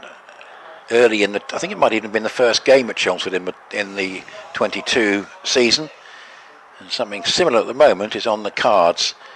That's a good attempt to try and stop that, but it was a good back foot force, and it's 4 more to Anderson, who's been happy to play in Kame's slipstream, but got one just short of a length there and was able to cut it away. A good attempt by Rollifson to stop it, but Yeah, it's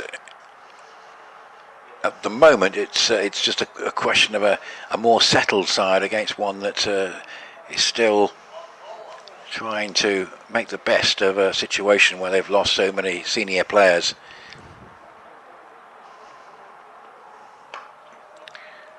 And definitely played away for another single.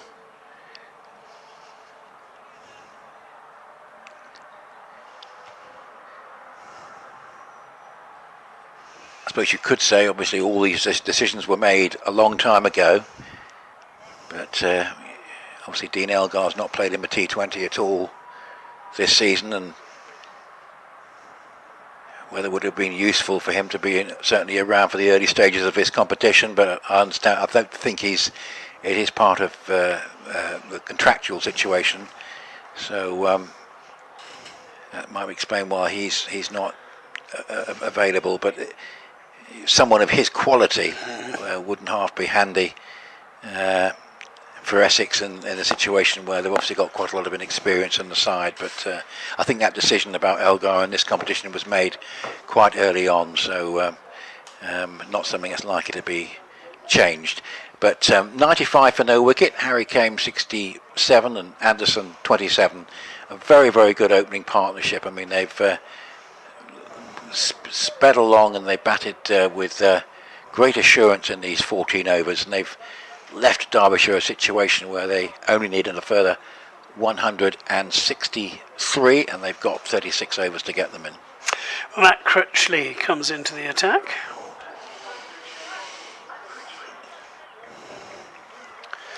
So the leggy, of course, played for Derbyshire, didn't he, Matt Critchley? So against his old side. He's taken 50 wickets at 42. His 55 List A matches. A couple of forfers. It's hard to know what else Essex could have done with 5 absentees and obviously effectively 8 on Tuesday, 7 today with Wesley coming back. Yes. It's a big ask. You know, Surrey can, don't know if Surrey will win today, but they're making a reasonable fist and they've lost 17 for bigger resources. Good to see some spin, and Critchley immediately gets Kane playing moderately defensively out into mid-wicket, mid-on region, straight to the fielder. Bowls quite quickly.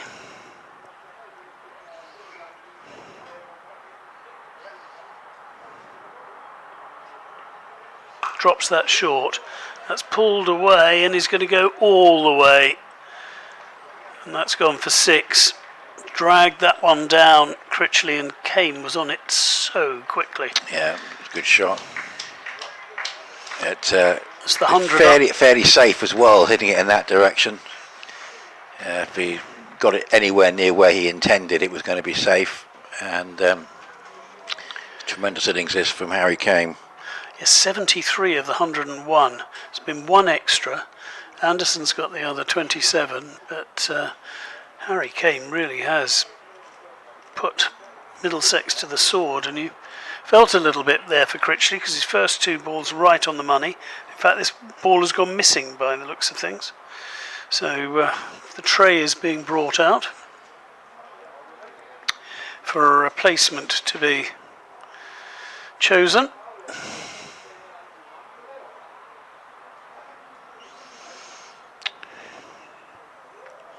Umpires having a good long look. Various conversations going on amongst the fielding side. Trying to work out what they can do to change things. But it's a very pleasant sunny afternoon. It was pretty cloudy when we started first thing this morning. Well, 11 o'clock this morning. Yeah, it's altogether, the pitch is played quite differently. I mean, Derbyshire bowled well, but there was an awful lot more happening. Exactly. This yes. morning. That's nicely worked away. I came again. It'll only be a single though, because there is a man out there on the deep mid-wicket boundary. And Charlie Bennett with a good throw. We mentioned that game last year, a very high-scoring game at Derby between the two sides. Actually in, and that will be another single. Good diving stop, but he can't stop them grabbing the one. A game that Essex won at Derby, and won well, but it wasn't enough to get qualification from the group. They won by 44 runs. Okay, manages to get enough of the ball to push it up to deep mid-on, so 9 off the over. We mentioned that Matt Montgomery is not available to Derbyshire. He's on the 100, made 108, but the top score was actually none other than Harry Kane with his list A best of 139 from 120 balls. So what we could have in this match, given that Tom Wesley made 118 earlier, is two players making hundreds in consecutive matches in this competition between the two. Wow. And that won't have happened that often. No. Essex will be hoping that doesn't happen. But he has looked very good for his 75 so far. It's maybe just, I don't know if that kept a little low, but there's a bit of a late adjustment there from Kane, who's defending when he needs to.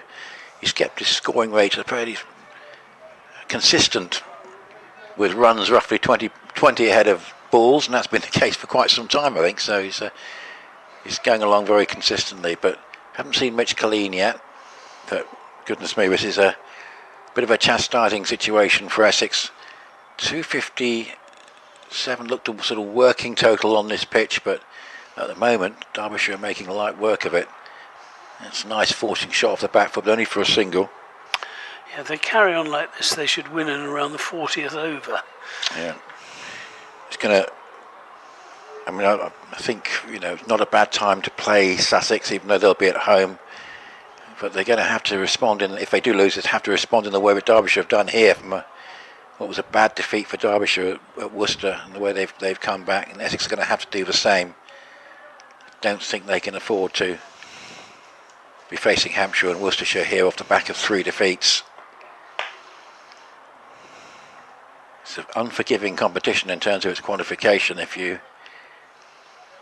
Once you have lost 3 games, even if you win the rest, as Essex found last year, it might not be enough. It might not be enough, and losing the first 2, it's going to take quite a lot to get back to. It's not over yet, but something remarkable is going to have to happen, because these two have, after that very quick power play, have paced the intervening overs very well. They've not been quite so aggressive, but they've hit plenty of singles.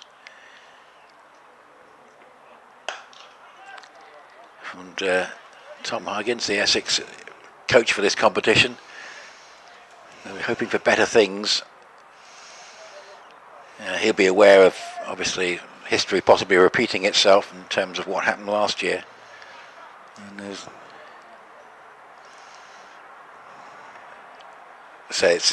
it would be odd if that happened again. It just needs a win in one of these first few games, and it doesn't look like coming here.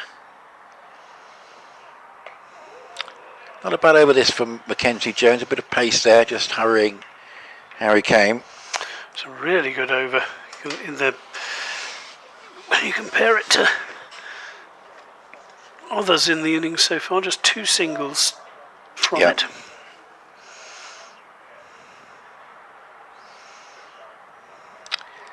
But disappointment so far for the crowd. I'm sure we're really looking forward to this one. With the 100, the only other cricket, well, the test match going on in the West Indies, but the 100's the only other sort of cricket available, and many looking forward to coming to watch this. That's another good delivery. He really has put it in the right place, Mackenzie Jones, in this over, and he's unlucky. So, had a couple of more victories there, but it still came 76 and Anderson 29, 106 for no wicket, and 152 required in 34, which looks fairly straightforward on a pitch that has eased. And Derbyshire, really a very impressive bowling performance all round this morning, making use of conditions, but they still had to put the ball in the right place, and that's definitely what they did, Guy. There was so little that was loose. And that's what was so good about that last over. Mackenzie Jones, that looked much more like a Derbyshire over. Oh, Matt Critchley gets some turn. What a ball. Yeah, what so a ball. There's still something there. I think Anderson didn't know what to do with that at all. It was ripped past his outside edge.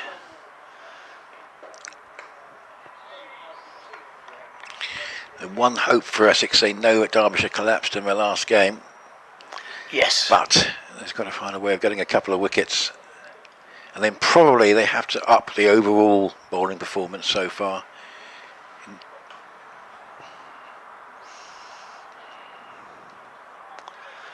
That's played comfortably out for a single to the deep.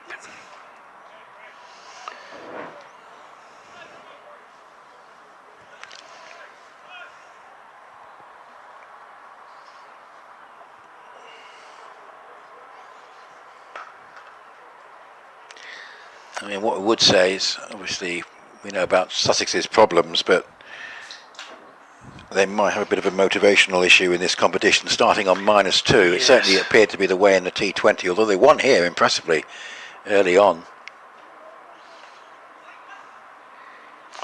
Good diving, tumbling stop there from Mitchell Killeen. They've had this fantastic season in the Championship, given the circumstances, and although it might be to their benefit to be in Division 2 next year, I'm sure they'd love to at least make sure they stay in Division 1.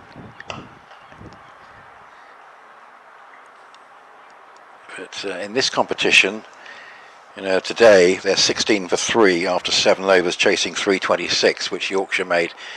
So yeah, they're not going to be in the best of spirits, you would have thought, coming into that match at Arundel. And you feel if Essex lose today, it's absolutely essential that they win that game, because if they can then, you know, get some of the senior players back, it might be just in the nick of time. Yep. But it'll be, today's disappointing though, because I think they would have thought, well, Derbyshire, yeah, useful opposition, beat them here in the T20, but that it's looking like an important toss to have lost, doesn't it? And Very sometimes that definitely. happens in cricket. Well, it's drinks break at the moment. 17 overs gone. 2 decent last 2 overs. Just 3 from that over from Matt Critchley, 2 from the one before from Mackenzie Jones. But is that too little too late, looking at that match summary? As the Derbyshire Falcons have raced to 109 from 17 overs. To put that in perspective, Middlesex didn't get to 109 until their 29th over. I mean, in terms of, if Essex do lose this game, what could they do in terms of any change? Let's say that neither Snater or Harmer are available on Wednesday. And the only thing I've just sort of flicking through my mind, I think Critchley opened last year in the competition, and Wesley has opened before. I might think of one of those two opening. But they didn't. The openers did okay. They did. It It's was just a a bit question slow. of that maybe that impetus at the start of the innings and the extra experience that one of those would have. They'd still be in the side. They might be obviously For just a sure. question of adjusting the batting order. But I'm just trying to think if there's anything. Obviously, with such limited sort of options, anything, you know, much that they could possibly do. I think that I'm sure Tom Wesley would like to keep it number 3, but I do see Matt Critchley could go up for one of the two, and they could drop down to 4. Pretty sure Matt Critchley was playing a sort of role like that last year. Yeah, so, the openers didn't seem to be. They did fine. It's just the slow scoring. It may not have been a lot they could have done against that. Some very good bowling on a difficult pitch, but Yes, it's looking very different now. You're right. They must think of something to try. Yeah, it's just a question of just trying to change things around. Obviously, in that first match at Radlett, they got behind their. And do we know why Robin Das was unavailable? Not sure. But, I just saw. Yeah, I mean, if he is available, if he were to be available, I did see that he was unavailable. If he were to be available, then that might be That's an option. An option. Just thinking of Harmer, you see, as Mackenzie Jones comes in to bowl. When Harmer returns, he'll not just be back for his bowling, he could potentially be batting at something like number 6, because his batting is in such good shape at the moment, and he could, someone who's capable of batting for a fair amount of time, as he has done on occasions this season. So we nearly saw him take the side to what would have been a remarkable victory over Middlesex in the T20 here recently, and I think were they 61 for. Oh, is it? Six or seven? 8 down for 69. 8 down for 69, and got them up to 140 odd. That one, Mackenzie Jones has bowled pretty well in these last couple of overs. An attempt to try and work that one past short fine leg, but not successful. But a good toss for Derbyshire to win, and backed up by their bowlers. And interestingly, it might just be, Anuj Dar bowled so well, very sort of wicket to wicket, sort of medium pace-ish, maybe more effective than some of the quicker bowlers that we've seen. But the pitch was playing differently earlier on. But this is good tight stuff from Mackenzie Jones, who has bowled. To be honest, the seam bowling from this end has been pretty good, hasn't it? Much better. Yes, you're right. It's about a third of the runs have come from this end and 2/3 from the other, pretty much, which is a marked difference. Yeah, they could have done with a wicket in that first Charlie Bennett over when he wasn't that far away at all. No, a couple of times.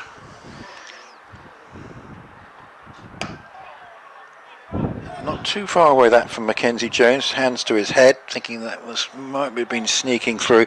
But one of the issues here has been almost a complete absence of plays and misses or appeals. It's all been very, very comfortable from the point of view of Derbyshire, and I say much needed from their point of view after they had that defeat in the first 2 games. In actual fact, they lost. But interesting here that Mackenzie Jones has got the respect of Kame. Yes, just worth mentioning, in that last game of last year, they won at Durham. The openers were Walter and Critchley, and Walter had been, I think, released from his 100 franchise for that. But you look at that lineup, and this is where you need to make the comparison. Walter, Critchley, Wesley, Allison, Benkenstein, Harmer, Thane. Yes. That's obviously goes without saying that there's a lot more experience there. Even if the likes of Charlie Allison are still fairly new in their career, they've built up the experience to obviously make them very prolific performers. So, and it's when Essex started to get that sort of strength in depth last year, but they became quite successful. Obviously, the bowling attack had Simon Harmer, otherwise fairly similar to what we have here. Matt Critchley took 3 wickets in that match at Derby, but it's just a combination of circumstances, isn't it? A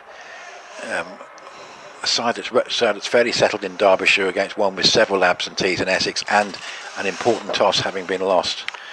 Well, certainly Essex fighting back at the moment. There's just been 7 runs from the last 3 overs. And Jones' figures looking very tidy indeed. 3 overs, none for 13. Half a chance of a run out. I think when we're looking ahead at the season, thinking this might be a good competition for Essex, I think there was a feeling that maybe Charlie Allison would be available throughout it. And his absence is really quite important, given that those of Pepper particularly and Walter are less predictable, or more predictable. That's just pushed up defensively by Anderson, who seems to be happy to let his skipper have the lion's share of the strike and indeed the run scoring. But he's still moved on tidily from 32 from 44. Now drives this up to make it 33 from 45. But no, Thane has done pretty well. I mean, he's new to the role. He's got 2 good contributions.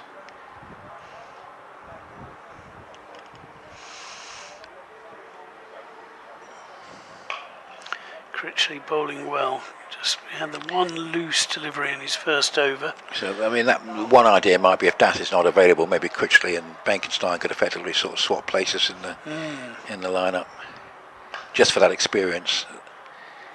Nice fielding off his own bowling by Matt Critchley, and after he went for 9 in his first over, he has bounced back well as well. 113 and now just 9 off the last 4 overs.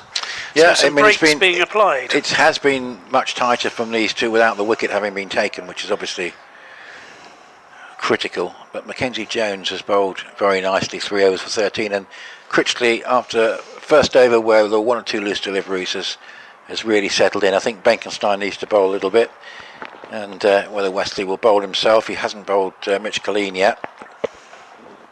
But lots and lots of options, but none of them have yet produced the wicket.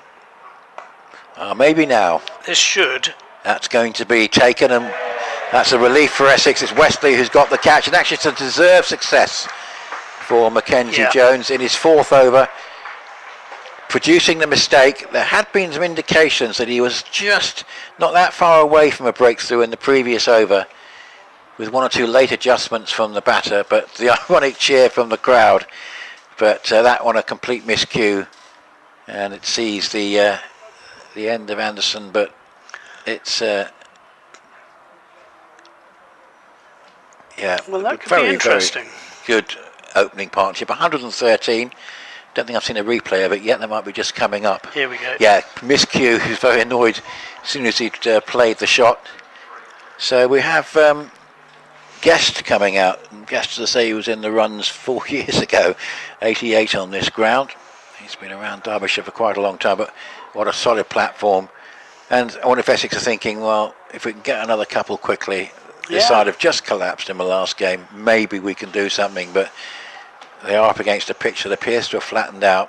But well done to Mackenzie Jones, because there were just some good signs in the spell, particularly the last over, and that one just seemed to hurry the batter, and it basically wasn't there for the shot, and nicely taken by Wesley. So 113 for 1, and well, the target is 258, so that's not particularly encouraging from an Essex point of view. Just 145 more needed, and still 30 overs left. It obviously needs wickets and more fairly quickly. Yeah, but they are dragging it back. There were 71 without loss after 10. We're in the 20th now. 29 and 39. So they only added 42 in the next 10 overs. Lost a wicket. Kane has got the calm slightly. So his Guest on strike. It wasn't too far away from backward point. Who bangs the ground in frustration there. That's Rolofsson. Thought he should have stopped it, didn't he? In the air for a while, but Guest off the mark and gives a strike back to Kane, who has been a bit becalmed, because as I say there was a 20-run gap between runs and balls faced, which has narrowed a little bit to 12, 79 from 67.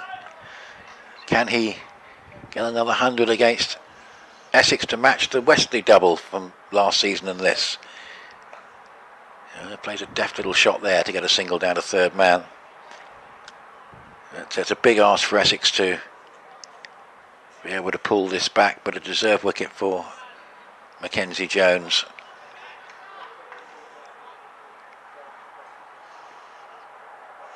Yeah, you sort of have a feeling that last year Essex, when they got their top, some of their stronger players, more experienced players back, they were a very effective unit in this competition. That's part of the reason why there was so much optimism for this year. And they have kept it very tight, this combination of Mackenzie Jones and Matt Critchley.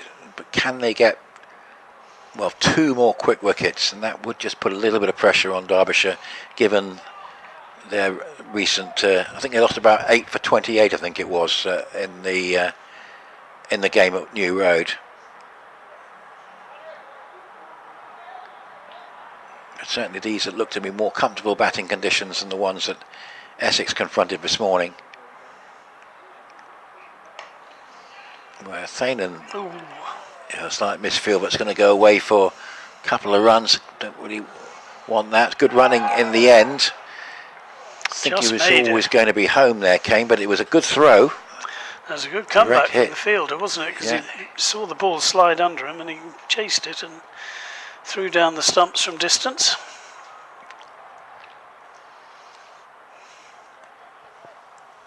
So from Essex's point of view, if they don't win this game, Arundel becomes very important, and then 2 home games in a row here. And hopefully if they can win at Arundel, it will just create some momentum.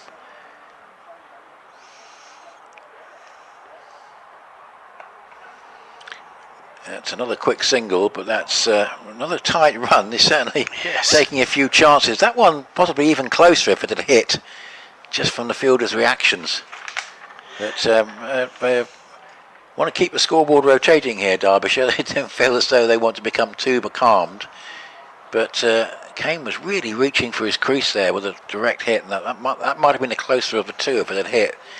So Mackenzie Jones strikes. I'm sure Critchley will continue. I wonder if Benkenstein will have a bowl as well, but Wesley's going to have to judge how many overs he wants Mackenzie Jones to bowl in this spell. But 118 for 1. Yeah, 14 from the last 5 overs, so it's good work to drag things back. Critchley to continue.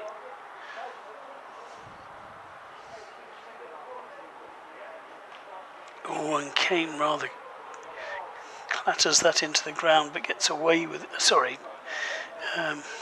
Guest just clobbers that into the ground but gets away with it. So Thane and Benkenstein earlier combining for 113. Oh, sorry, yes, Thane 40. 40, one of the 3 40 partnerships. Yeah, that's right. It's the first 2 put on 40. They put on 40, but they were separated at the end of the 13th over. But certainly Derbyshire gave them absolutely nothing. No, absolutely right, particularly Rory Hayden. Yeah. Oh, and Critchley's got, and suddenly Essex are fighting back in this one. Guest has been bowled by Critchley for 5, and the combination of Mackenzie Jones and Matt Critchley after this match seem to be hurtling away from Essex, and they've rather changed things around. Yeah, and they need at least one more wicket, but that was a terrific leg break from Matt Critchley, who's bowled well. Just needed to settle in the first over, but since then he's been very, very accurate and causing problems. But that one definitely just turned a little bit and went through the gate, and that's a great breakthrough. Now, one more breakthrough, particularly if it's Kame, obviously. Yes. I mean, look at this partnership. Kame and Madsen, they need to get both out. Now, if they can do that, there's still a chance. But he's not the ideal person you want to see with all this experience. We've talked about a lack of experience in the Essex side. Here comes Wayne Madsen at 120 for 2, chasing 258 with his partner on 81 not out. It's still Derbyshire's game without question. But if they can get these 2 out fairly rapidly, there is some recent history that could count against Derbyshire, and Matt Critchley's bowling well. And this has been a good performance from Critchley and Mackenzie Jones. In a way, Wesley would almost like to bowl both through. Yes. I mean, you, in this sort of situation, you might just have to gamble, because he's found a combination that has worked, and it's a question of they've kept it tight. As you rightly said, Guy, they had kept it tight for a few overs before the wickets fell, and now it's just a question of this guy trying to get this chap out sooner rather than later, which is easier said than done. And obviously they have to get Harry Kame out. Absolutely, but they're setting a few nerves jangling, whereas before Derbyshire were largely just coasting towards victory. Now there's a stutter. Critchley is in, and he thickish outside edge there, not quite where he meant to put it, Madsen, but played it perfectly safely in the end and is off the mark. One thing I think we are seeing is that whereas it's there's much less for the seamers, the help for the spinners that we saw from Morley is still there. Absolutely. And again, that's cut away nicely by Kame for a single. I think the next bowling option probably needs to be a spinner, whether it's Benkenstein or Wesley himself. probably to replace Mackenzie Jones at some point. But you'll keep Mackenzie Jones going for 5 or Yeah. 6 overs if you can, the way he's bowling at the definitely. moment. Critchley could bowl all through here. So, yes, Critchley, I'd be surprised if he doesn't. I have to say, the way he's been bowling, Guy, I'm surprised he's not in a franchise team. Oh, and that just slips through the cover, and they get through for a single. Grant Rolifson not pleased with himself. So 5 singles from the over, but a wicket. So 1, 2, 3, 4, 2. I think he would have been a reasonable shout. I mean, obviously, more runs in short form cricket than he's got this season would help him, but his bowling has come on so much. Yes. That you feel that, given the fact that batting is an extra string to his bowl, you think it would be he batted really very well useful. earlier, didn't he? 40 or 43. Yep. But it's to Essex's advantage that at least they've got Matt Critchley. Everybody else seems to, Yes. they might feel that everybody else is scarpered, and it's not their fault. It's just the way that the 100 works with these new ownerships. Whether they're going to release players who might have been released last year, as Paul Walter was, whether that will happen this year, we have our doubts. But we'll wait and see. But just going back to that point about capitalising on Sussex's poor morale, 25 for 5, chasing 326.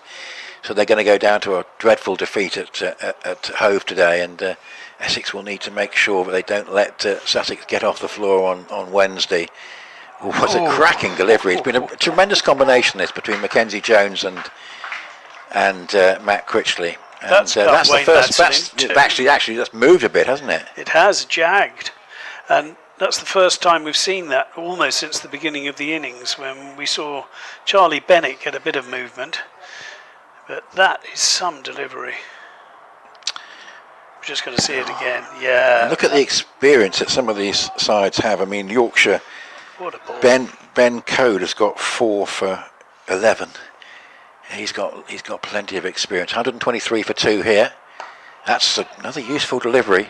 But it's been a really encouraging spell this from Mackenzie Jones. Wonder what Wesley's thinking will be. He's got Colleen he hasn't used. Bennett was good in his first over, but we know he's got the capability. But they've got to break this partnership quickly. There's no question about that. I think they keep these two going for. Yeah. This is his 5th over, Jones, so he might be able to do one more after after this. That's a nice shot for at least 2. That was threaded away. It might just be it's going to go. It's a quick outfield with the hot weather, and that was nicely played and beat the infield and just breaks the shackles a little bit from a Derbyshire perspective. Just a little bit of width. Not much, I have to say, but a little bit. Yeah. Madsen's such a good player. But Wayne Madsen. Yeah, what are his daft figures? Extraordinary career. This is his 120th list day match. 3,856 runs at 42. Yeah. 800s. Oh, it's a good delivery out. And that's the partnership broken. So Madsen goes cheaply, and if they can get Kame, Derbyshire are really going to be wobbling. And well done, Mackenzie Jones. It's 2 in successive overs for him. And Essex looked a million miles from taking a wicket for a while in this innings, because the pitch was playing much more easily and the openers were batting so well. But it's funny how 1 can bring 2, can bring 3. And to get Madsen cheaply is a little bit of a psychological blow. And now, if they could get Kame, they're roughly halfway to the target here, Derbyshire, but they had that collapse earlier in the week. So it's game on. It's still Derbyshire's game, but if Kame were to get out now, then that is going to put a lot of pressure on this middle order. But that is a good breakthrough, and it was a nice delivery which trapped him in front. And a good confident shout. He was half forward. That replay doesn't show it so well, but there was another one from directly behind the bowler's arm that showed exactly. Yeah. Bit of movement. Little bit. Yeah. But just straightened, and it was a pretty solid decision. So that's the end of Wayne Madsen, feeling his 42 years probably as he was walking back to the pavilion there. But any time you're playing Derbyshire, to get rid of him relatively cheaply is a good thing. So Anuj Dal, but now we're getting into the territory of the Derbyshire batsmen who didn't perform in that collapse at New Road.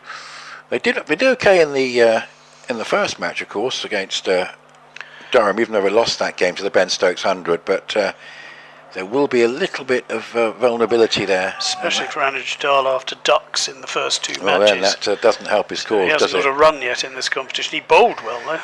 So here comes Mackenzie Jones again.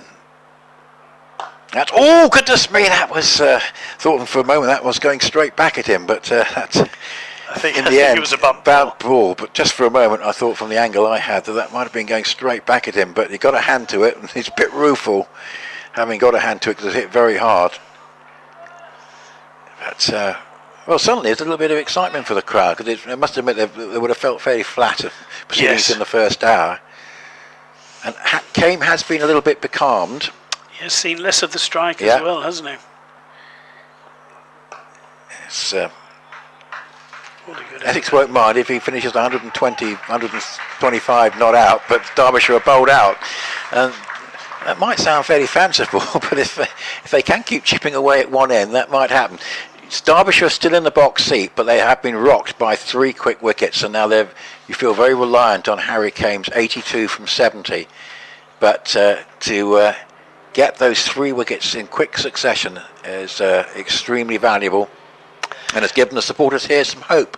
127 for 3, chasing 258. There are 28 overs to go.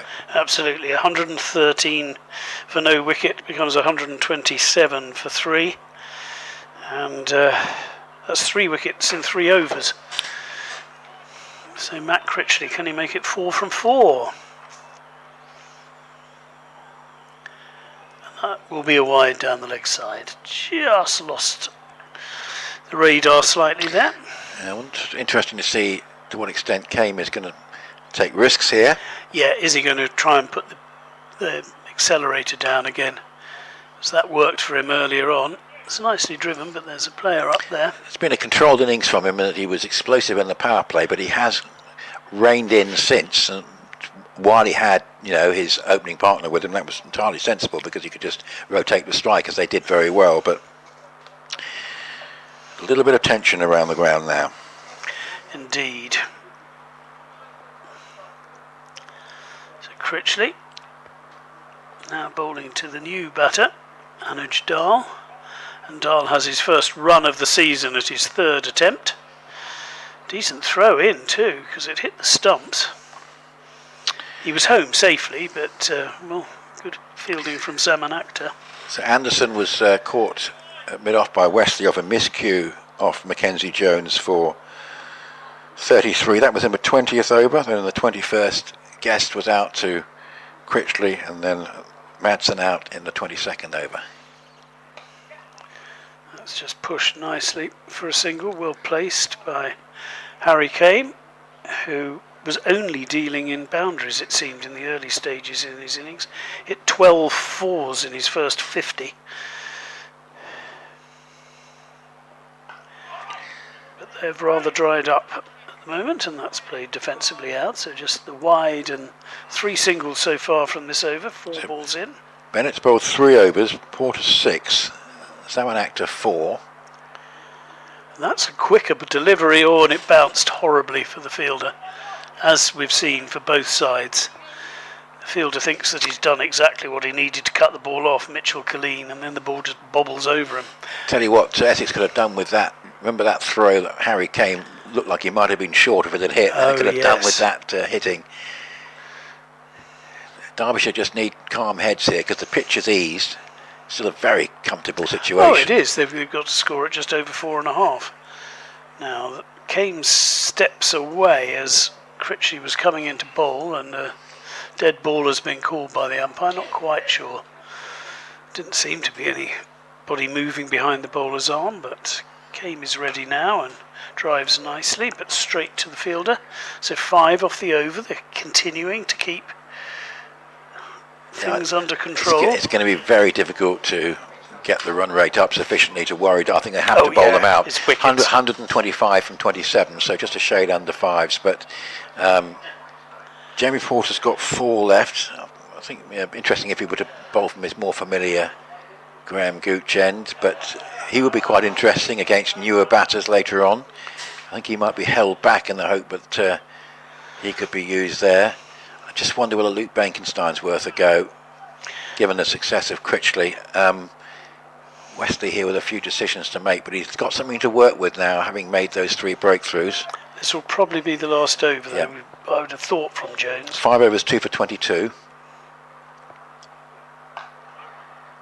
And really has bowled very well indeed.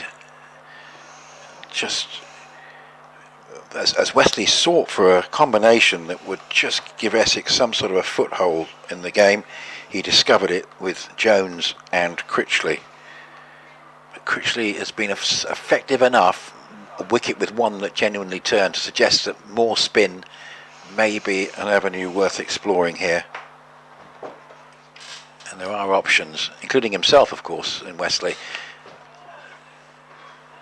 It's going to be just paddled round for a single down towards deep square leg.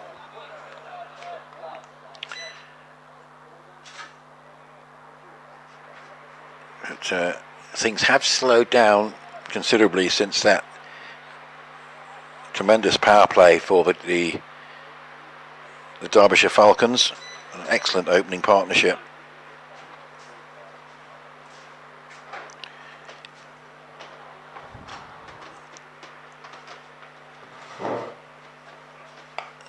So just five runs came off the 23rd over, 4 off the 22nd, 5 off the 21st, 5 off the 20th, 2 off the 19th, 2 off the 18th. So, and in fact, you look beyond that. The 17th over went for 3, the 16th over went for 2.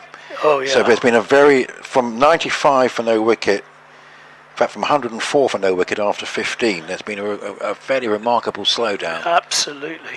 No, there was 9 off the 15th over, and then after that, it's been terrific. I think the most off any over is 5.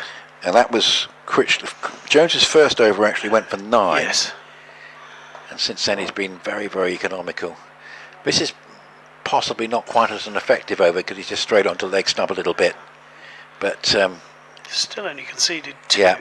Can they get came out? And obviously, if he's not on strike, they'll settle for getting his partner out. But another wicket now, particularly if it was to be Kane, would certainly unsettle Derbyshire.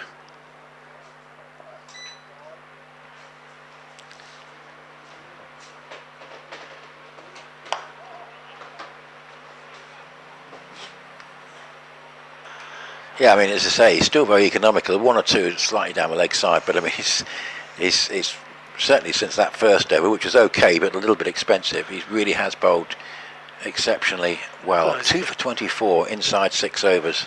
I know, 1 ball left to finish his 6th over, so effectively going for 4 and over. When you think that they're scoring at, it's dropped now, but it's nearly 6.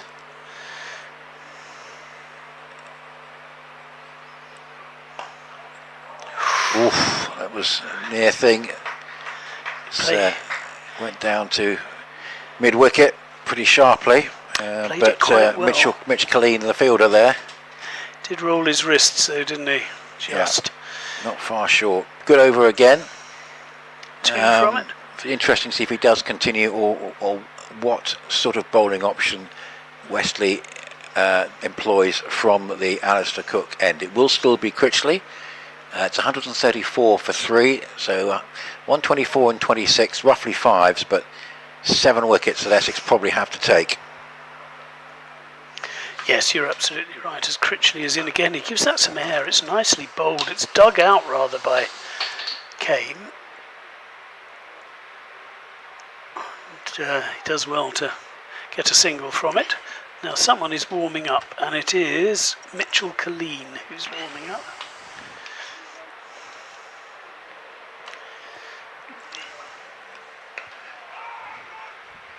Oh, another single.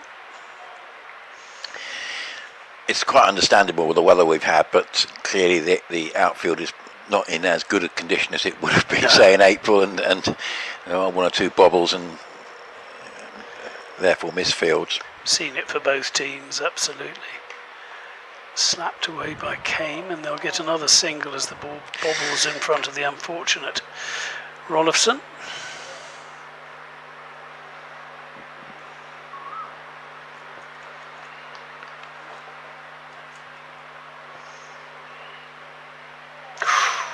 Very nearly draws the false shot there. Very keen to see a little bit of Benkenstein. Yeah, because the ball, it's turning. Yeah. It's turning, you're absolutely right. I think it looks more like Wesley's going to try and keep pace from Alistair Cook and spin from Graham Gooch, and that's cut away nicely. It will only be a single. Is he going to bowl Critchley straight through, which is the end of Critchley's 6th over? I'd be surprised if he didn't.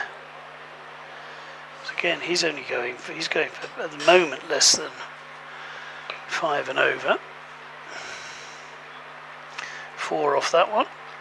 138 for 3. And he's got figures of, 1 for 28, I think, of his 6 overs so far. Elsewhere in this group, Middlesex with that huge win against Glamorgan earlier on. Hampshire 99 for 3, Gubbins out for 57, chasing 308 to beat the holders Worcestershire, and a bit of a 6-wicket partnership for Sussex, but Yorkshire surely on course. Sussex 57 for 5 in the 16th, chasing 326. So those two games still going on. Glamorgan Middlesex finished before 2 o'clock. Durham the side sitting out this round of games. Now, Mitchell Colleen has had to wait his turn since signing for Essex to get into the first team. How's he going to go? Nice accurate delivery. Actually, he's bowled as good a ball first up as anyone yes, has. that's true, because you were talking about it earlier, that there have been rather a lot of looseners, but he's got a really decent record in this competition. I know this is only his 13th match, but he's got 13 wickets at 35, best of 3 for 15, and an economy rate of fractionally over 5. So do with that. Oh, beauty! And well, he's had to wait his turn. He's waited a long time, but he's produced an absolute cracker, and Dowell's run of low scores continues. He goes for 5. Kame is 87. It's 138 for 4. And as I say, there is this option of Harry Kame, you can get 120 not out, but we'll knock the rest over. Is that possibly going to happen? Well, 138 for 4, and well done to Mitchell Colleen. The first delivery was encouraging. It was nice and accurate. And that one has gone pretty much straight through. It wasn't a great shot, but it's just moved a little bit. It's cut back in, and it's made a mess of Dowell's stumps. And as I say, just some signs of Madsen's such a huge wicket in any Derbyshire innings. Just some signs maybe of a little bit of uncertainty now for the rest of a Derbyshire lineup, and came a little bit becalmed. And he'll be aware the longer this goes on with wickets going at the other end, more pressure is building on him. So 138 for 4. It's a good fight that backed this by Essex. And to be honest, if they could get Kame now, they would be, at least in a position of equality, at the very least in the game. While Kame is there, Derbyshire are favourites, but it's been a really good fight back by the Essex attack. It really has, and well, skip it. I wonder if they'll come to Rue keeping on Zaman Akhtar earlier. Well, I did bowl at least one more over than I thought he might. Yes. He wasn't particularly bowling as well as he might. And it's interesting with Colleen because he might have played a championship game in April, but Bennett's overtook him, Zaman Akhtar did, but he's made a great start. And that's another good delivery. It's it's right on line and length, and what he wants to do is to pin down the new batter, which is Bin Naeem. And that's where Derbyshire bowled, wasn't it? Yes, absolutely. Just short of a length, on off stump. Very reminiscent of the sort of, I was talking about Dowell's bowling. His batting didn't work today, but he bowled very much wicket to wicket, didn't he, in the way that Colleen is here. That's another good example of it. Yeah, what Essex haven't had is someone to bowl, if you like, you know, with the Mackenzie Jones has matched some of the efforts earlier from, say, Rory Hayden. But in terms of the replicating Anuj Dal, this is probably the closest in terms of, you know, sort of more of a medium pace and sort of wicket to wicket style. But it will concede a run here. But Mitch Khalid has had to bide his time, having signed for Essex. Here we are in late July, gets his chance and gets a wicket with his second ball. Yes, told you so. To be fair, he hadn't been sort of pulling up trees in the second team, so, but it's absolutely right that he's been given a chance. And that was a very, very good first over, and he'll get a nice round of applause, which is good to hear from his point of view. And 139 for 4. And as I say, if you're in the Derbyshire dressing room, you're thinking, well, if Kane gets out now, we really are in a spot of bother. Critchley has 4 overs to go. I think there's definitely worth overs from Benkenstein here, maybe to follow Critchley, but fascinating situation. Still Derbyshire's game, but the 119 required, 24 overs, but it's the much more important figure is 6 wickets. Yeah, Jamie Porter dragged things back up. We're just seeing the bowling figures now. Jamie Porter dragged things back. Bennett was a little bit expensive. Akhtar was very expensive. But Jones came in, Critchley, and then Khalil. Well, welcome to Yusuf bin Naeem. It was his 20th birthday yesterday, so he is 20 in a day. Critchley straight into bowl to bin Naeem, who played that fairly comfortably, but straight to the fielder.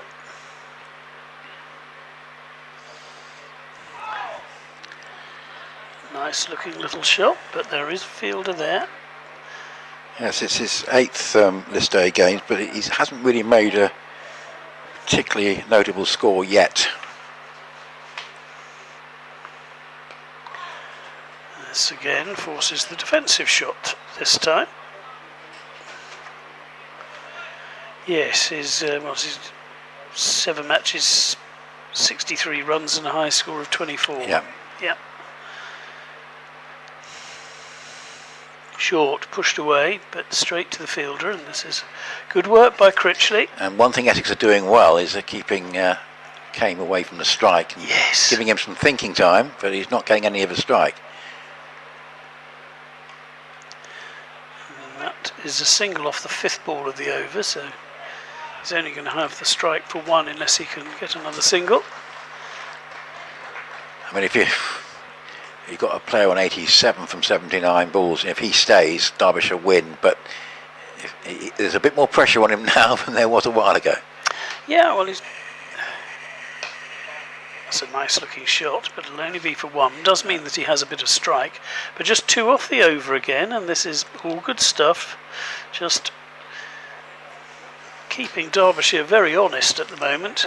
Matt Critchley's figures are... Just trying to find his figures. I can't see them with my sunglasses on, but there's 6 overs, 1 for 28. So there's 7 overs, 1 for 30. So yes, a very good return from Matt Critchley. When he came on, Essex were just heading for rather ignominious defeat, but boy, have things changed. Here's Khalil again. Again, nice, accurate line and length, and that's very encouraging. Not giving anything away. Just keep the ball away from the leg stump and avoid that little get-out shot for 1. And he'd probably quite like Kane to take a single.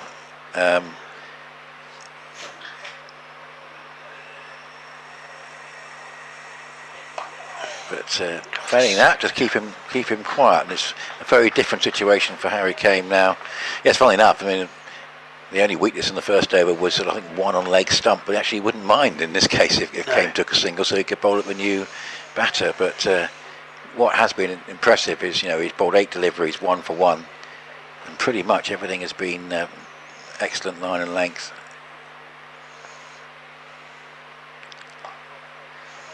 So as long as this is only one, that's not the worst thing from the Essex point of view.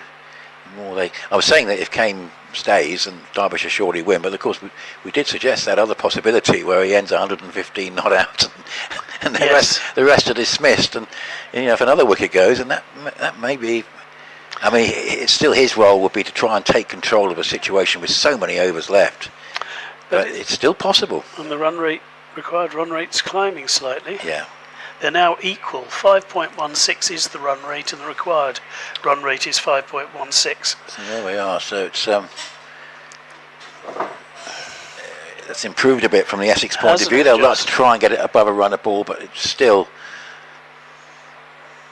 I think, while Kane is there, unlikely to be able to put them under severe run rate pressure. But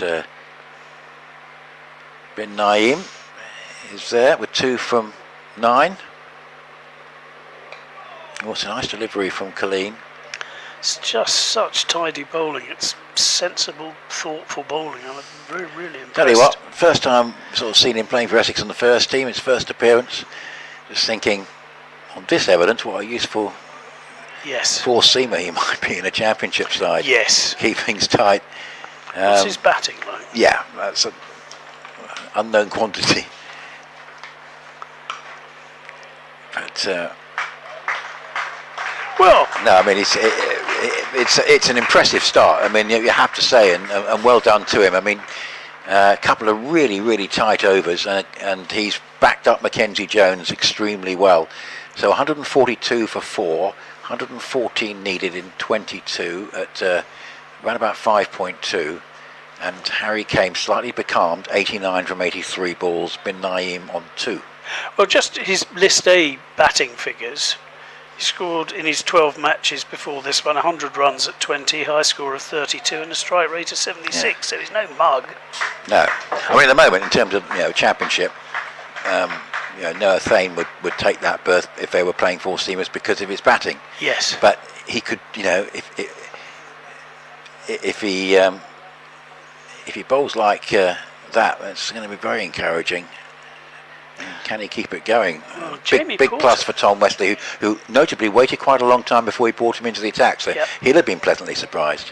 Jamie Porter bowling from his preferred end. Oh, and that's hit on the up by Harry Kane, but hit amazingly hard on the up by Harry Kane, and it's gone past the outstretched hand of Jamie Porter for 4. Now, I'm interested why Wesley didn't keep going with spin at that end. I thought he had 2 options. I thought he either continues with Critchley or he might bowl Benkenstein and maybe held Porter back. Because he does seem to enjoy a little extra pace, Harry Kane. Whereas for less experience in the lower order, might find it a little bit more tricky to handle Jamie Porter. Whereas Kane probably is, in this innings on this pitch, with the way it's become easier for batting, has got more of his measure. But at least he's got the new batter to bowl to now. Yes. 147 for 4, 5 off the over so far, but Bin Naeem just 2 from 11. As a little bit of gardening is done by Zaman Akhtar on behalf of Jamie Porter.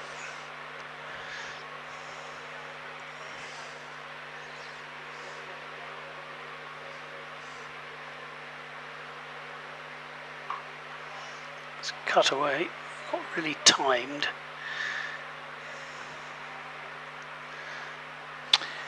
Looking good for Surrey in the other group. 176 for 3, chasing 255 against Northants at Guildford, and that would be their second win if they can grab that.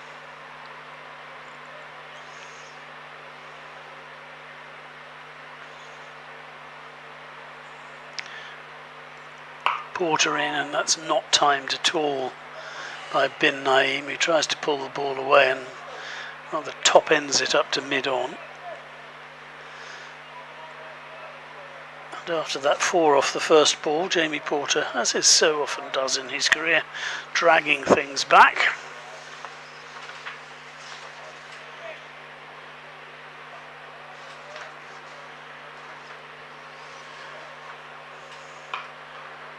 again, up on his toes, can only find the fielder.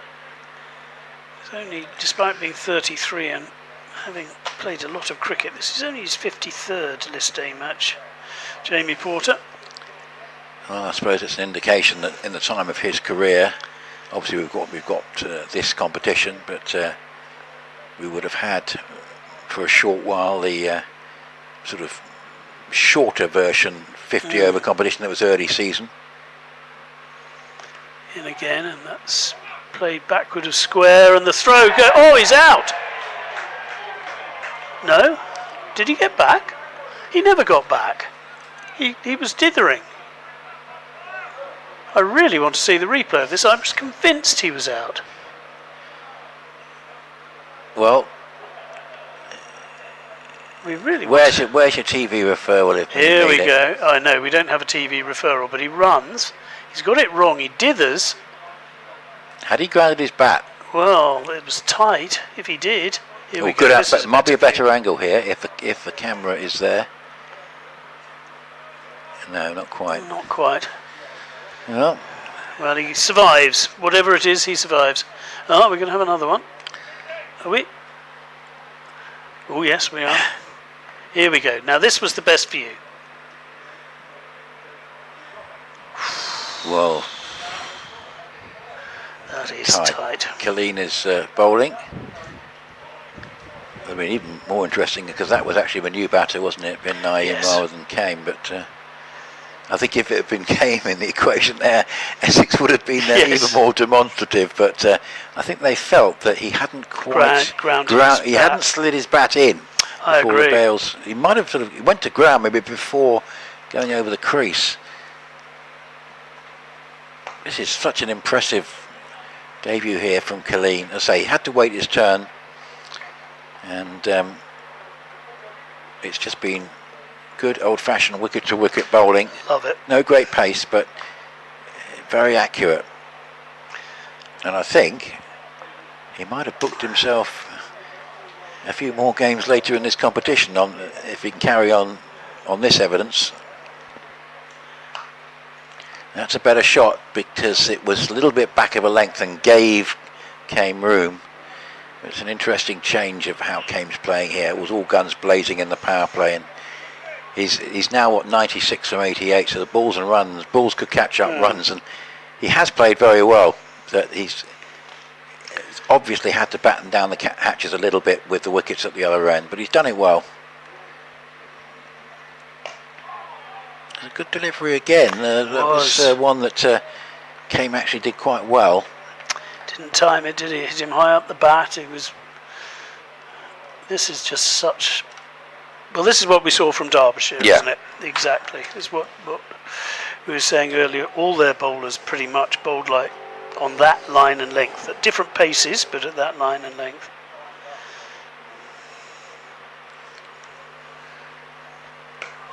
The good delivery, giving very little away. And that's to a batter who's very well set indeed. Yeah. Absolutely. Yeah, because he's actually faced 55 balls for his last 42 runs after his 50 came off 35. Just wonder if it's got slightly more tricky to bat out there, but I think the bowling's just improved, better. yeah. Full Again, that's a bit of a miscue. Looking at the end of his bat, but it's almost as if he's batting on a different surface.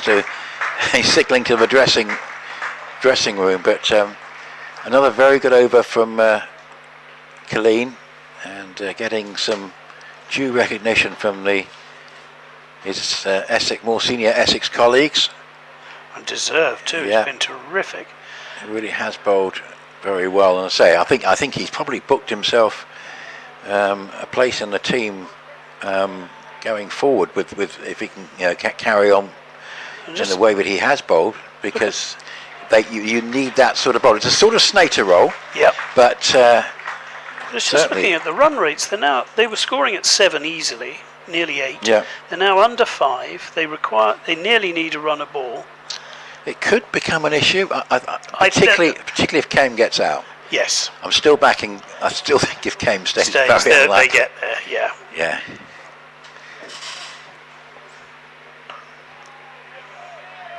I'd like Benkenstein. I'd like to see a bit of Benkenstein. And Critchley has got 2 to go. 8 overs, 1 for 35. So it's worth having a look. We've got 19 overs left after this Porter over.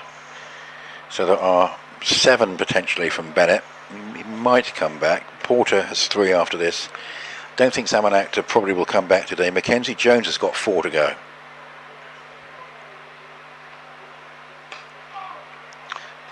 It's a nice looking shot. I think that will probably go all the way because the outfield is so quick. Oh, well done to the youngster. That was a nice drive. He's been becalmed on 2 from 16, but that was well played.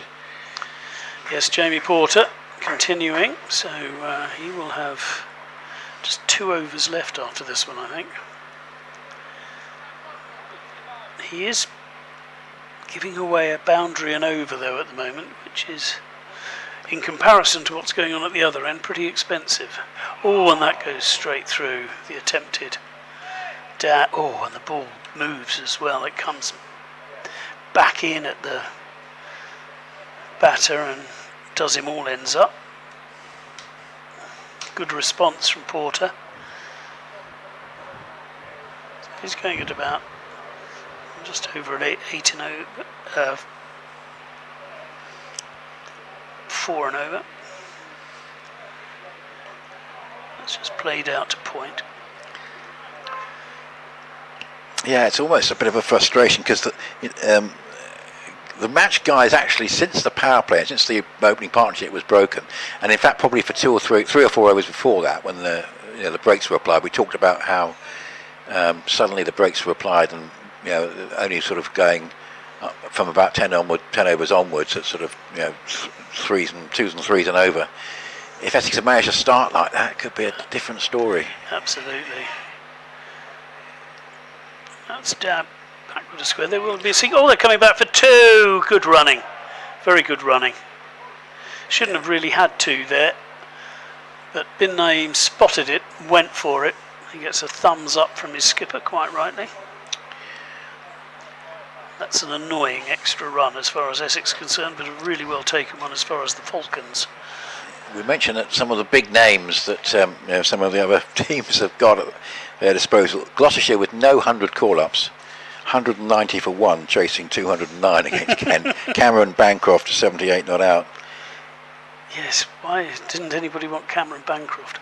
So that's flicked around the corner and will just be a single and 7 off that Jamie Porter over, which is in the current scheme of things really rather expensive. And James Bracey, England's forgotten man, made 83, so Gloucestershire are going to get their first win. Now, Cameron Bancroft nearly killed me here one year. I was playing for Middlesex. Middlesex were playing here against Gloucestershire, and he hit the strut between the windows with a 6. So, but we survived. Well, it reminds me of the famous incident in the tour match, Australia coming here. Must have been about a decade ago. I can't remember which tour it was. But it's a beauty. This is a terrific spell from Colleen. Wesley's probably thinking, why didn't I bowl him earlier? But this is his first appearance, and and you're right, he hadn't been ripping up trees for the second. It's been a fantastic spell from him. And I say, particularly in the 50 over context, it's just a sort of, one of your seamers needs to be like this, and this is a very, very good spell. And again, a little bit of extra bounce there, and he's got Bin Naeem trapped now at the striker's end on 9 from 23, 156 for 4, 102 required. There are 18 overs left after this. Yes, just a possibility if Kane can be just to start to strike. Given look at Bin Naeem's strike rate, that runs could become an issue as against overs. That's another good delivery, just bringing the batter forward. And a bit more blue sky now as forecast, but the crowd will have come. We're hoping that still Essex can win the game, but they'll be pleased with what they've seen from Colleen and Critchley and Jones. In particular, you're absolutely right. Yeah, and if Essex could win this game from the position they were in, it would give them a tremendous fillip going into that 3 games in 5 days spell. It's a nice forcing shot Only be Bin one though. Naeem. It's showing some decent composure out there, and hasn't got a great track record with the bat, but he's actually looked fairly capable when he's played his strokes. Yeah, just having a quick look at those bowling figures. Critchley, Jones really do stand out, as does Killeen. 1 for 5 in his 4th over.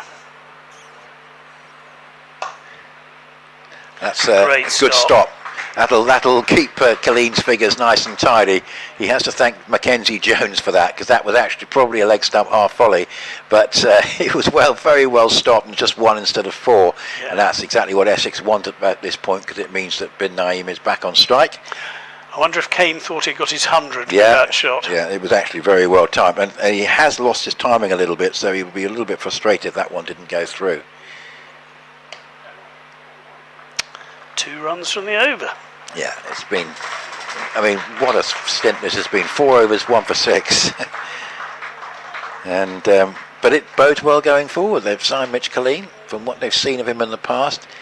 And maybe he was one of these cricketers who's motivated by playing for the first team, and that's what really gets him going. And he's absolutely bold in that frame of mind. So well done to him. Interesting decisions for. See, Porter's now into his 9th over. I think he's going to bowl him out. Yeah. Looks of things. Plenty of Mackenzie Jones still to come. We haven't seen Benkenstein. Harry came on 97.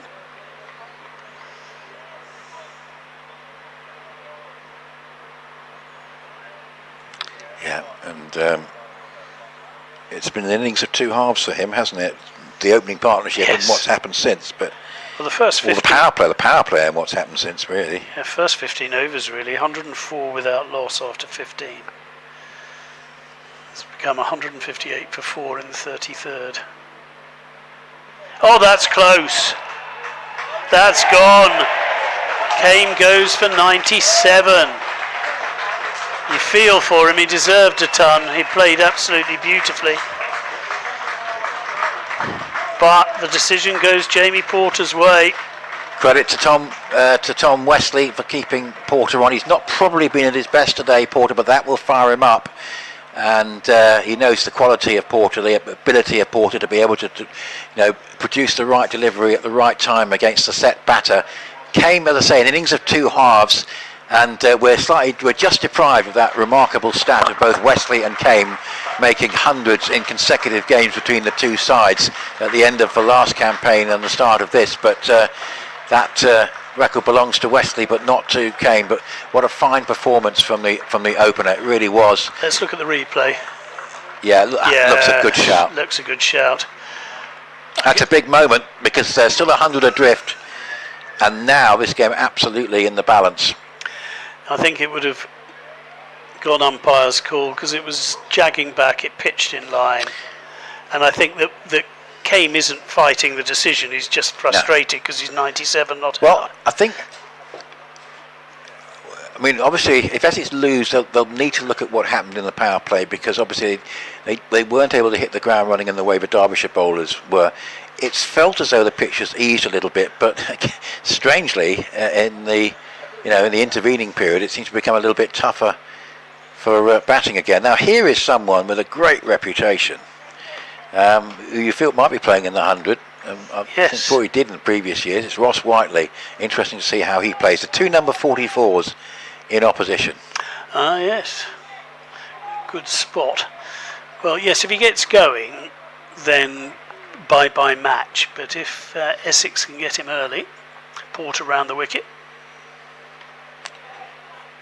and he has a single. Is he the first left-hander we've seen today? We certainly haven't seen many. Think about that, because obviously there's no Walter. So I think he's the first lefty we've seen.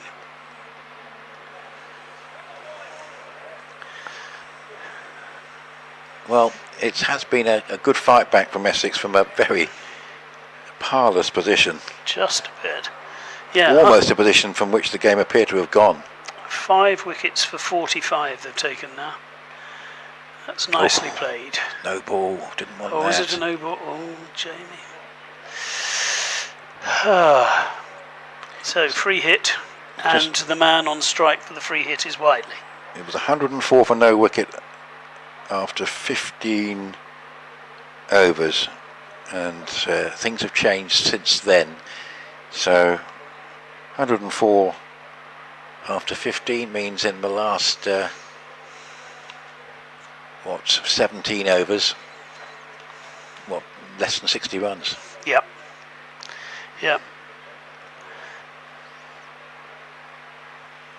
Last 17 overs, 54 runs. So just over 3 and a bit and over. Having been bowling along at the best part of 7. Well, Jamie Porter for the free hit. Well bowled. Great Yorker length delivery from Porter to drag back the no ball.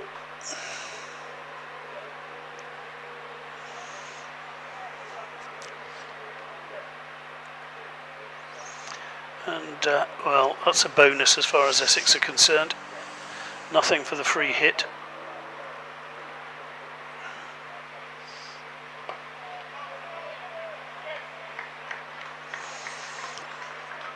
This is good from Porter.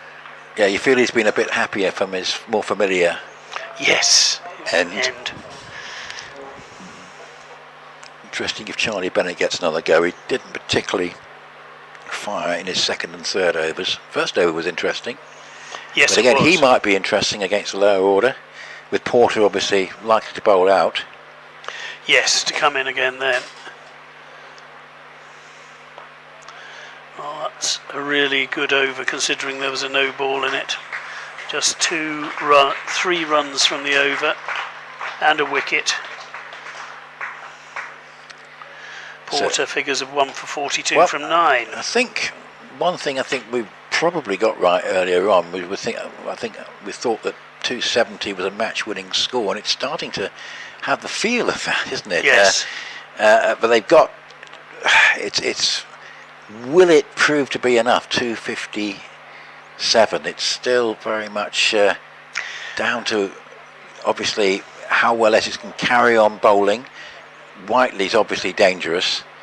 Bin Naeem is sticking in there. He hasn't got much experience. He's not scoring particularly quickly, but he's batting with composure. He's got Colleen with 4 overs, 1 for 6 to have a bowl to him. How long can Colleen keep going? And again, nice and accurate. Yeah, I mean, Colleen looks the part as a bowler in this format, doesn't he? You want a bowler who's going to bowl wicket to wicket, and this has been incredibly encouraging. And you've mentioned it before, but Anuj Dal with his 3 for 33 from 8. Quite similar. Shane Snater would play a similar role, but I mean, in the absence of Snater, having him over there is really, really useful.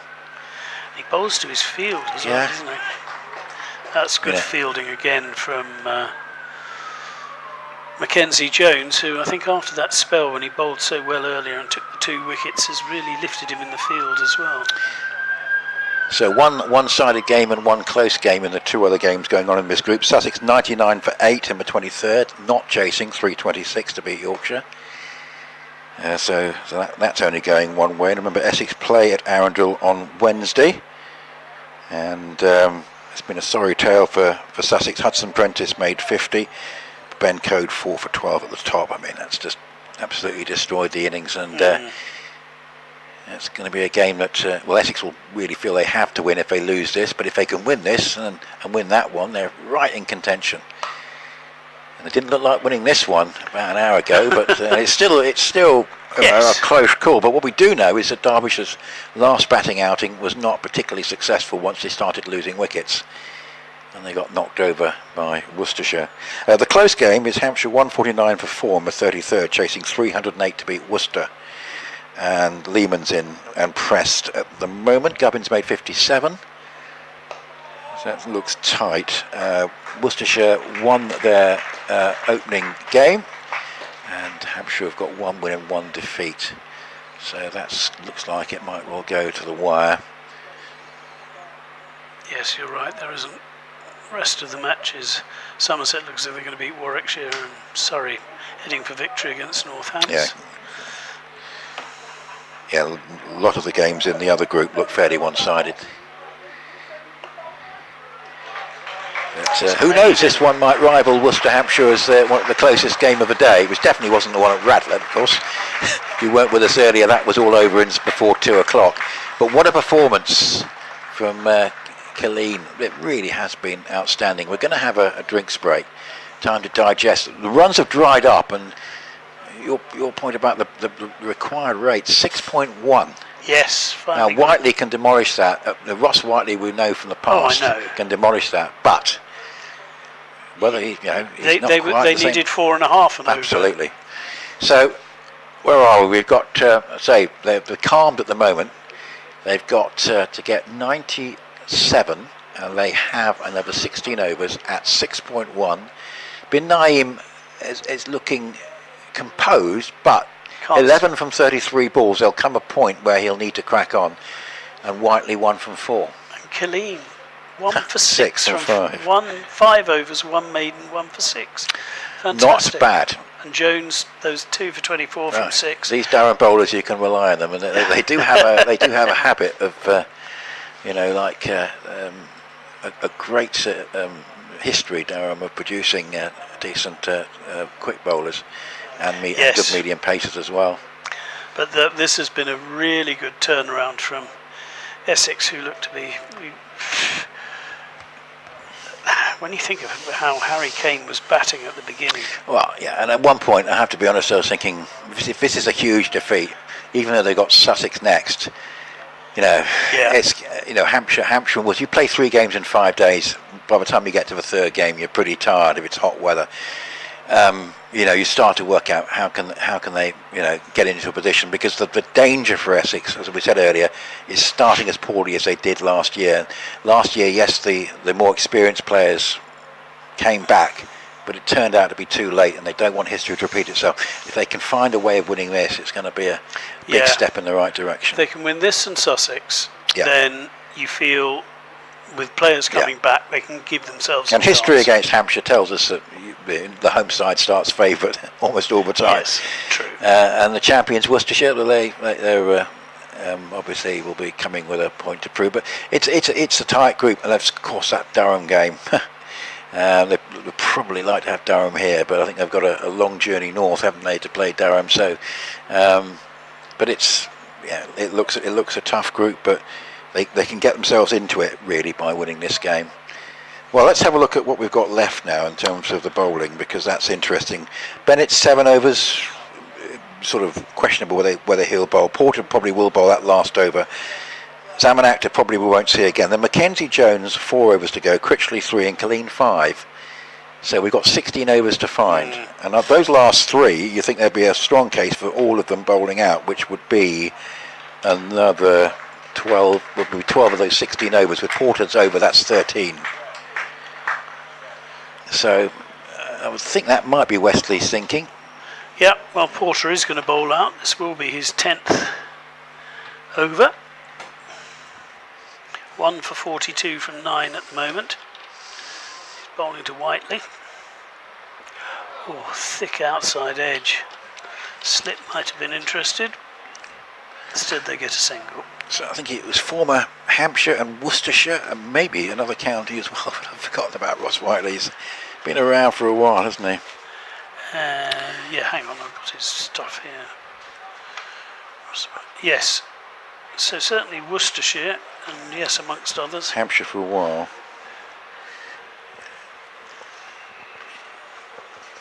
There weren't many more on his Cricinfo. Lots of franchises. Yeah, he was with Worcester for a good long time, from 2013 to 2021, and then Hampshire in 2022. Right. Where I think they wanted him to play a part in the red ball, which he was not quite so adept at, but he's become more and more a white ball specialist, hasn't he, as time's gone on. Yes, there are certainly a few franchises next to his name, understandably. Though at the moment, he has 2 runs from 5. Bin Naim is facing, and he has finally managed to break the duck a little bit. He has planted Porter for 6. Porter banged it in short and has paid the price. You have to keep the ball in the right place. If you do, it's difficult to score. Yeah. Bin Naim, all credit to him, because he was under a little bit of pressure. He has been scoring roughly 30 runs per 100 balls, but that 6 over mid wicket will help. The frustration for Porter today is that he tended to bowl sort of a one bound, which is unlike him a little bit. I agree. One bad ball and over, pretty much. Oh, and that escapes the fielder as well. It should only still be a single. Thane's okay, but I think he took a bit of a tumble. He's examining his left hand. Yes, the ground is so hard. If you fall on it, you will have aches and scrapes. So Porter is last over, going for 8 so far. He has figures of 1 for 52 balls left. Bin Naim has moved on to 18 with that 6. Fetch from outside off stump. Porter round the wicket. Tough shout when you're bowling around the wicket, and it was going to miss leg. But he did get it to straighten a bit, and it was a good delivery. I don't know whether there's any bat on it or whether it was a leg by. We'll soon find out. It was a leg by. So no bat involved on that occasion.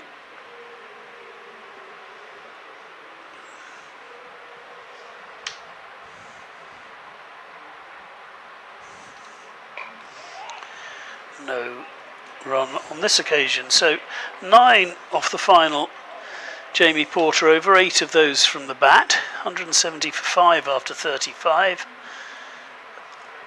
And Porter finishes with 10 overs, no maidens, 1 for 50. Gloucestershire up and running. They've beaten Kent by 6 wickets with almost 14 overs to spare. That's their first victory, and built around their opening partnership: Bracey 83, Cameron Bancroft 89, not out, and the rest didn't have too much to do. Good bowling performance from them earlier on as well. So Gloucestershire, who without the 100 calls, I think that they can do well in this competition. Have got themselves up and running after a bit of a slow start. Yes, I imagine Kent have lost a few players.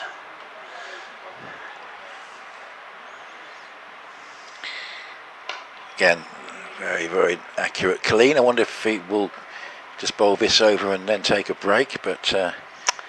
well, because he hasn't got the world's longest run, no. Has he? He can probably... 1 for 6 in 5 overs and 1 ball. Very, very impressive. Yeah, the skipper would like him if he could do another 2, bowl 7 on there. That would be handy at the way he's bowling at the moment. That's a nice shot. I mean, that's quite a typical Whiteley stroke. Away back at the square on the offside for a couple of runs. Yeah, because of his experience, he's certainly someone that Essex need to see the back of. Yes, because if he suddenly starts scoring quickly, the pressure that they're applying now will disappear fairly smartly. So they need another 86 from 88. It's another nice shot. Just Whiteley using the room outside the off stump on a couple of occasions there, just to play a couple of nice strokes.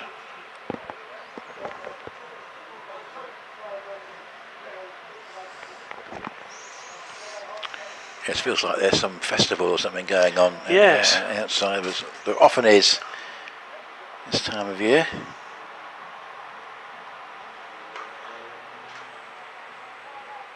Just slightly lost the metronomic line and length of his previous overs in this over. Colleen, I wonder whether we might take a breather after this over, but doubtless Wesley will have a chat to him. But still not giving too much away. In fact, for him to concede any runs is quite unusual. Highlands Park, yeah. Where would they be for us to be able to hear them? Would it be Highlands Park? Yes, that's not too far away, but it might just be in the park outside somewhere, which is quite large, isn't it? That's a better ball from Colleen. So got 14 overs and 1 ball to go. So 85 deliveries And at the moment, a further 84 runs. So it's a runner ball off. That's a lovely shot. That's just a little bit over pitched. I think Wesley might give Colleen a bit of a breather there. There's just a few signs in that over, but that was a classy shot. And as I say, they do have a lot of experience in Whiteley, and strong through the offside. And just a little bit of a partnership starting to build here between these two. They were really on the back foot, Derbyshire, when Kane was out. Still got work to do. It's 80 required, and there's 84 balls, so 5.7. They've actually just brought the rate down a little bit. They did. That was a good over for them. They 8 from that over, and that helped enormously. Now this is a slight surprise. Oh, really? Okay. Well, Tom Wesley knows what he's doing, I'm sure. Might have been a case to bring Critchley back at that end at this point. Yes, quite. Maybe he's hoping the extra pace of Akhtar has punched away for an easy single. It's summer in Nashville, Central Park, Chelmsford. Central Park, yeah. Sunday the 26th. So very much in the centre of town. The UK's biggest touring country festival. Okay, so 500 free cowboy hats. Country music is very much in vogue at the moment, so I'm sure that's got a good attendance. Yeah. Even to the extent where we had the England players going to see the Ella Langley concert. Oh yeah, remember that's that right. one? Yeah, Dan Bird or Harry Kane was the Harry big country Kane. fan, They both are. Yeah. He does bang that in short, but Whiteley just takes evasive action. I wouldn't have spotted the bit we can hear as it being particularly country, but anyway. No, it seems like drum and bass. Yeah, exactly. Maybe everything sounds like drum and bass through headphones. So at the moment, looking like wins for Northants, Somerset, Lancashire in the other 3 games. Akhtar in again, and this is much better from him. His length and line is right. He's banging it in just short of a length, around off stump, little bit of movement as well. He's very much keeping Whiteley honest at the moment. But I'm sort of wary about predicting games at the moment, because I remember doing the quarterfinals of the Blast, and we had so these look like very one-sided games. I thought, I'm going to give Somerset a slight chance with Craig Overton and Lewis Gregory in to win their game against Yorkshire. Oh yes, that was that ludicrous innings from Overton, wasn't it? But I can tell you, I gave good bouncer. I gave Surrey absolutely no chance. With Surrey 120 for 1 or whatever it was, chasing 160. I couldn't see any way in the world that Surrey would mess that up. With all credit to Notts, but there were a couple of absolutely fantastic quarterfinals. I say in a way, a shame they were all played on the same day because of the quality of those two games. Yep. It's well bowled again, because I think that was that off the pad? Oh no, just got a bit of bat on it. Yeah, it's a better over from Zaman Akhtar, who wasn't quite at his best early on, but Wesley is obviously confident this is going to be a better spell. But he's really, but he's bowled exactly the right length and line. I think he's been watching the others. Getting to a stage where they could do with another wicket now. Essex. Yep, true. 78 to get. These two have put on 22 so far. Nicely played. Still only be a single. Yep. Only 3 off the over, and that's a really good comeback from Akhtar. Yeah, nice over from Akhtar, but equally these two will be sizing up the situation, and if they stay together, Derbyshire will be okay. Even though it's a runner ball, Essex still need to keep taking wickets, and Whiteley's experience is obviously a key factor. It's 5.9 is the required rate. We've got 13 overs to go, so 78 balls to get effectively 77 runs.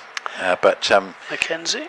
Yeah, good to see Mackenzie Jones back. I think the right decision there by Wesley to give Colleen a spell. He may. This is interesting. They've just put the worm up, and having been so far ahead for so long. Back in contact, almost within handshaking. Exactly. If worms can do that. Yeah. Tail shake. Yeah. So here's Mackenzie Jones. It's probably just going to be a leg bite. It's well, a little bit of tension around, and one more wicket would make it very, very interesting, particularly if it's Whiteley, because it would then put pressure on in bin Naeem, who's going along steadily. Yeah, having a sort of assess the match situation, but Whiteley's strength is through the offside, so this is something that Mackenzie Jones will be. We've got a mid-off, a straight cover, a backward point. Still gets the way. Punches it away nicely, but straight to the fielder. Yeah. So down to 75 needed, and 12 overs and 4 balls to go. Much a game that looked pretty even in the first innings. Didn't look very even in the power play in the second, but it's now evened up again. But there was a little bit of a partnership building between these two.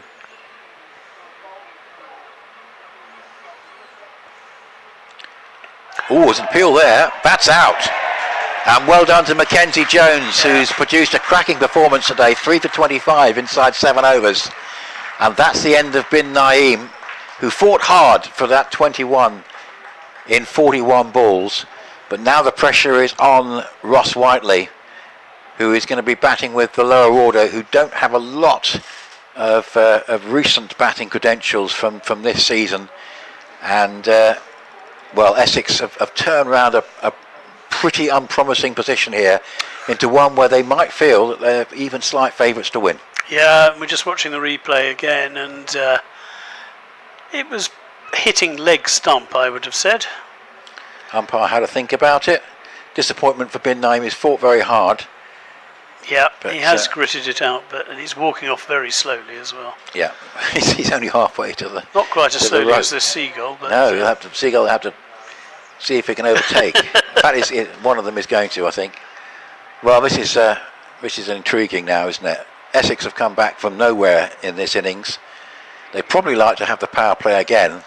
Yes. But it's all started with that miscue from Anderson. And yes, I mean, to say, we had a situation there where we were absolutely flying along in the power play, and then suddenly the scoring rate slowed and the wicket started to fall. Yeah. And we've seen some very good bowling from Mackenzie Jones, Killeen, and Critchley, who's still got a couple of overs to go, I think. He has. Check. Yeah, here we go. They've just put up. He's got 3 overs to go. Right. So he's got 3 overs. 7 overs, 1 for 30. Killeen has 4. Bennett has 7. Yeah. Interesting to see what happens at the other end. So Potts bowled okay earlier on, but now has a role to do with the bat. And I say if they lose Whiteley now, they're really in banging trouble, Derbyshire. But if Essex can win this game and turn this around from what looked not a certain defeat, but you wouldn't have given, and the old win-viz thing, I think Essex would have been on about 5%. Well, his best bowling... Or even probably worse than that at one point. Mackenzie Jones' best bowling figures in list day are 3 for 55. So, well, he's going to have to be fairly expensive to not get that. And of course, if he can get another wicket, that will seal the deal a little bit earlier. But there's been a terrific fight back by Essex. And actually, Mackenzie Jones was instrumental in it, wasn't he, right at the start, absolutely. With that spell where he bowled with Critchley. Absolutely. Up until then, it had been completely one-sided. Oh, it's a bit of luck, but it's 4 runs, and that's useful from the Derbyshire point of view. It was a genuine edge, and unlucky there, Mackenzie Jones, but that is a useful boundary for Potts. So Whiteley is going to have the strike now, and as I say, Derbyshire cannot afford to lose him, a player of all his experience. Nick Potts, Ben Aitchison, Rory Hayden, Jack Morley. So we're not expecting huge batting credentials. For example, Potts' highest score from 12 list A games is 8 not out. So he's batting at 8. So that probably just gives you an idea that they have a bit of a tail. And not a huge amount of experience. Unlike this chap. Akhtar to continue then after his excellent return to the attack last time out. Oh, and that comes off the pads. Could be two. No, just the one. Yeah, Zaman Akhtar was a bit disappointing in his first spell, wasn't he? Because he's a better bowler than what he showed in those first 3 overs. He's been a bit more on target.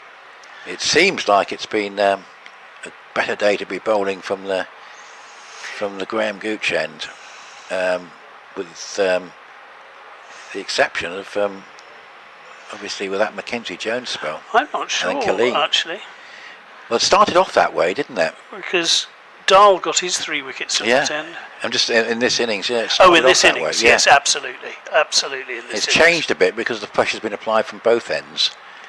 I think we made the comment, didn't we, at one point, that there have been a lot more runs coming from... 2/3 to a third of the runs, yeah, absolutely. Sorry, yes, but over the game as a whole, bizarrely, there have been rather more wickets at this end, I think. Yeah. At the pointing, this end, at the Sir Alistair Cook end.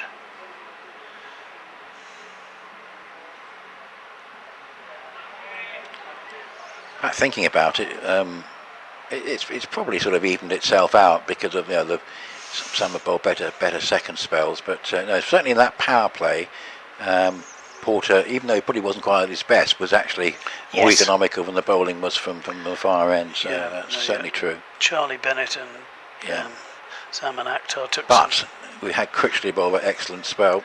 Yes. From that end. Absolutely.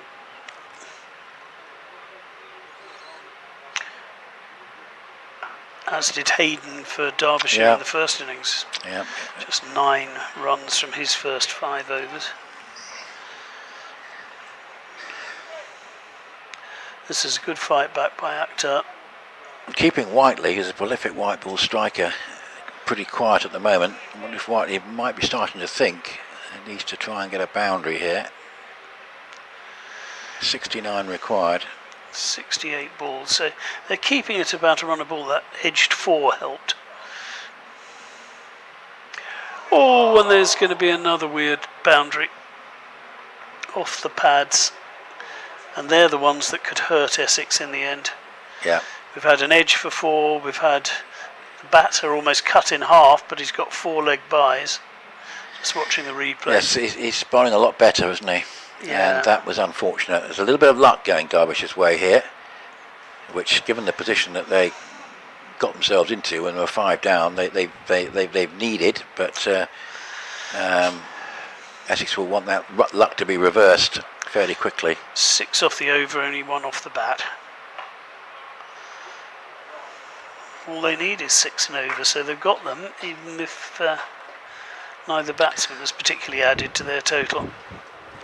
But certainly it's been an improved second spell from Zaman Akhtar.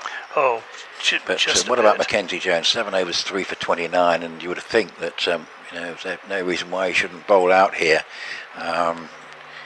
So interesting decisions for when does he bowl Wesley? When does he bowl Critchley, for example? If you're going to want to bowl him from that Graham Gooch end, you would have thought. Here is Mackenzie Jones. Oh, that's a good attempted Yorker. Dug out by Potts. Fanciest chances here against Potts, I think. Rather be bowling at Potts than Whiteley. Oh, absolutely. So 10 overs and 5 balls. And 65. It's exactly needed. Run a ball. So it is a runner ball at the moment.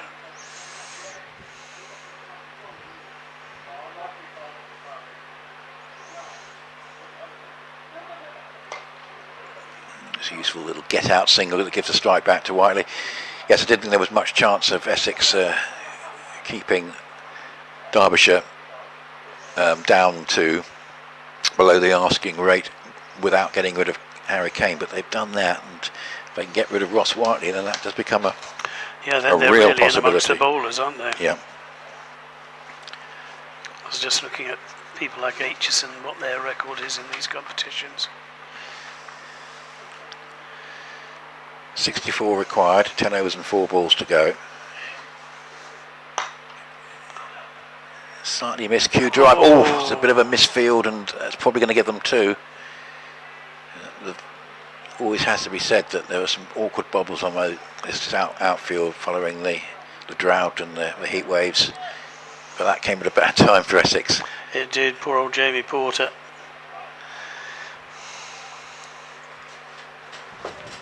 Would probably have been 1, but certainly not 2.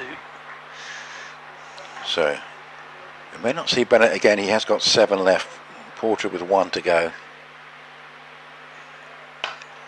Full toss. It's a no ball. Ooh. So just little things going Derbyshire's way in the last 15 minutes or so, and that obviously is a bowler error. It's from outside the width of the crease. He didn't go over the front. It was down the side. It has just been pointed. It's just a little bit of a change in momentum in the last 15 minutes. It's not particularly through any explosive hitting. It's just little things that have been going Derbyshire's way, and this is one of them. Edges, leg bys, full. Here's the free hit. Good stop from Porter. And if he may have conceded an extra run a little while ago, he's probably saved 2 there. Correct. So he's net 1. Yeah. So 199 for 6, meaning we have 59 required, 10 overs and 2 balls to go.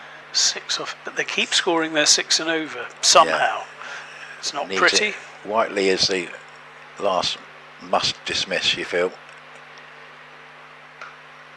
And that's a typical Whiteley shot. He's strong through the offside, particularly backward of square, and so much experience. 200. So we're down after this ball to the last 10 overs, and it's going to be a runner ball chase. Oh, sorry, yes, there's another. Interesting. Now I've got another ball to go. Yeah. My cricket website has got Matt Critchley as having bowled 8 overs, so I'm sure Tom Wesley knows how many he's bowled. Oh, okay, I'll check the But we'll check that. It's clipped away for another single.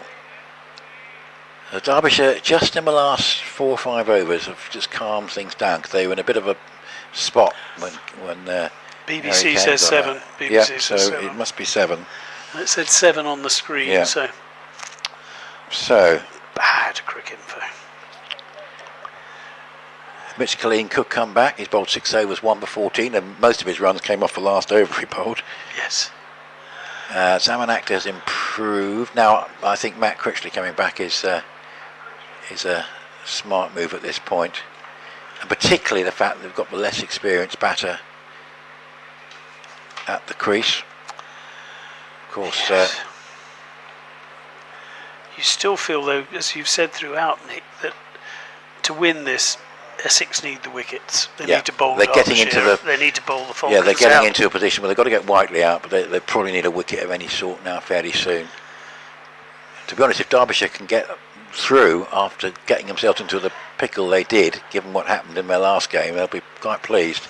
Yes, they won't get quite such a rollicking from Mickey Arthur afterwards. No, he'll be quite pleased with if they can win. Critchley then. It's a good stop, but they can still get through for a single. But good dive from Mitchell Killeen. It's well done by Potts. So yes, he gets off the strike. Absolutely right. He's got 8 from 8. He's done pretty well so far. Whiteley 16 from 25, but he knows as long as he's there, he can probably see them home. Derbyshire are fighting back after losing those middle order wickets. 1 or 2 people have maybe had a glass, thought that might have carried and be a catch, but it was very much the bunch. Bump ball to Bennett. That's cut nicely off the back foot. Oh, and I thought the fielder had more of a chance than that, but no, it beats him pretty easily and goes for 4. nothing that Grant Rolifson could do, because he's quick across. He's a good sprinter, so if he couldn't get there, no one could really. His outfield is so fast. Yeah, it is. 2 or 3 shots like that I thought the fielder was going to cut off.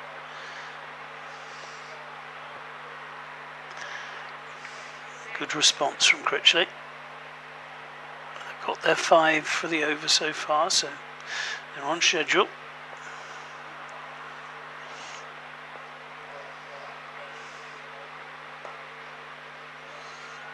Good piece of fielding. Looking as though he's starting to find his timing, Whiteley. Worrying. Really important to get him out. Well, except for, of course, we've got Derbyshire Falcons fans listening. They'll be delighted that he's got his timing right, quite rightly. But he manages From to... Derbyshire's point of view, as I say, it's a game that they've absolutely set up to have won for the brilliant opening partnership, a very good power play after an excellent bowling and fielding performance earlier on. They've arguably, on the cricket we've seen, been the better side so far, but Essex have had a good fight back. They have. But if Ross Whiteley stays, and Derbyshire surely are still favourites to win, and they've had a good few overs here. They really have. They've just had a little bit of luck on occasions, but it's just built a little bit of a partnership. This is interesting. Actor kept changing ends.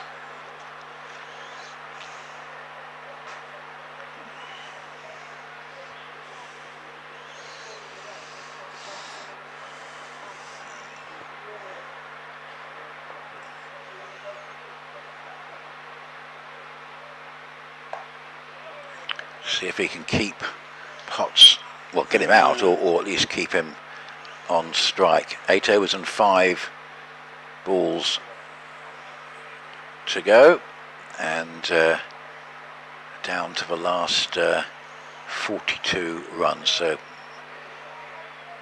that's within the batting side's compass, particularly with Whiteley's experience. But if they can get him out, there's still an avenue for Essex here. That's a good ball, and Actor's bowled better. Obviously Wesley has seen the improvement and wants to see if he can potentially get another wicket out of him. Comedy fall there from, I think it was Matt Critchley.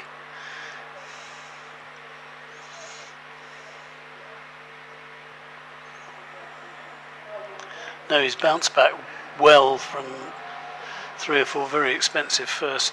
I think he'd gone for 21 or 2 off his first 2 overs.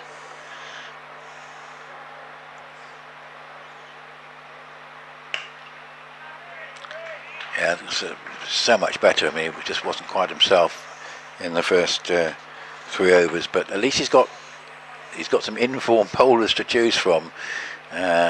Tom Wesley, but I think if Essex lose, I mean, as I say, I don't think, given their relative inexperience opening in 50-over cricket, you know, although it was a fairly slow start, you can't blame too much on the batting at all.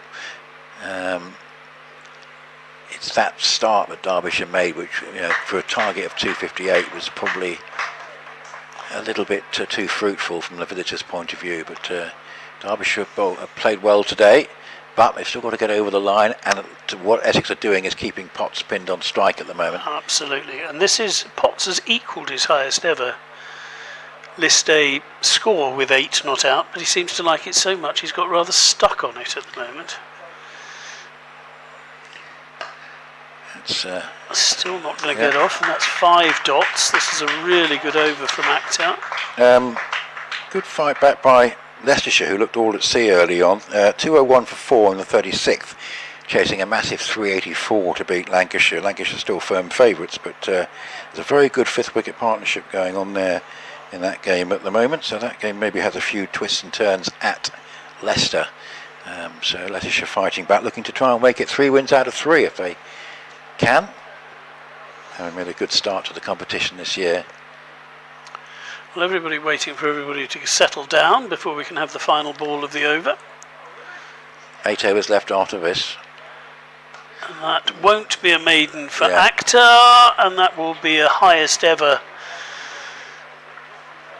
list A score for Potts, the first time he's been into double figures, and that was the first loose ball he bowled. It was short, it was outside leg stump, and it was a bit of a help yourself. Yeah.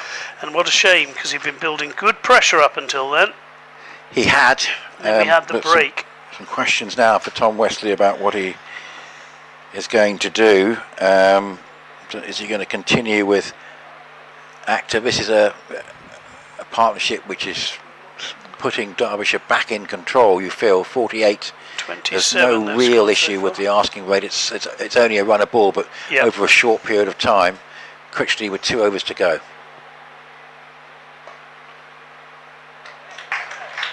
Good stop. Harry Kane made 97 from 94 balls with a 6 and 15 fours, and he put on 113 with Anderson. Oh, when this one goes through the fielder, he'd done really well to stop the last one, but there's nothing he could do about that one. Yeah, he's gradually found his range, hasn't he, Ross White? We know he's strong through the offside. He's shown us, again, examples of that. He's taken his time. It's been an intelligent innings. It has. He realised that... Oh, maybe they can claim that as a way of getting him out. Yes, he stepped away. It will be a dead ball, but the middle stump was hit by... I must admit, 158 for 5 when Kane was out. Derbyshire were wobbling on the ropes, but there's been a very good recovery, which will please Mickey Arthur, assuming they go on to win. That's when Ross Whiteley came out, wasn't it? Yep.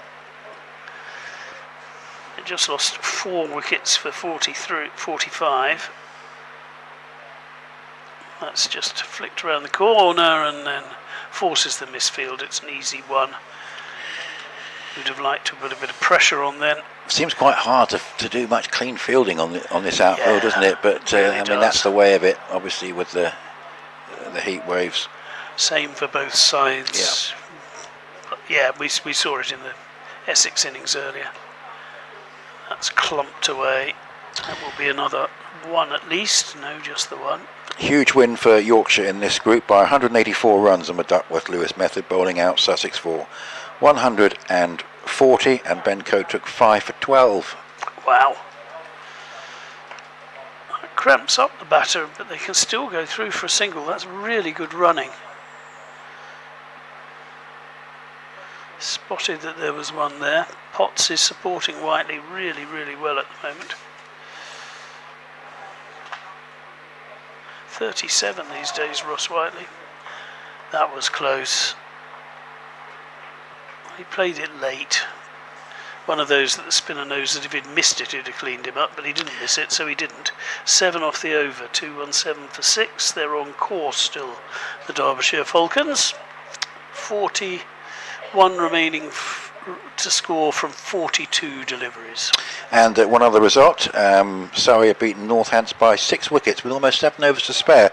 And Adam Thomas, 83, not out, making a bit of a name for himself, at virtually a runner ball. 64 to Patel. Good win for Surrey. That's 2 for them now, so they're going along nicely in that group. So here, 7 overs to go, 42 balls, and at the moment this is under control for Derbyshire. Essex need some quick wickets, they really do. So it's Akhtar to continue. That's cramped Whiteley for room, but it's been a good 26 from 34 balls for him. So 41 runs and 41 deliveries, so it's an asking rate of a runner ball, but if Whiteley's still there at the end, Derbyshire will win. Essex have now got to get him out and try and put some pressure on the bowlers that remain. He's forced away for a single into the offside, so down to an even 40 from as many balls for Derbyshire to get their first win and condemn Essex to 2 straight defeats. It'll mean what looks a very winnable game against Sussex at Arundel becomes more or less a must-win, with 2 quite difficult-looking home fixtures to come off the back of that.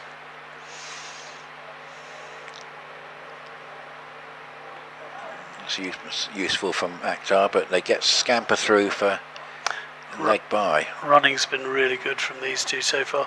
Yeah, this is... Where does he turn to? We just saw all the bowling figures up on the screen, and Jones, 8 overs, 3 for 37, should bring him back.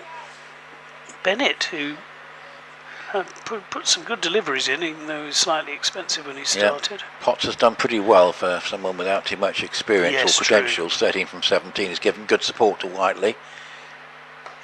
That's on the hip of Whiteley, which is usually a bad delivery to a left-hander, and he duly gets a run there. So Akhtar much better since he returned for his second spell, which has been split up with him bowling really from both ends.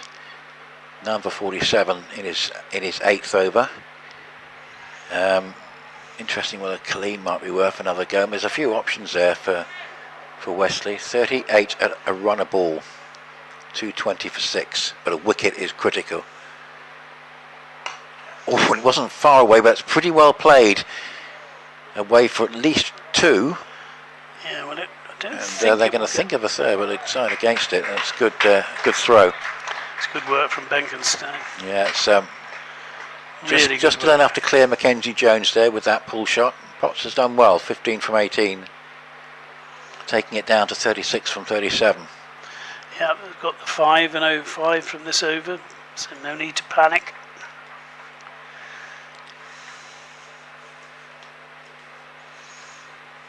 .222 for 6. A third phase of this Derbyshire innings after 2 very distinct phases preceding it. That's a good appeal, and there's almost a possible run out. That wouldn't have been too far away as they were looking for the run. First of all, looking at the umpire, who wasn't in the end interested in the appeal, and then the possibility of a run out at the striker's end. Let's have a look. Here we go. Leg side, possibly. Two leg. Yeah. Too much on the leg side. It was a good ball, but I think I'd have gone with the umpire. It would have been a soft dismissal, that, if having survived the LBW to have got out, yes. Run out. And don't particularly need to be panicking to that extent, particularly because it leaves Whiteley on strike. So Whiteley 28, Potts 15, 222 for 6, and we're down to 36 still, stubbornly at a runner ball. It's been there for a while. And it is going to be Critchley to bowl his last over. Now, this is interesting because has Whiteley got his measure? Critchley is in. That's flicked really nicely with minimal fuss. But will only be the one.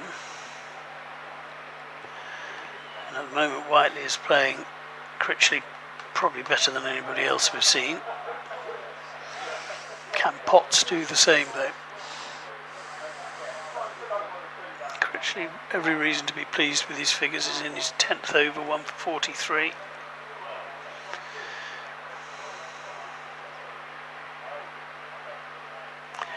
Oh, and that doesn't miss by much. That really doesn't miss by much. Lovely ball. I'd have a look at that one. Looked like a bit of a flipper. Certainly a different bowling action from Critchley. I wonder if we will get a chance to see that again. With a very, very good bit of disguise. Yeah. Completely bamboozled Potts, but Potts has responded well, flicking that into the leg side for a single and gets off strike. It's been a calm performance from these two. Yes. They go for a very quick single, but it's good running again. Potts has been superb at spotting the singles and going to the danger end. Certainly the wicket at its most difficult for batting was in the first part of the Essex innings. But Essex bowled well enough in the middle of his innings to make it look as though it's causing more problems then. That's nailed, but straight to the fielder where it bounces off his knee. Ouch, but it's still only a single.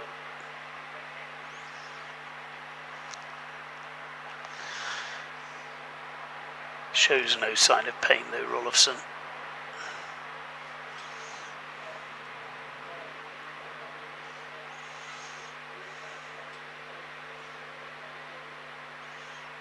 Faster ball helped into the leg side, only for a single, so 5 singles from Critchley's last over, so steady stuff from him. Yeah, 31 from 30, 227 for 6. 10 overs, no maidens, 1 for 47. Derbyshire are doing the job. They got themselves into a right tangle at one point. 158 for 5, having been 113 for no wicket. And we can see how far they got ahead at the beginning of the innings, which really helped them. And they've just kept going ever since, even though Essex did hurry up towards in the last 15 overs or so. Well, Zaman Akhtar hasn't taken a wicket. He has bowled better in his second spell. I know, but you kind of feel Mackenzie Jones and Mitchell Killeen have looked more likely to take wickets. But anyway, it's his 9th over. And it's 31 from 30.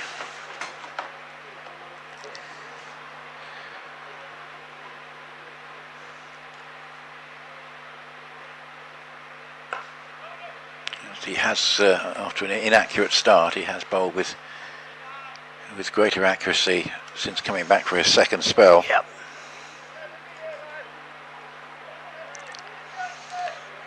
No, the first 4 overs were expensive, particularly the first 2, but he's bounced back well. But I just feel that the other 2 just look more dangerous today. Yeah, I think that's probably fair to say.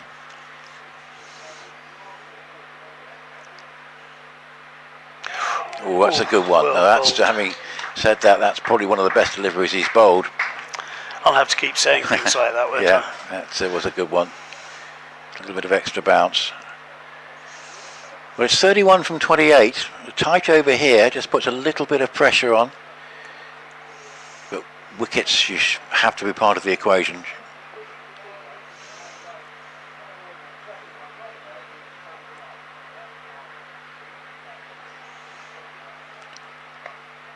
It's another good delivery. It's fair play. What Zaman Akhtar seems to be getting better as he goes today. Yes. And that's he's been bowled a very nice, accurate over so far, not giving Whiteley anything much to hit. 31 from 27, and interesting decisions for Tom Westley about who's going to bowl out here. Yes. No Jamie Porter.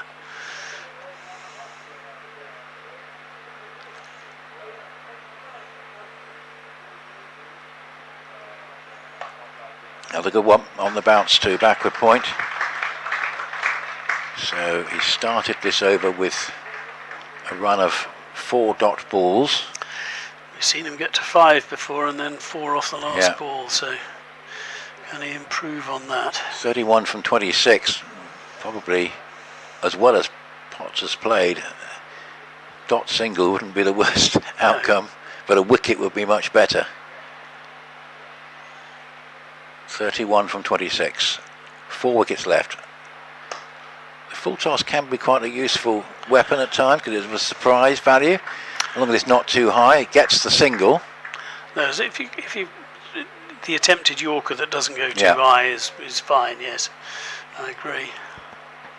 Right, so 1 ball left of the over, just 1 run from it. It's been terrific stuff from Akhtar.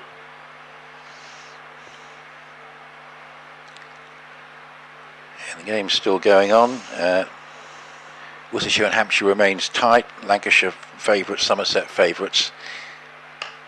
It's driven away nicely, but that's a good over. And all credit to Zaman Akhtar because his first few overs were not his best. And that was an impressive over from the Alistair Cook end, and I think he's still got 1 to go, hasn't he? He has. That was his 9th. So 228 for 6, and that's an over that's just gone for 1. So 30 from 24. If Essex can find a way of leaving Durham with 20 from, leaving Derbyshire with 20 from 2 overs, that's going to create a bit of pressure. It needs another tight over. Charlie Bennett, interesting. He's been out of the attack for a long time. And he was a little bit expensive earlier on. Yes, if I was Mackenzie Jones, I think he'll probably bring Mackenzie Jones on from the other end, won't he? That would be the obvious thing to do. Well, bowl Akhtar's last over, and then Akhtar's got 1 left. Yeah. I think Mitchell Killeen can count himself slightly unlucky not to have bowled more overs than he has, but Just the 6 for 14. But it will be the pace. Oh, and that's a good start. That is a good start from Charlie Bennett. Get some movement and bounce. I don't know whether the Essex attack was just slightly off generally in that first 10 overs. Even Porter wasn't quite at his best, was he? But I might just regret that. Yes. But giving the start. Came with his explosive start, because it's been tough going for Derbyshire since the opening stand was broken. Yeah, these two put on 45 now. This is up in the air. This should be out. And it is, and suddenly the game's back on. And Whiteley goes for 32. Well. Well, Zaman Akhtar gets a lot of credit there, because he built up some pressure with just one off the previous over, and when a good start from Charlie Bennett, that's that little bit, his ability to vary pace, making the pickup shot quite difficult to judge, because it's not the easiest pitch. And Whiteley, he was looking set with his bags of experience, has gone for 32, so it's 228 for 7. We're now down to 30 off 22. And the equation for Derbyshire has become more complicated, because their one set batter, who with huge experience, has gone. Excuse me. 32 he went for, of 47 balls. Well, a real tense finish here.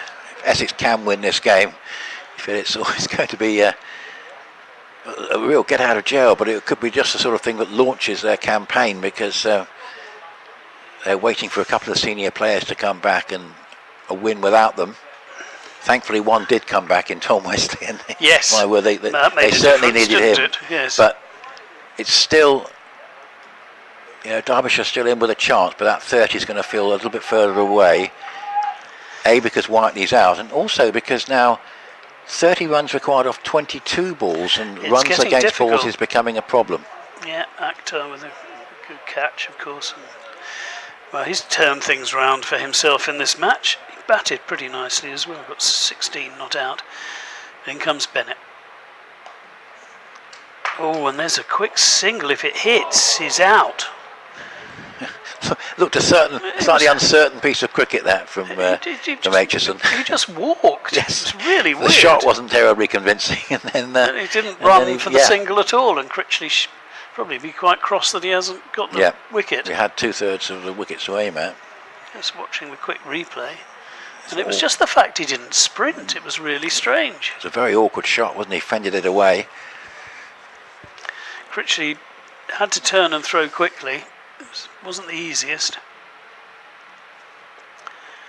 Charlie Bennett in. No, it's wide. That's that's not right. That was inside the blue line. That was not a wide. That sort of call could be very important, because it looked a good delivery from Bennett, in the sense that what he's trying to do is basically keep Potts away from the strike at the start of the next over. It's an intelligent piece of bowling, but he's been wided. I think that's really, really harsh, that one. Yeah. 28 from 21. Just watching that again. Okay. It's very tight. But he's given them before, that umpire, as we saw earlier. And that is the one bouncer for the over, as Bennett gets his frustration out. Potts has acquitted himself well here, but we were talking about, can Essex leave Derbyshire needing 20 plus. Now it's 28 from 20. So if Bennett can get out of this over with, no more than 2 at the most conceded, just mustn't concede a boundary. He's in once again. Oh, and this could be out. It is, and another wicket goes. Bennett's got 2 in this over. I think it's Mackenzie Jones, and that's Jones appropriate, takes the because catch. he played so well. Wow. Well, Potts goes, and Potts have played well. Bennett the bowler, and oh my lord. I don't know what. Fielder in the right place. It's a pretty good hit. That's a big moment. Derbyshire have got a lot to do now with the last 2 wickets, and well, the beauty of that is, of course, it's a dot ball and the wicket. 28 from 19. Yeah. With 2 wickets left.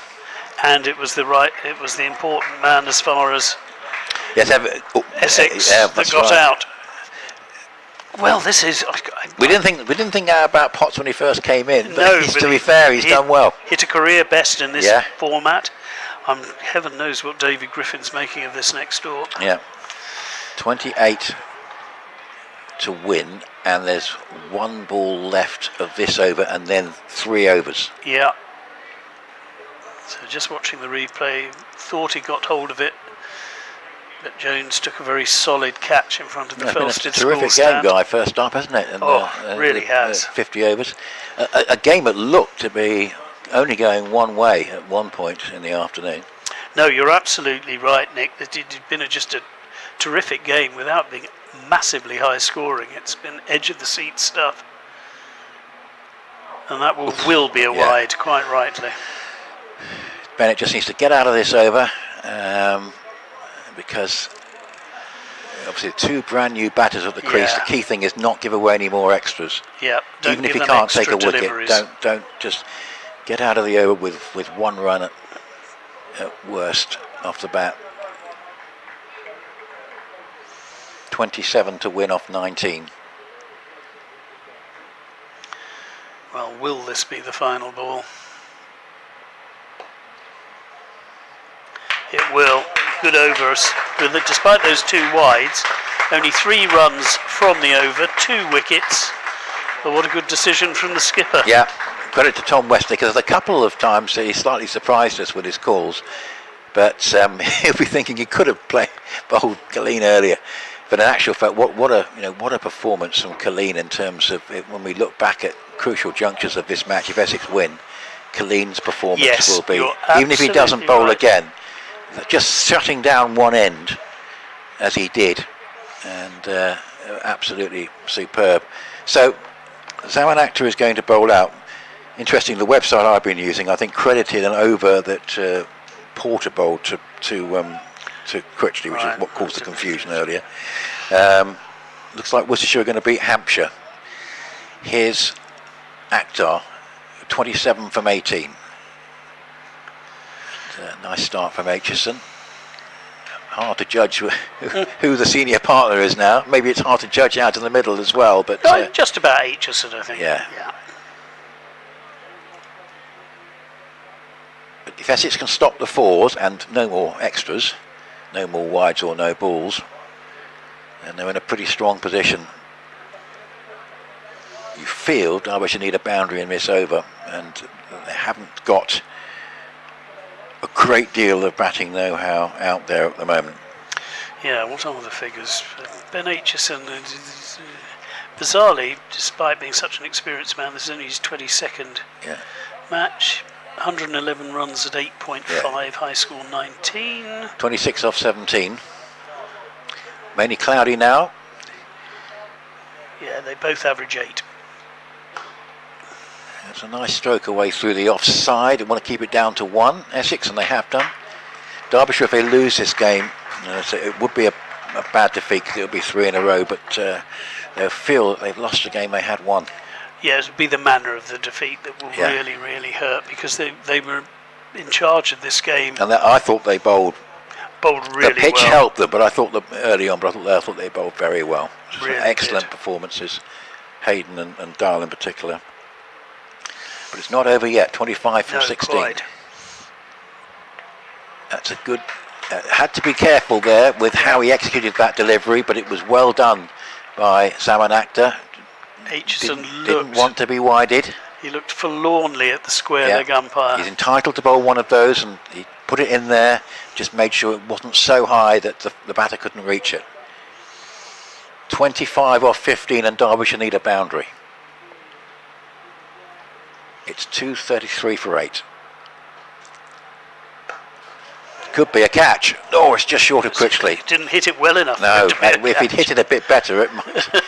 But Essex will settle for 1 or less at this stage. I don't think they're worried too much about who's on strike. Anything that doesn't go for more than 1 just increases the pressure on Derbyshire. 24 from 14. I'm beginning to think you're a bit of a mystic here, because you said if they can keep it to 20 with 2 overs to go. That almost seems as a bit what they're going to do here.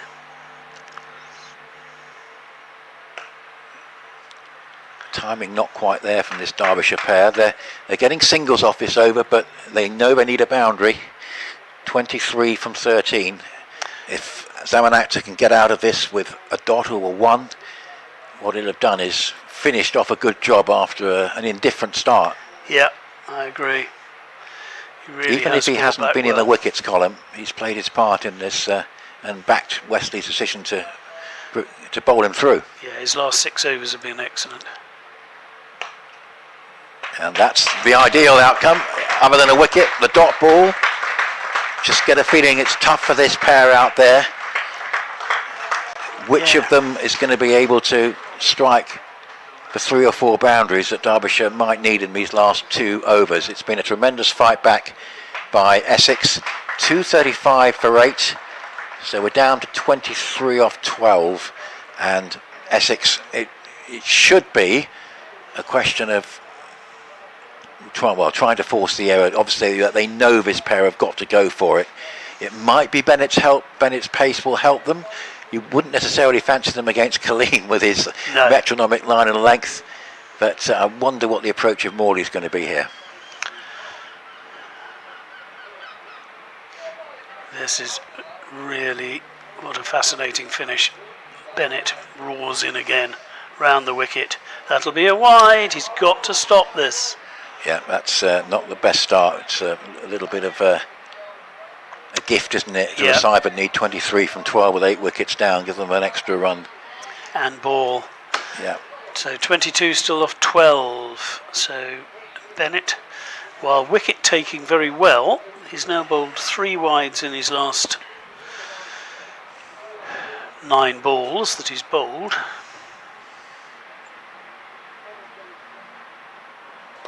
That's a better delivery. Yorker length on the stumps, that's what you want. Still, the impression is that neither of these two are natural hitters on the evidence of what we've seen so far. So anything that's going to restrict their options is going to be difficult to get away. And that was a good delivery from Bennett. Yeah, 22 from 11, so it's 2 runs a ball required. That's not ever easy. Oh, Bennett pulls out of his run. I think he was who bowls the last over here? Let's. I would guess it will be Mackenzie Jones. I'd be surprised if it was anyone else. Yeah. Given how well he's bowled.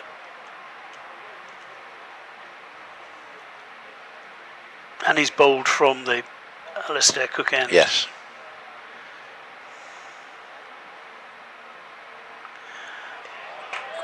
No, too high. So got to be careful here, wide. Bennett. Just bowl line and length, because you know that basically Morley doesn't have the range of shots. So if you just bowl a tight delivery here, you're bowling to the number 10. Just don't try clever. 21 off 11, but most of the runs are being scored by virtue of extras at the moment. Yeah, although Tom Wesley, just asking the umpire about it, it looked like a wide from where we were and on the screen, and you just don't need to bowl those deliveries. You need to bowl that one. That's a cracking delivery. All credit to Charlie Bennett. Not been the easiest of days for him, but that beat the tail end of all ends up. And that's what you need to do. Just line and length on or around off stump.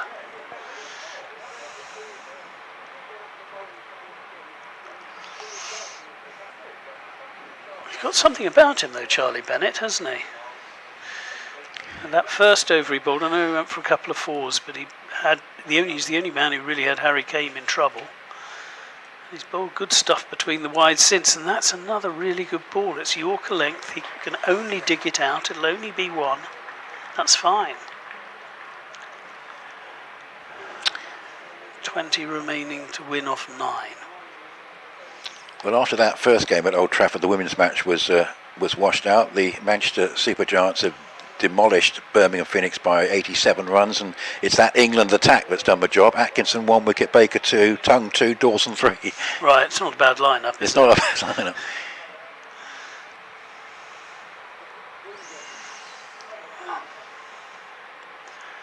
Bennett, short, that's up in the air, could be anywhere. I think it'll fall safe, it does. Mainly because the poor fielder couldn't see it. They go for 2 and he'd have been out if he'd hit. Well. Oh, it was because Aitchison is not the world's quickest between the wickets. No. Or did they get 3? I think they got 3. Was it just the 2? I think it was 2. Yeah, that was Aitchison. Because basically Morley was lapping Aitchison at one point, and then they went for the second run. Yeah. Yes, at Aitchison pace.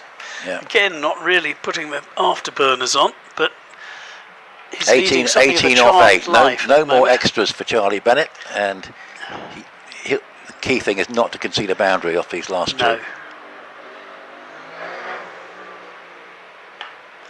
And that's up in the air. That could be 2 more because that's into the space. It will be 2.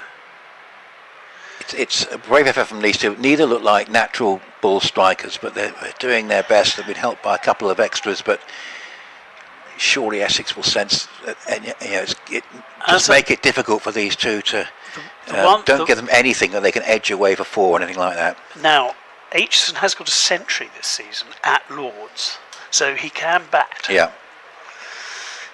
As I've been reminded by Dave Fletcher, because we were covering that game. Thank you, Mr. Fletcher. I hope you're enjoying the coverage. As Bennett comes in, short, up in the air. Could this be out? If anyone can see it, it should be. And it is. And Aitchison won't be getting 100 this time. Bennett picks up a 3rd wicket in his 2 overs. He's bowled 4 wides, taken 3 wickets. And he's left the situation that 16 is required with 1 wicket in hand off the final over. Yeah, well, I wasn't aware there of Aitchison's previous batting credentials, but I thought he fought hard there, but it's just difficult for that pair. I think the Whiteley dismissal has really scuppered Derbyshire's hopes. They were looking pretty solid until Whiteley got out. Whiteley appeared to be sort of getting into the groove. He's strong through the offside. Seemed to be timing it fairly well, but his dismissal has obviously exposed the lower order here. And disappointment for Derbyshire. It would be quite remarkable if they were to win the game from here with the last pair together and 16 required, because they have played very well today for most of the game. But at the crucial part, once that opening pair was separated, brakes were slammed on. Brilliant combination of Mackenzie Jones and Matt Critchley, then backed up by Mitch Killeen, and gradually they've taken control. Obviously the key wickets have been Harry Kane and Ross Whiteley. Yes, indeed, and Harry Kane 3 short of what would have been a wonderful 100, but after that, the next highest score is 33. Only 3 men have reached double figures. 16 off 6, and that's wide outside the off stump, but not sufficiently to worry about a call. So it's 16 off 5 with the last pair together. Hayden, who bowled so well earlier, has joined Morley. Morley has the strike. Hayden was absolutely excellent and will be unfortunate to finish on the losing side. That was a great ball from Jones, because he saw the batter stepped away way outside leg. It wasn't that wide, but he just kept his length and line. Super stuff. Somerset have beaten Warwickshire by 125 runs. 242 for 9, 16 off 5. Last pair together. Excellent Yorker length delivery from Mackenzie Jones. Well, Essex have absolutely got out of jail here. I really think Guy, if they'd lost this game, it's still technically possible they might, but 2 defeats out of 2 in what is looking slightly of a stronger of the 2 groups, partly due to Ben Stokes, but there are other reasons as well. Middlesex are absolutely on fire. It would have taken a lot of coming back, and obviously it's going to be even more difficult for Derbyshire now, having lost their first 3, if that appears to be the case. That's chipped in the air, and they need to get 6s now. Yeah, they need 15 off 3. Yeah. What a comeback from the Essex attack.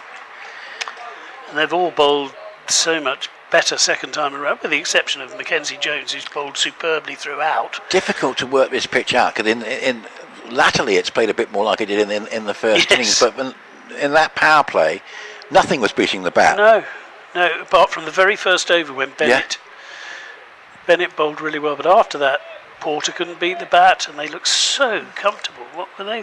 They put on 113 for the first wicket.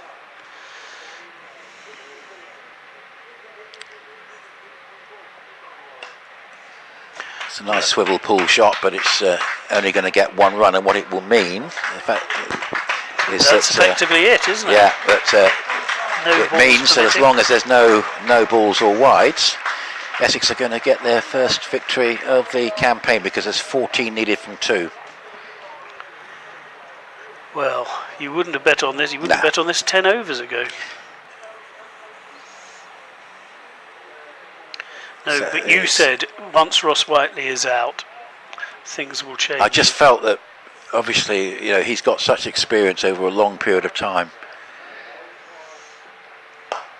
Good ball. And it was just a little bit of a worry when Bennett was giving away those extras, but basically the best route for this lower order would have been if they'd been able to flash a few over the top and all that sort of thing and get boundaries, but they haven't really had the scope to be able to do that. And I say I have sympathy for Derbyshire today, because they played very well for long periods of the day. And these are Mackenzie Jones' best ever List A figures. It's only his 6th match, but it's always good to beat your personal best. That's a cracking way to finish. Mackenzie Jones won't mind. It's a nice shot. Credit to Morley, but greater credit to Essex, who've got a win from nowhere here. 257 looked like a working total. It looked useful. It didn't look very useful while the opening pair were going along at an absolute train's pace, but critical developments was the breaking of that partnership, the slowing down of the scoring, becalming Harry Kane a little bit. 5 wickets fell quickly.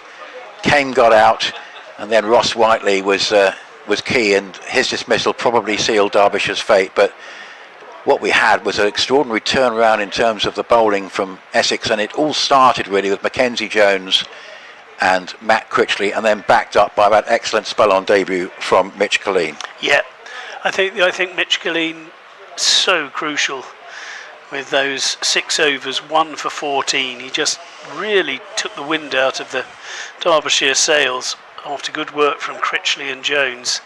And good skippering too from Wesley. A couple of times you and I raised our eyebrows at the choice of bowler, but he got it right every time after that power play the first 15 overs really, when they were cruising. 104 without loss after 15, 248 for 9 after 50. So disappointment for Derbyshire. As they played well for a lot of the day, but great credit to Essex for the way they fought back from a very, very difficult position. I mean, you certainly wouldn't have fancied Essex's chances at all when that Derbyshire opening pair were going so well. But we did talk about the sudden slowdown in the scoring, which actually almost began before the first wicket fell down at 113, because that came in the 20th over, and there had been a succession of quiet overs leading up to that. And then we had wickets in the 20th over, 21st, 22nd, 26th, 33rd, 38th, and Whiteley going in the 47th over just left the lower order too much to do. So it's going to be tough for Derbyshire now. They've basically got to win every game and hope for the best. But for Essex, they are on the board, and that's the important thing, because you can't afford to lose too many games too quickly at the start of this competition. And they will fancy their chances at Arundel, because obviously Sussex are not at their best position at the moment with all the problems they've got. And then they play 2 home games here on Friday and Sunday. Just elsewhere, Hampshire needs 16 from 10 balls with 1 wicket left at Worcester, so Worcester are favourites there. And the other game still in play, Lancashire on course there. Leicester need 93 from 6.3 overs with 3 wickets left. The standout result of the day was that ridiculous match at Radlett where Middlesex won inside 10 overs. But this game here has probably been maybe one of the closest of the days, perhaps along with that one at New Road, and it's a very, very good victory indeed for Essex. Disappointment for Derbyshire. Absolutely. Well, congratulations to Tom Wesley, back in the team, led the team to victory, got 100 as well, 102, his 10th one-day century, excellent work from both captains. Harry Kane captained his attack very well, scored 97 off 94 himself, but in the end it wasn't enough. Well done Essex, they go forward. Derbyshire, it's now 3 defeats in 3. Essex have now won 1 in 2. And, well, we're back here on Friday, aren't we, Nick? Yep, so see that. See you all on Friday. Thanks indeed for joining Nick and myself this afternoon.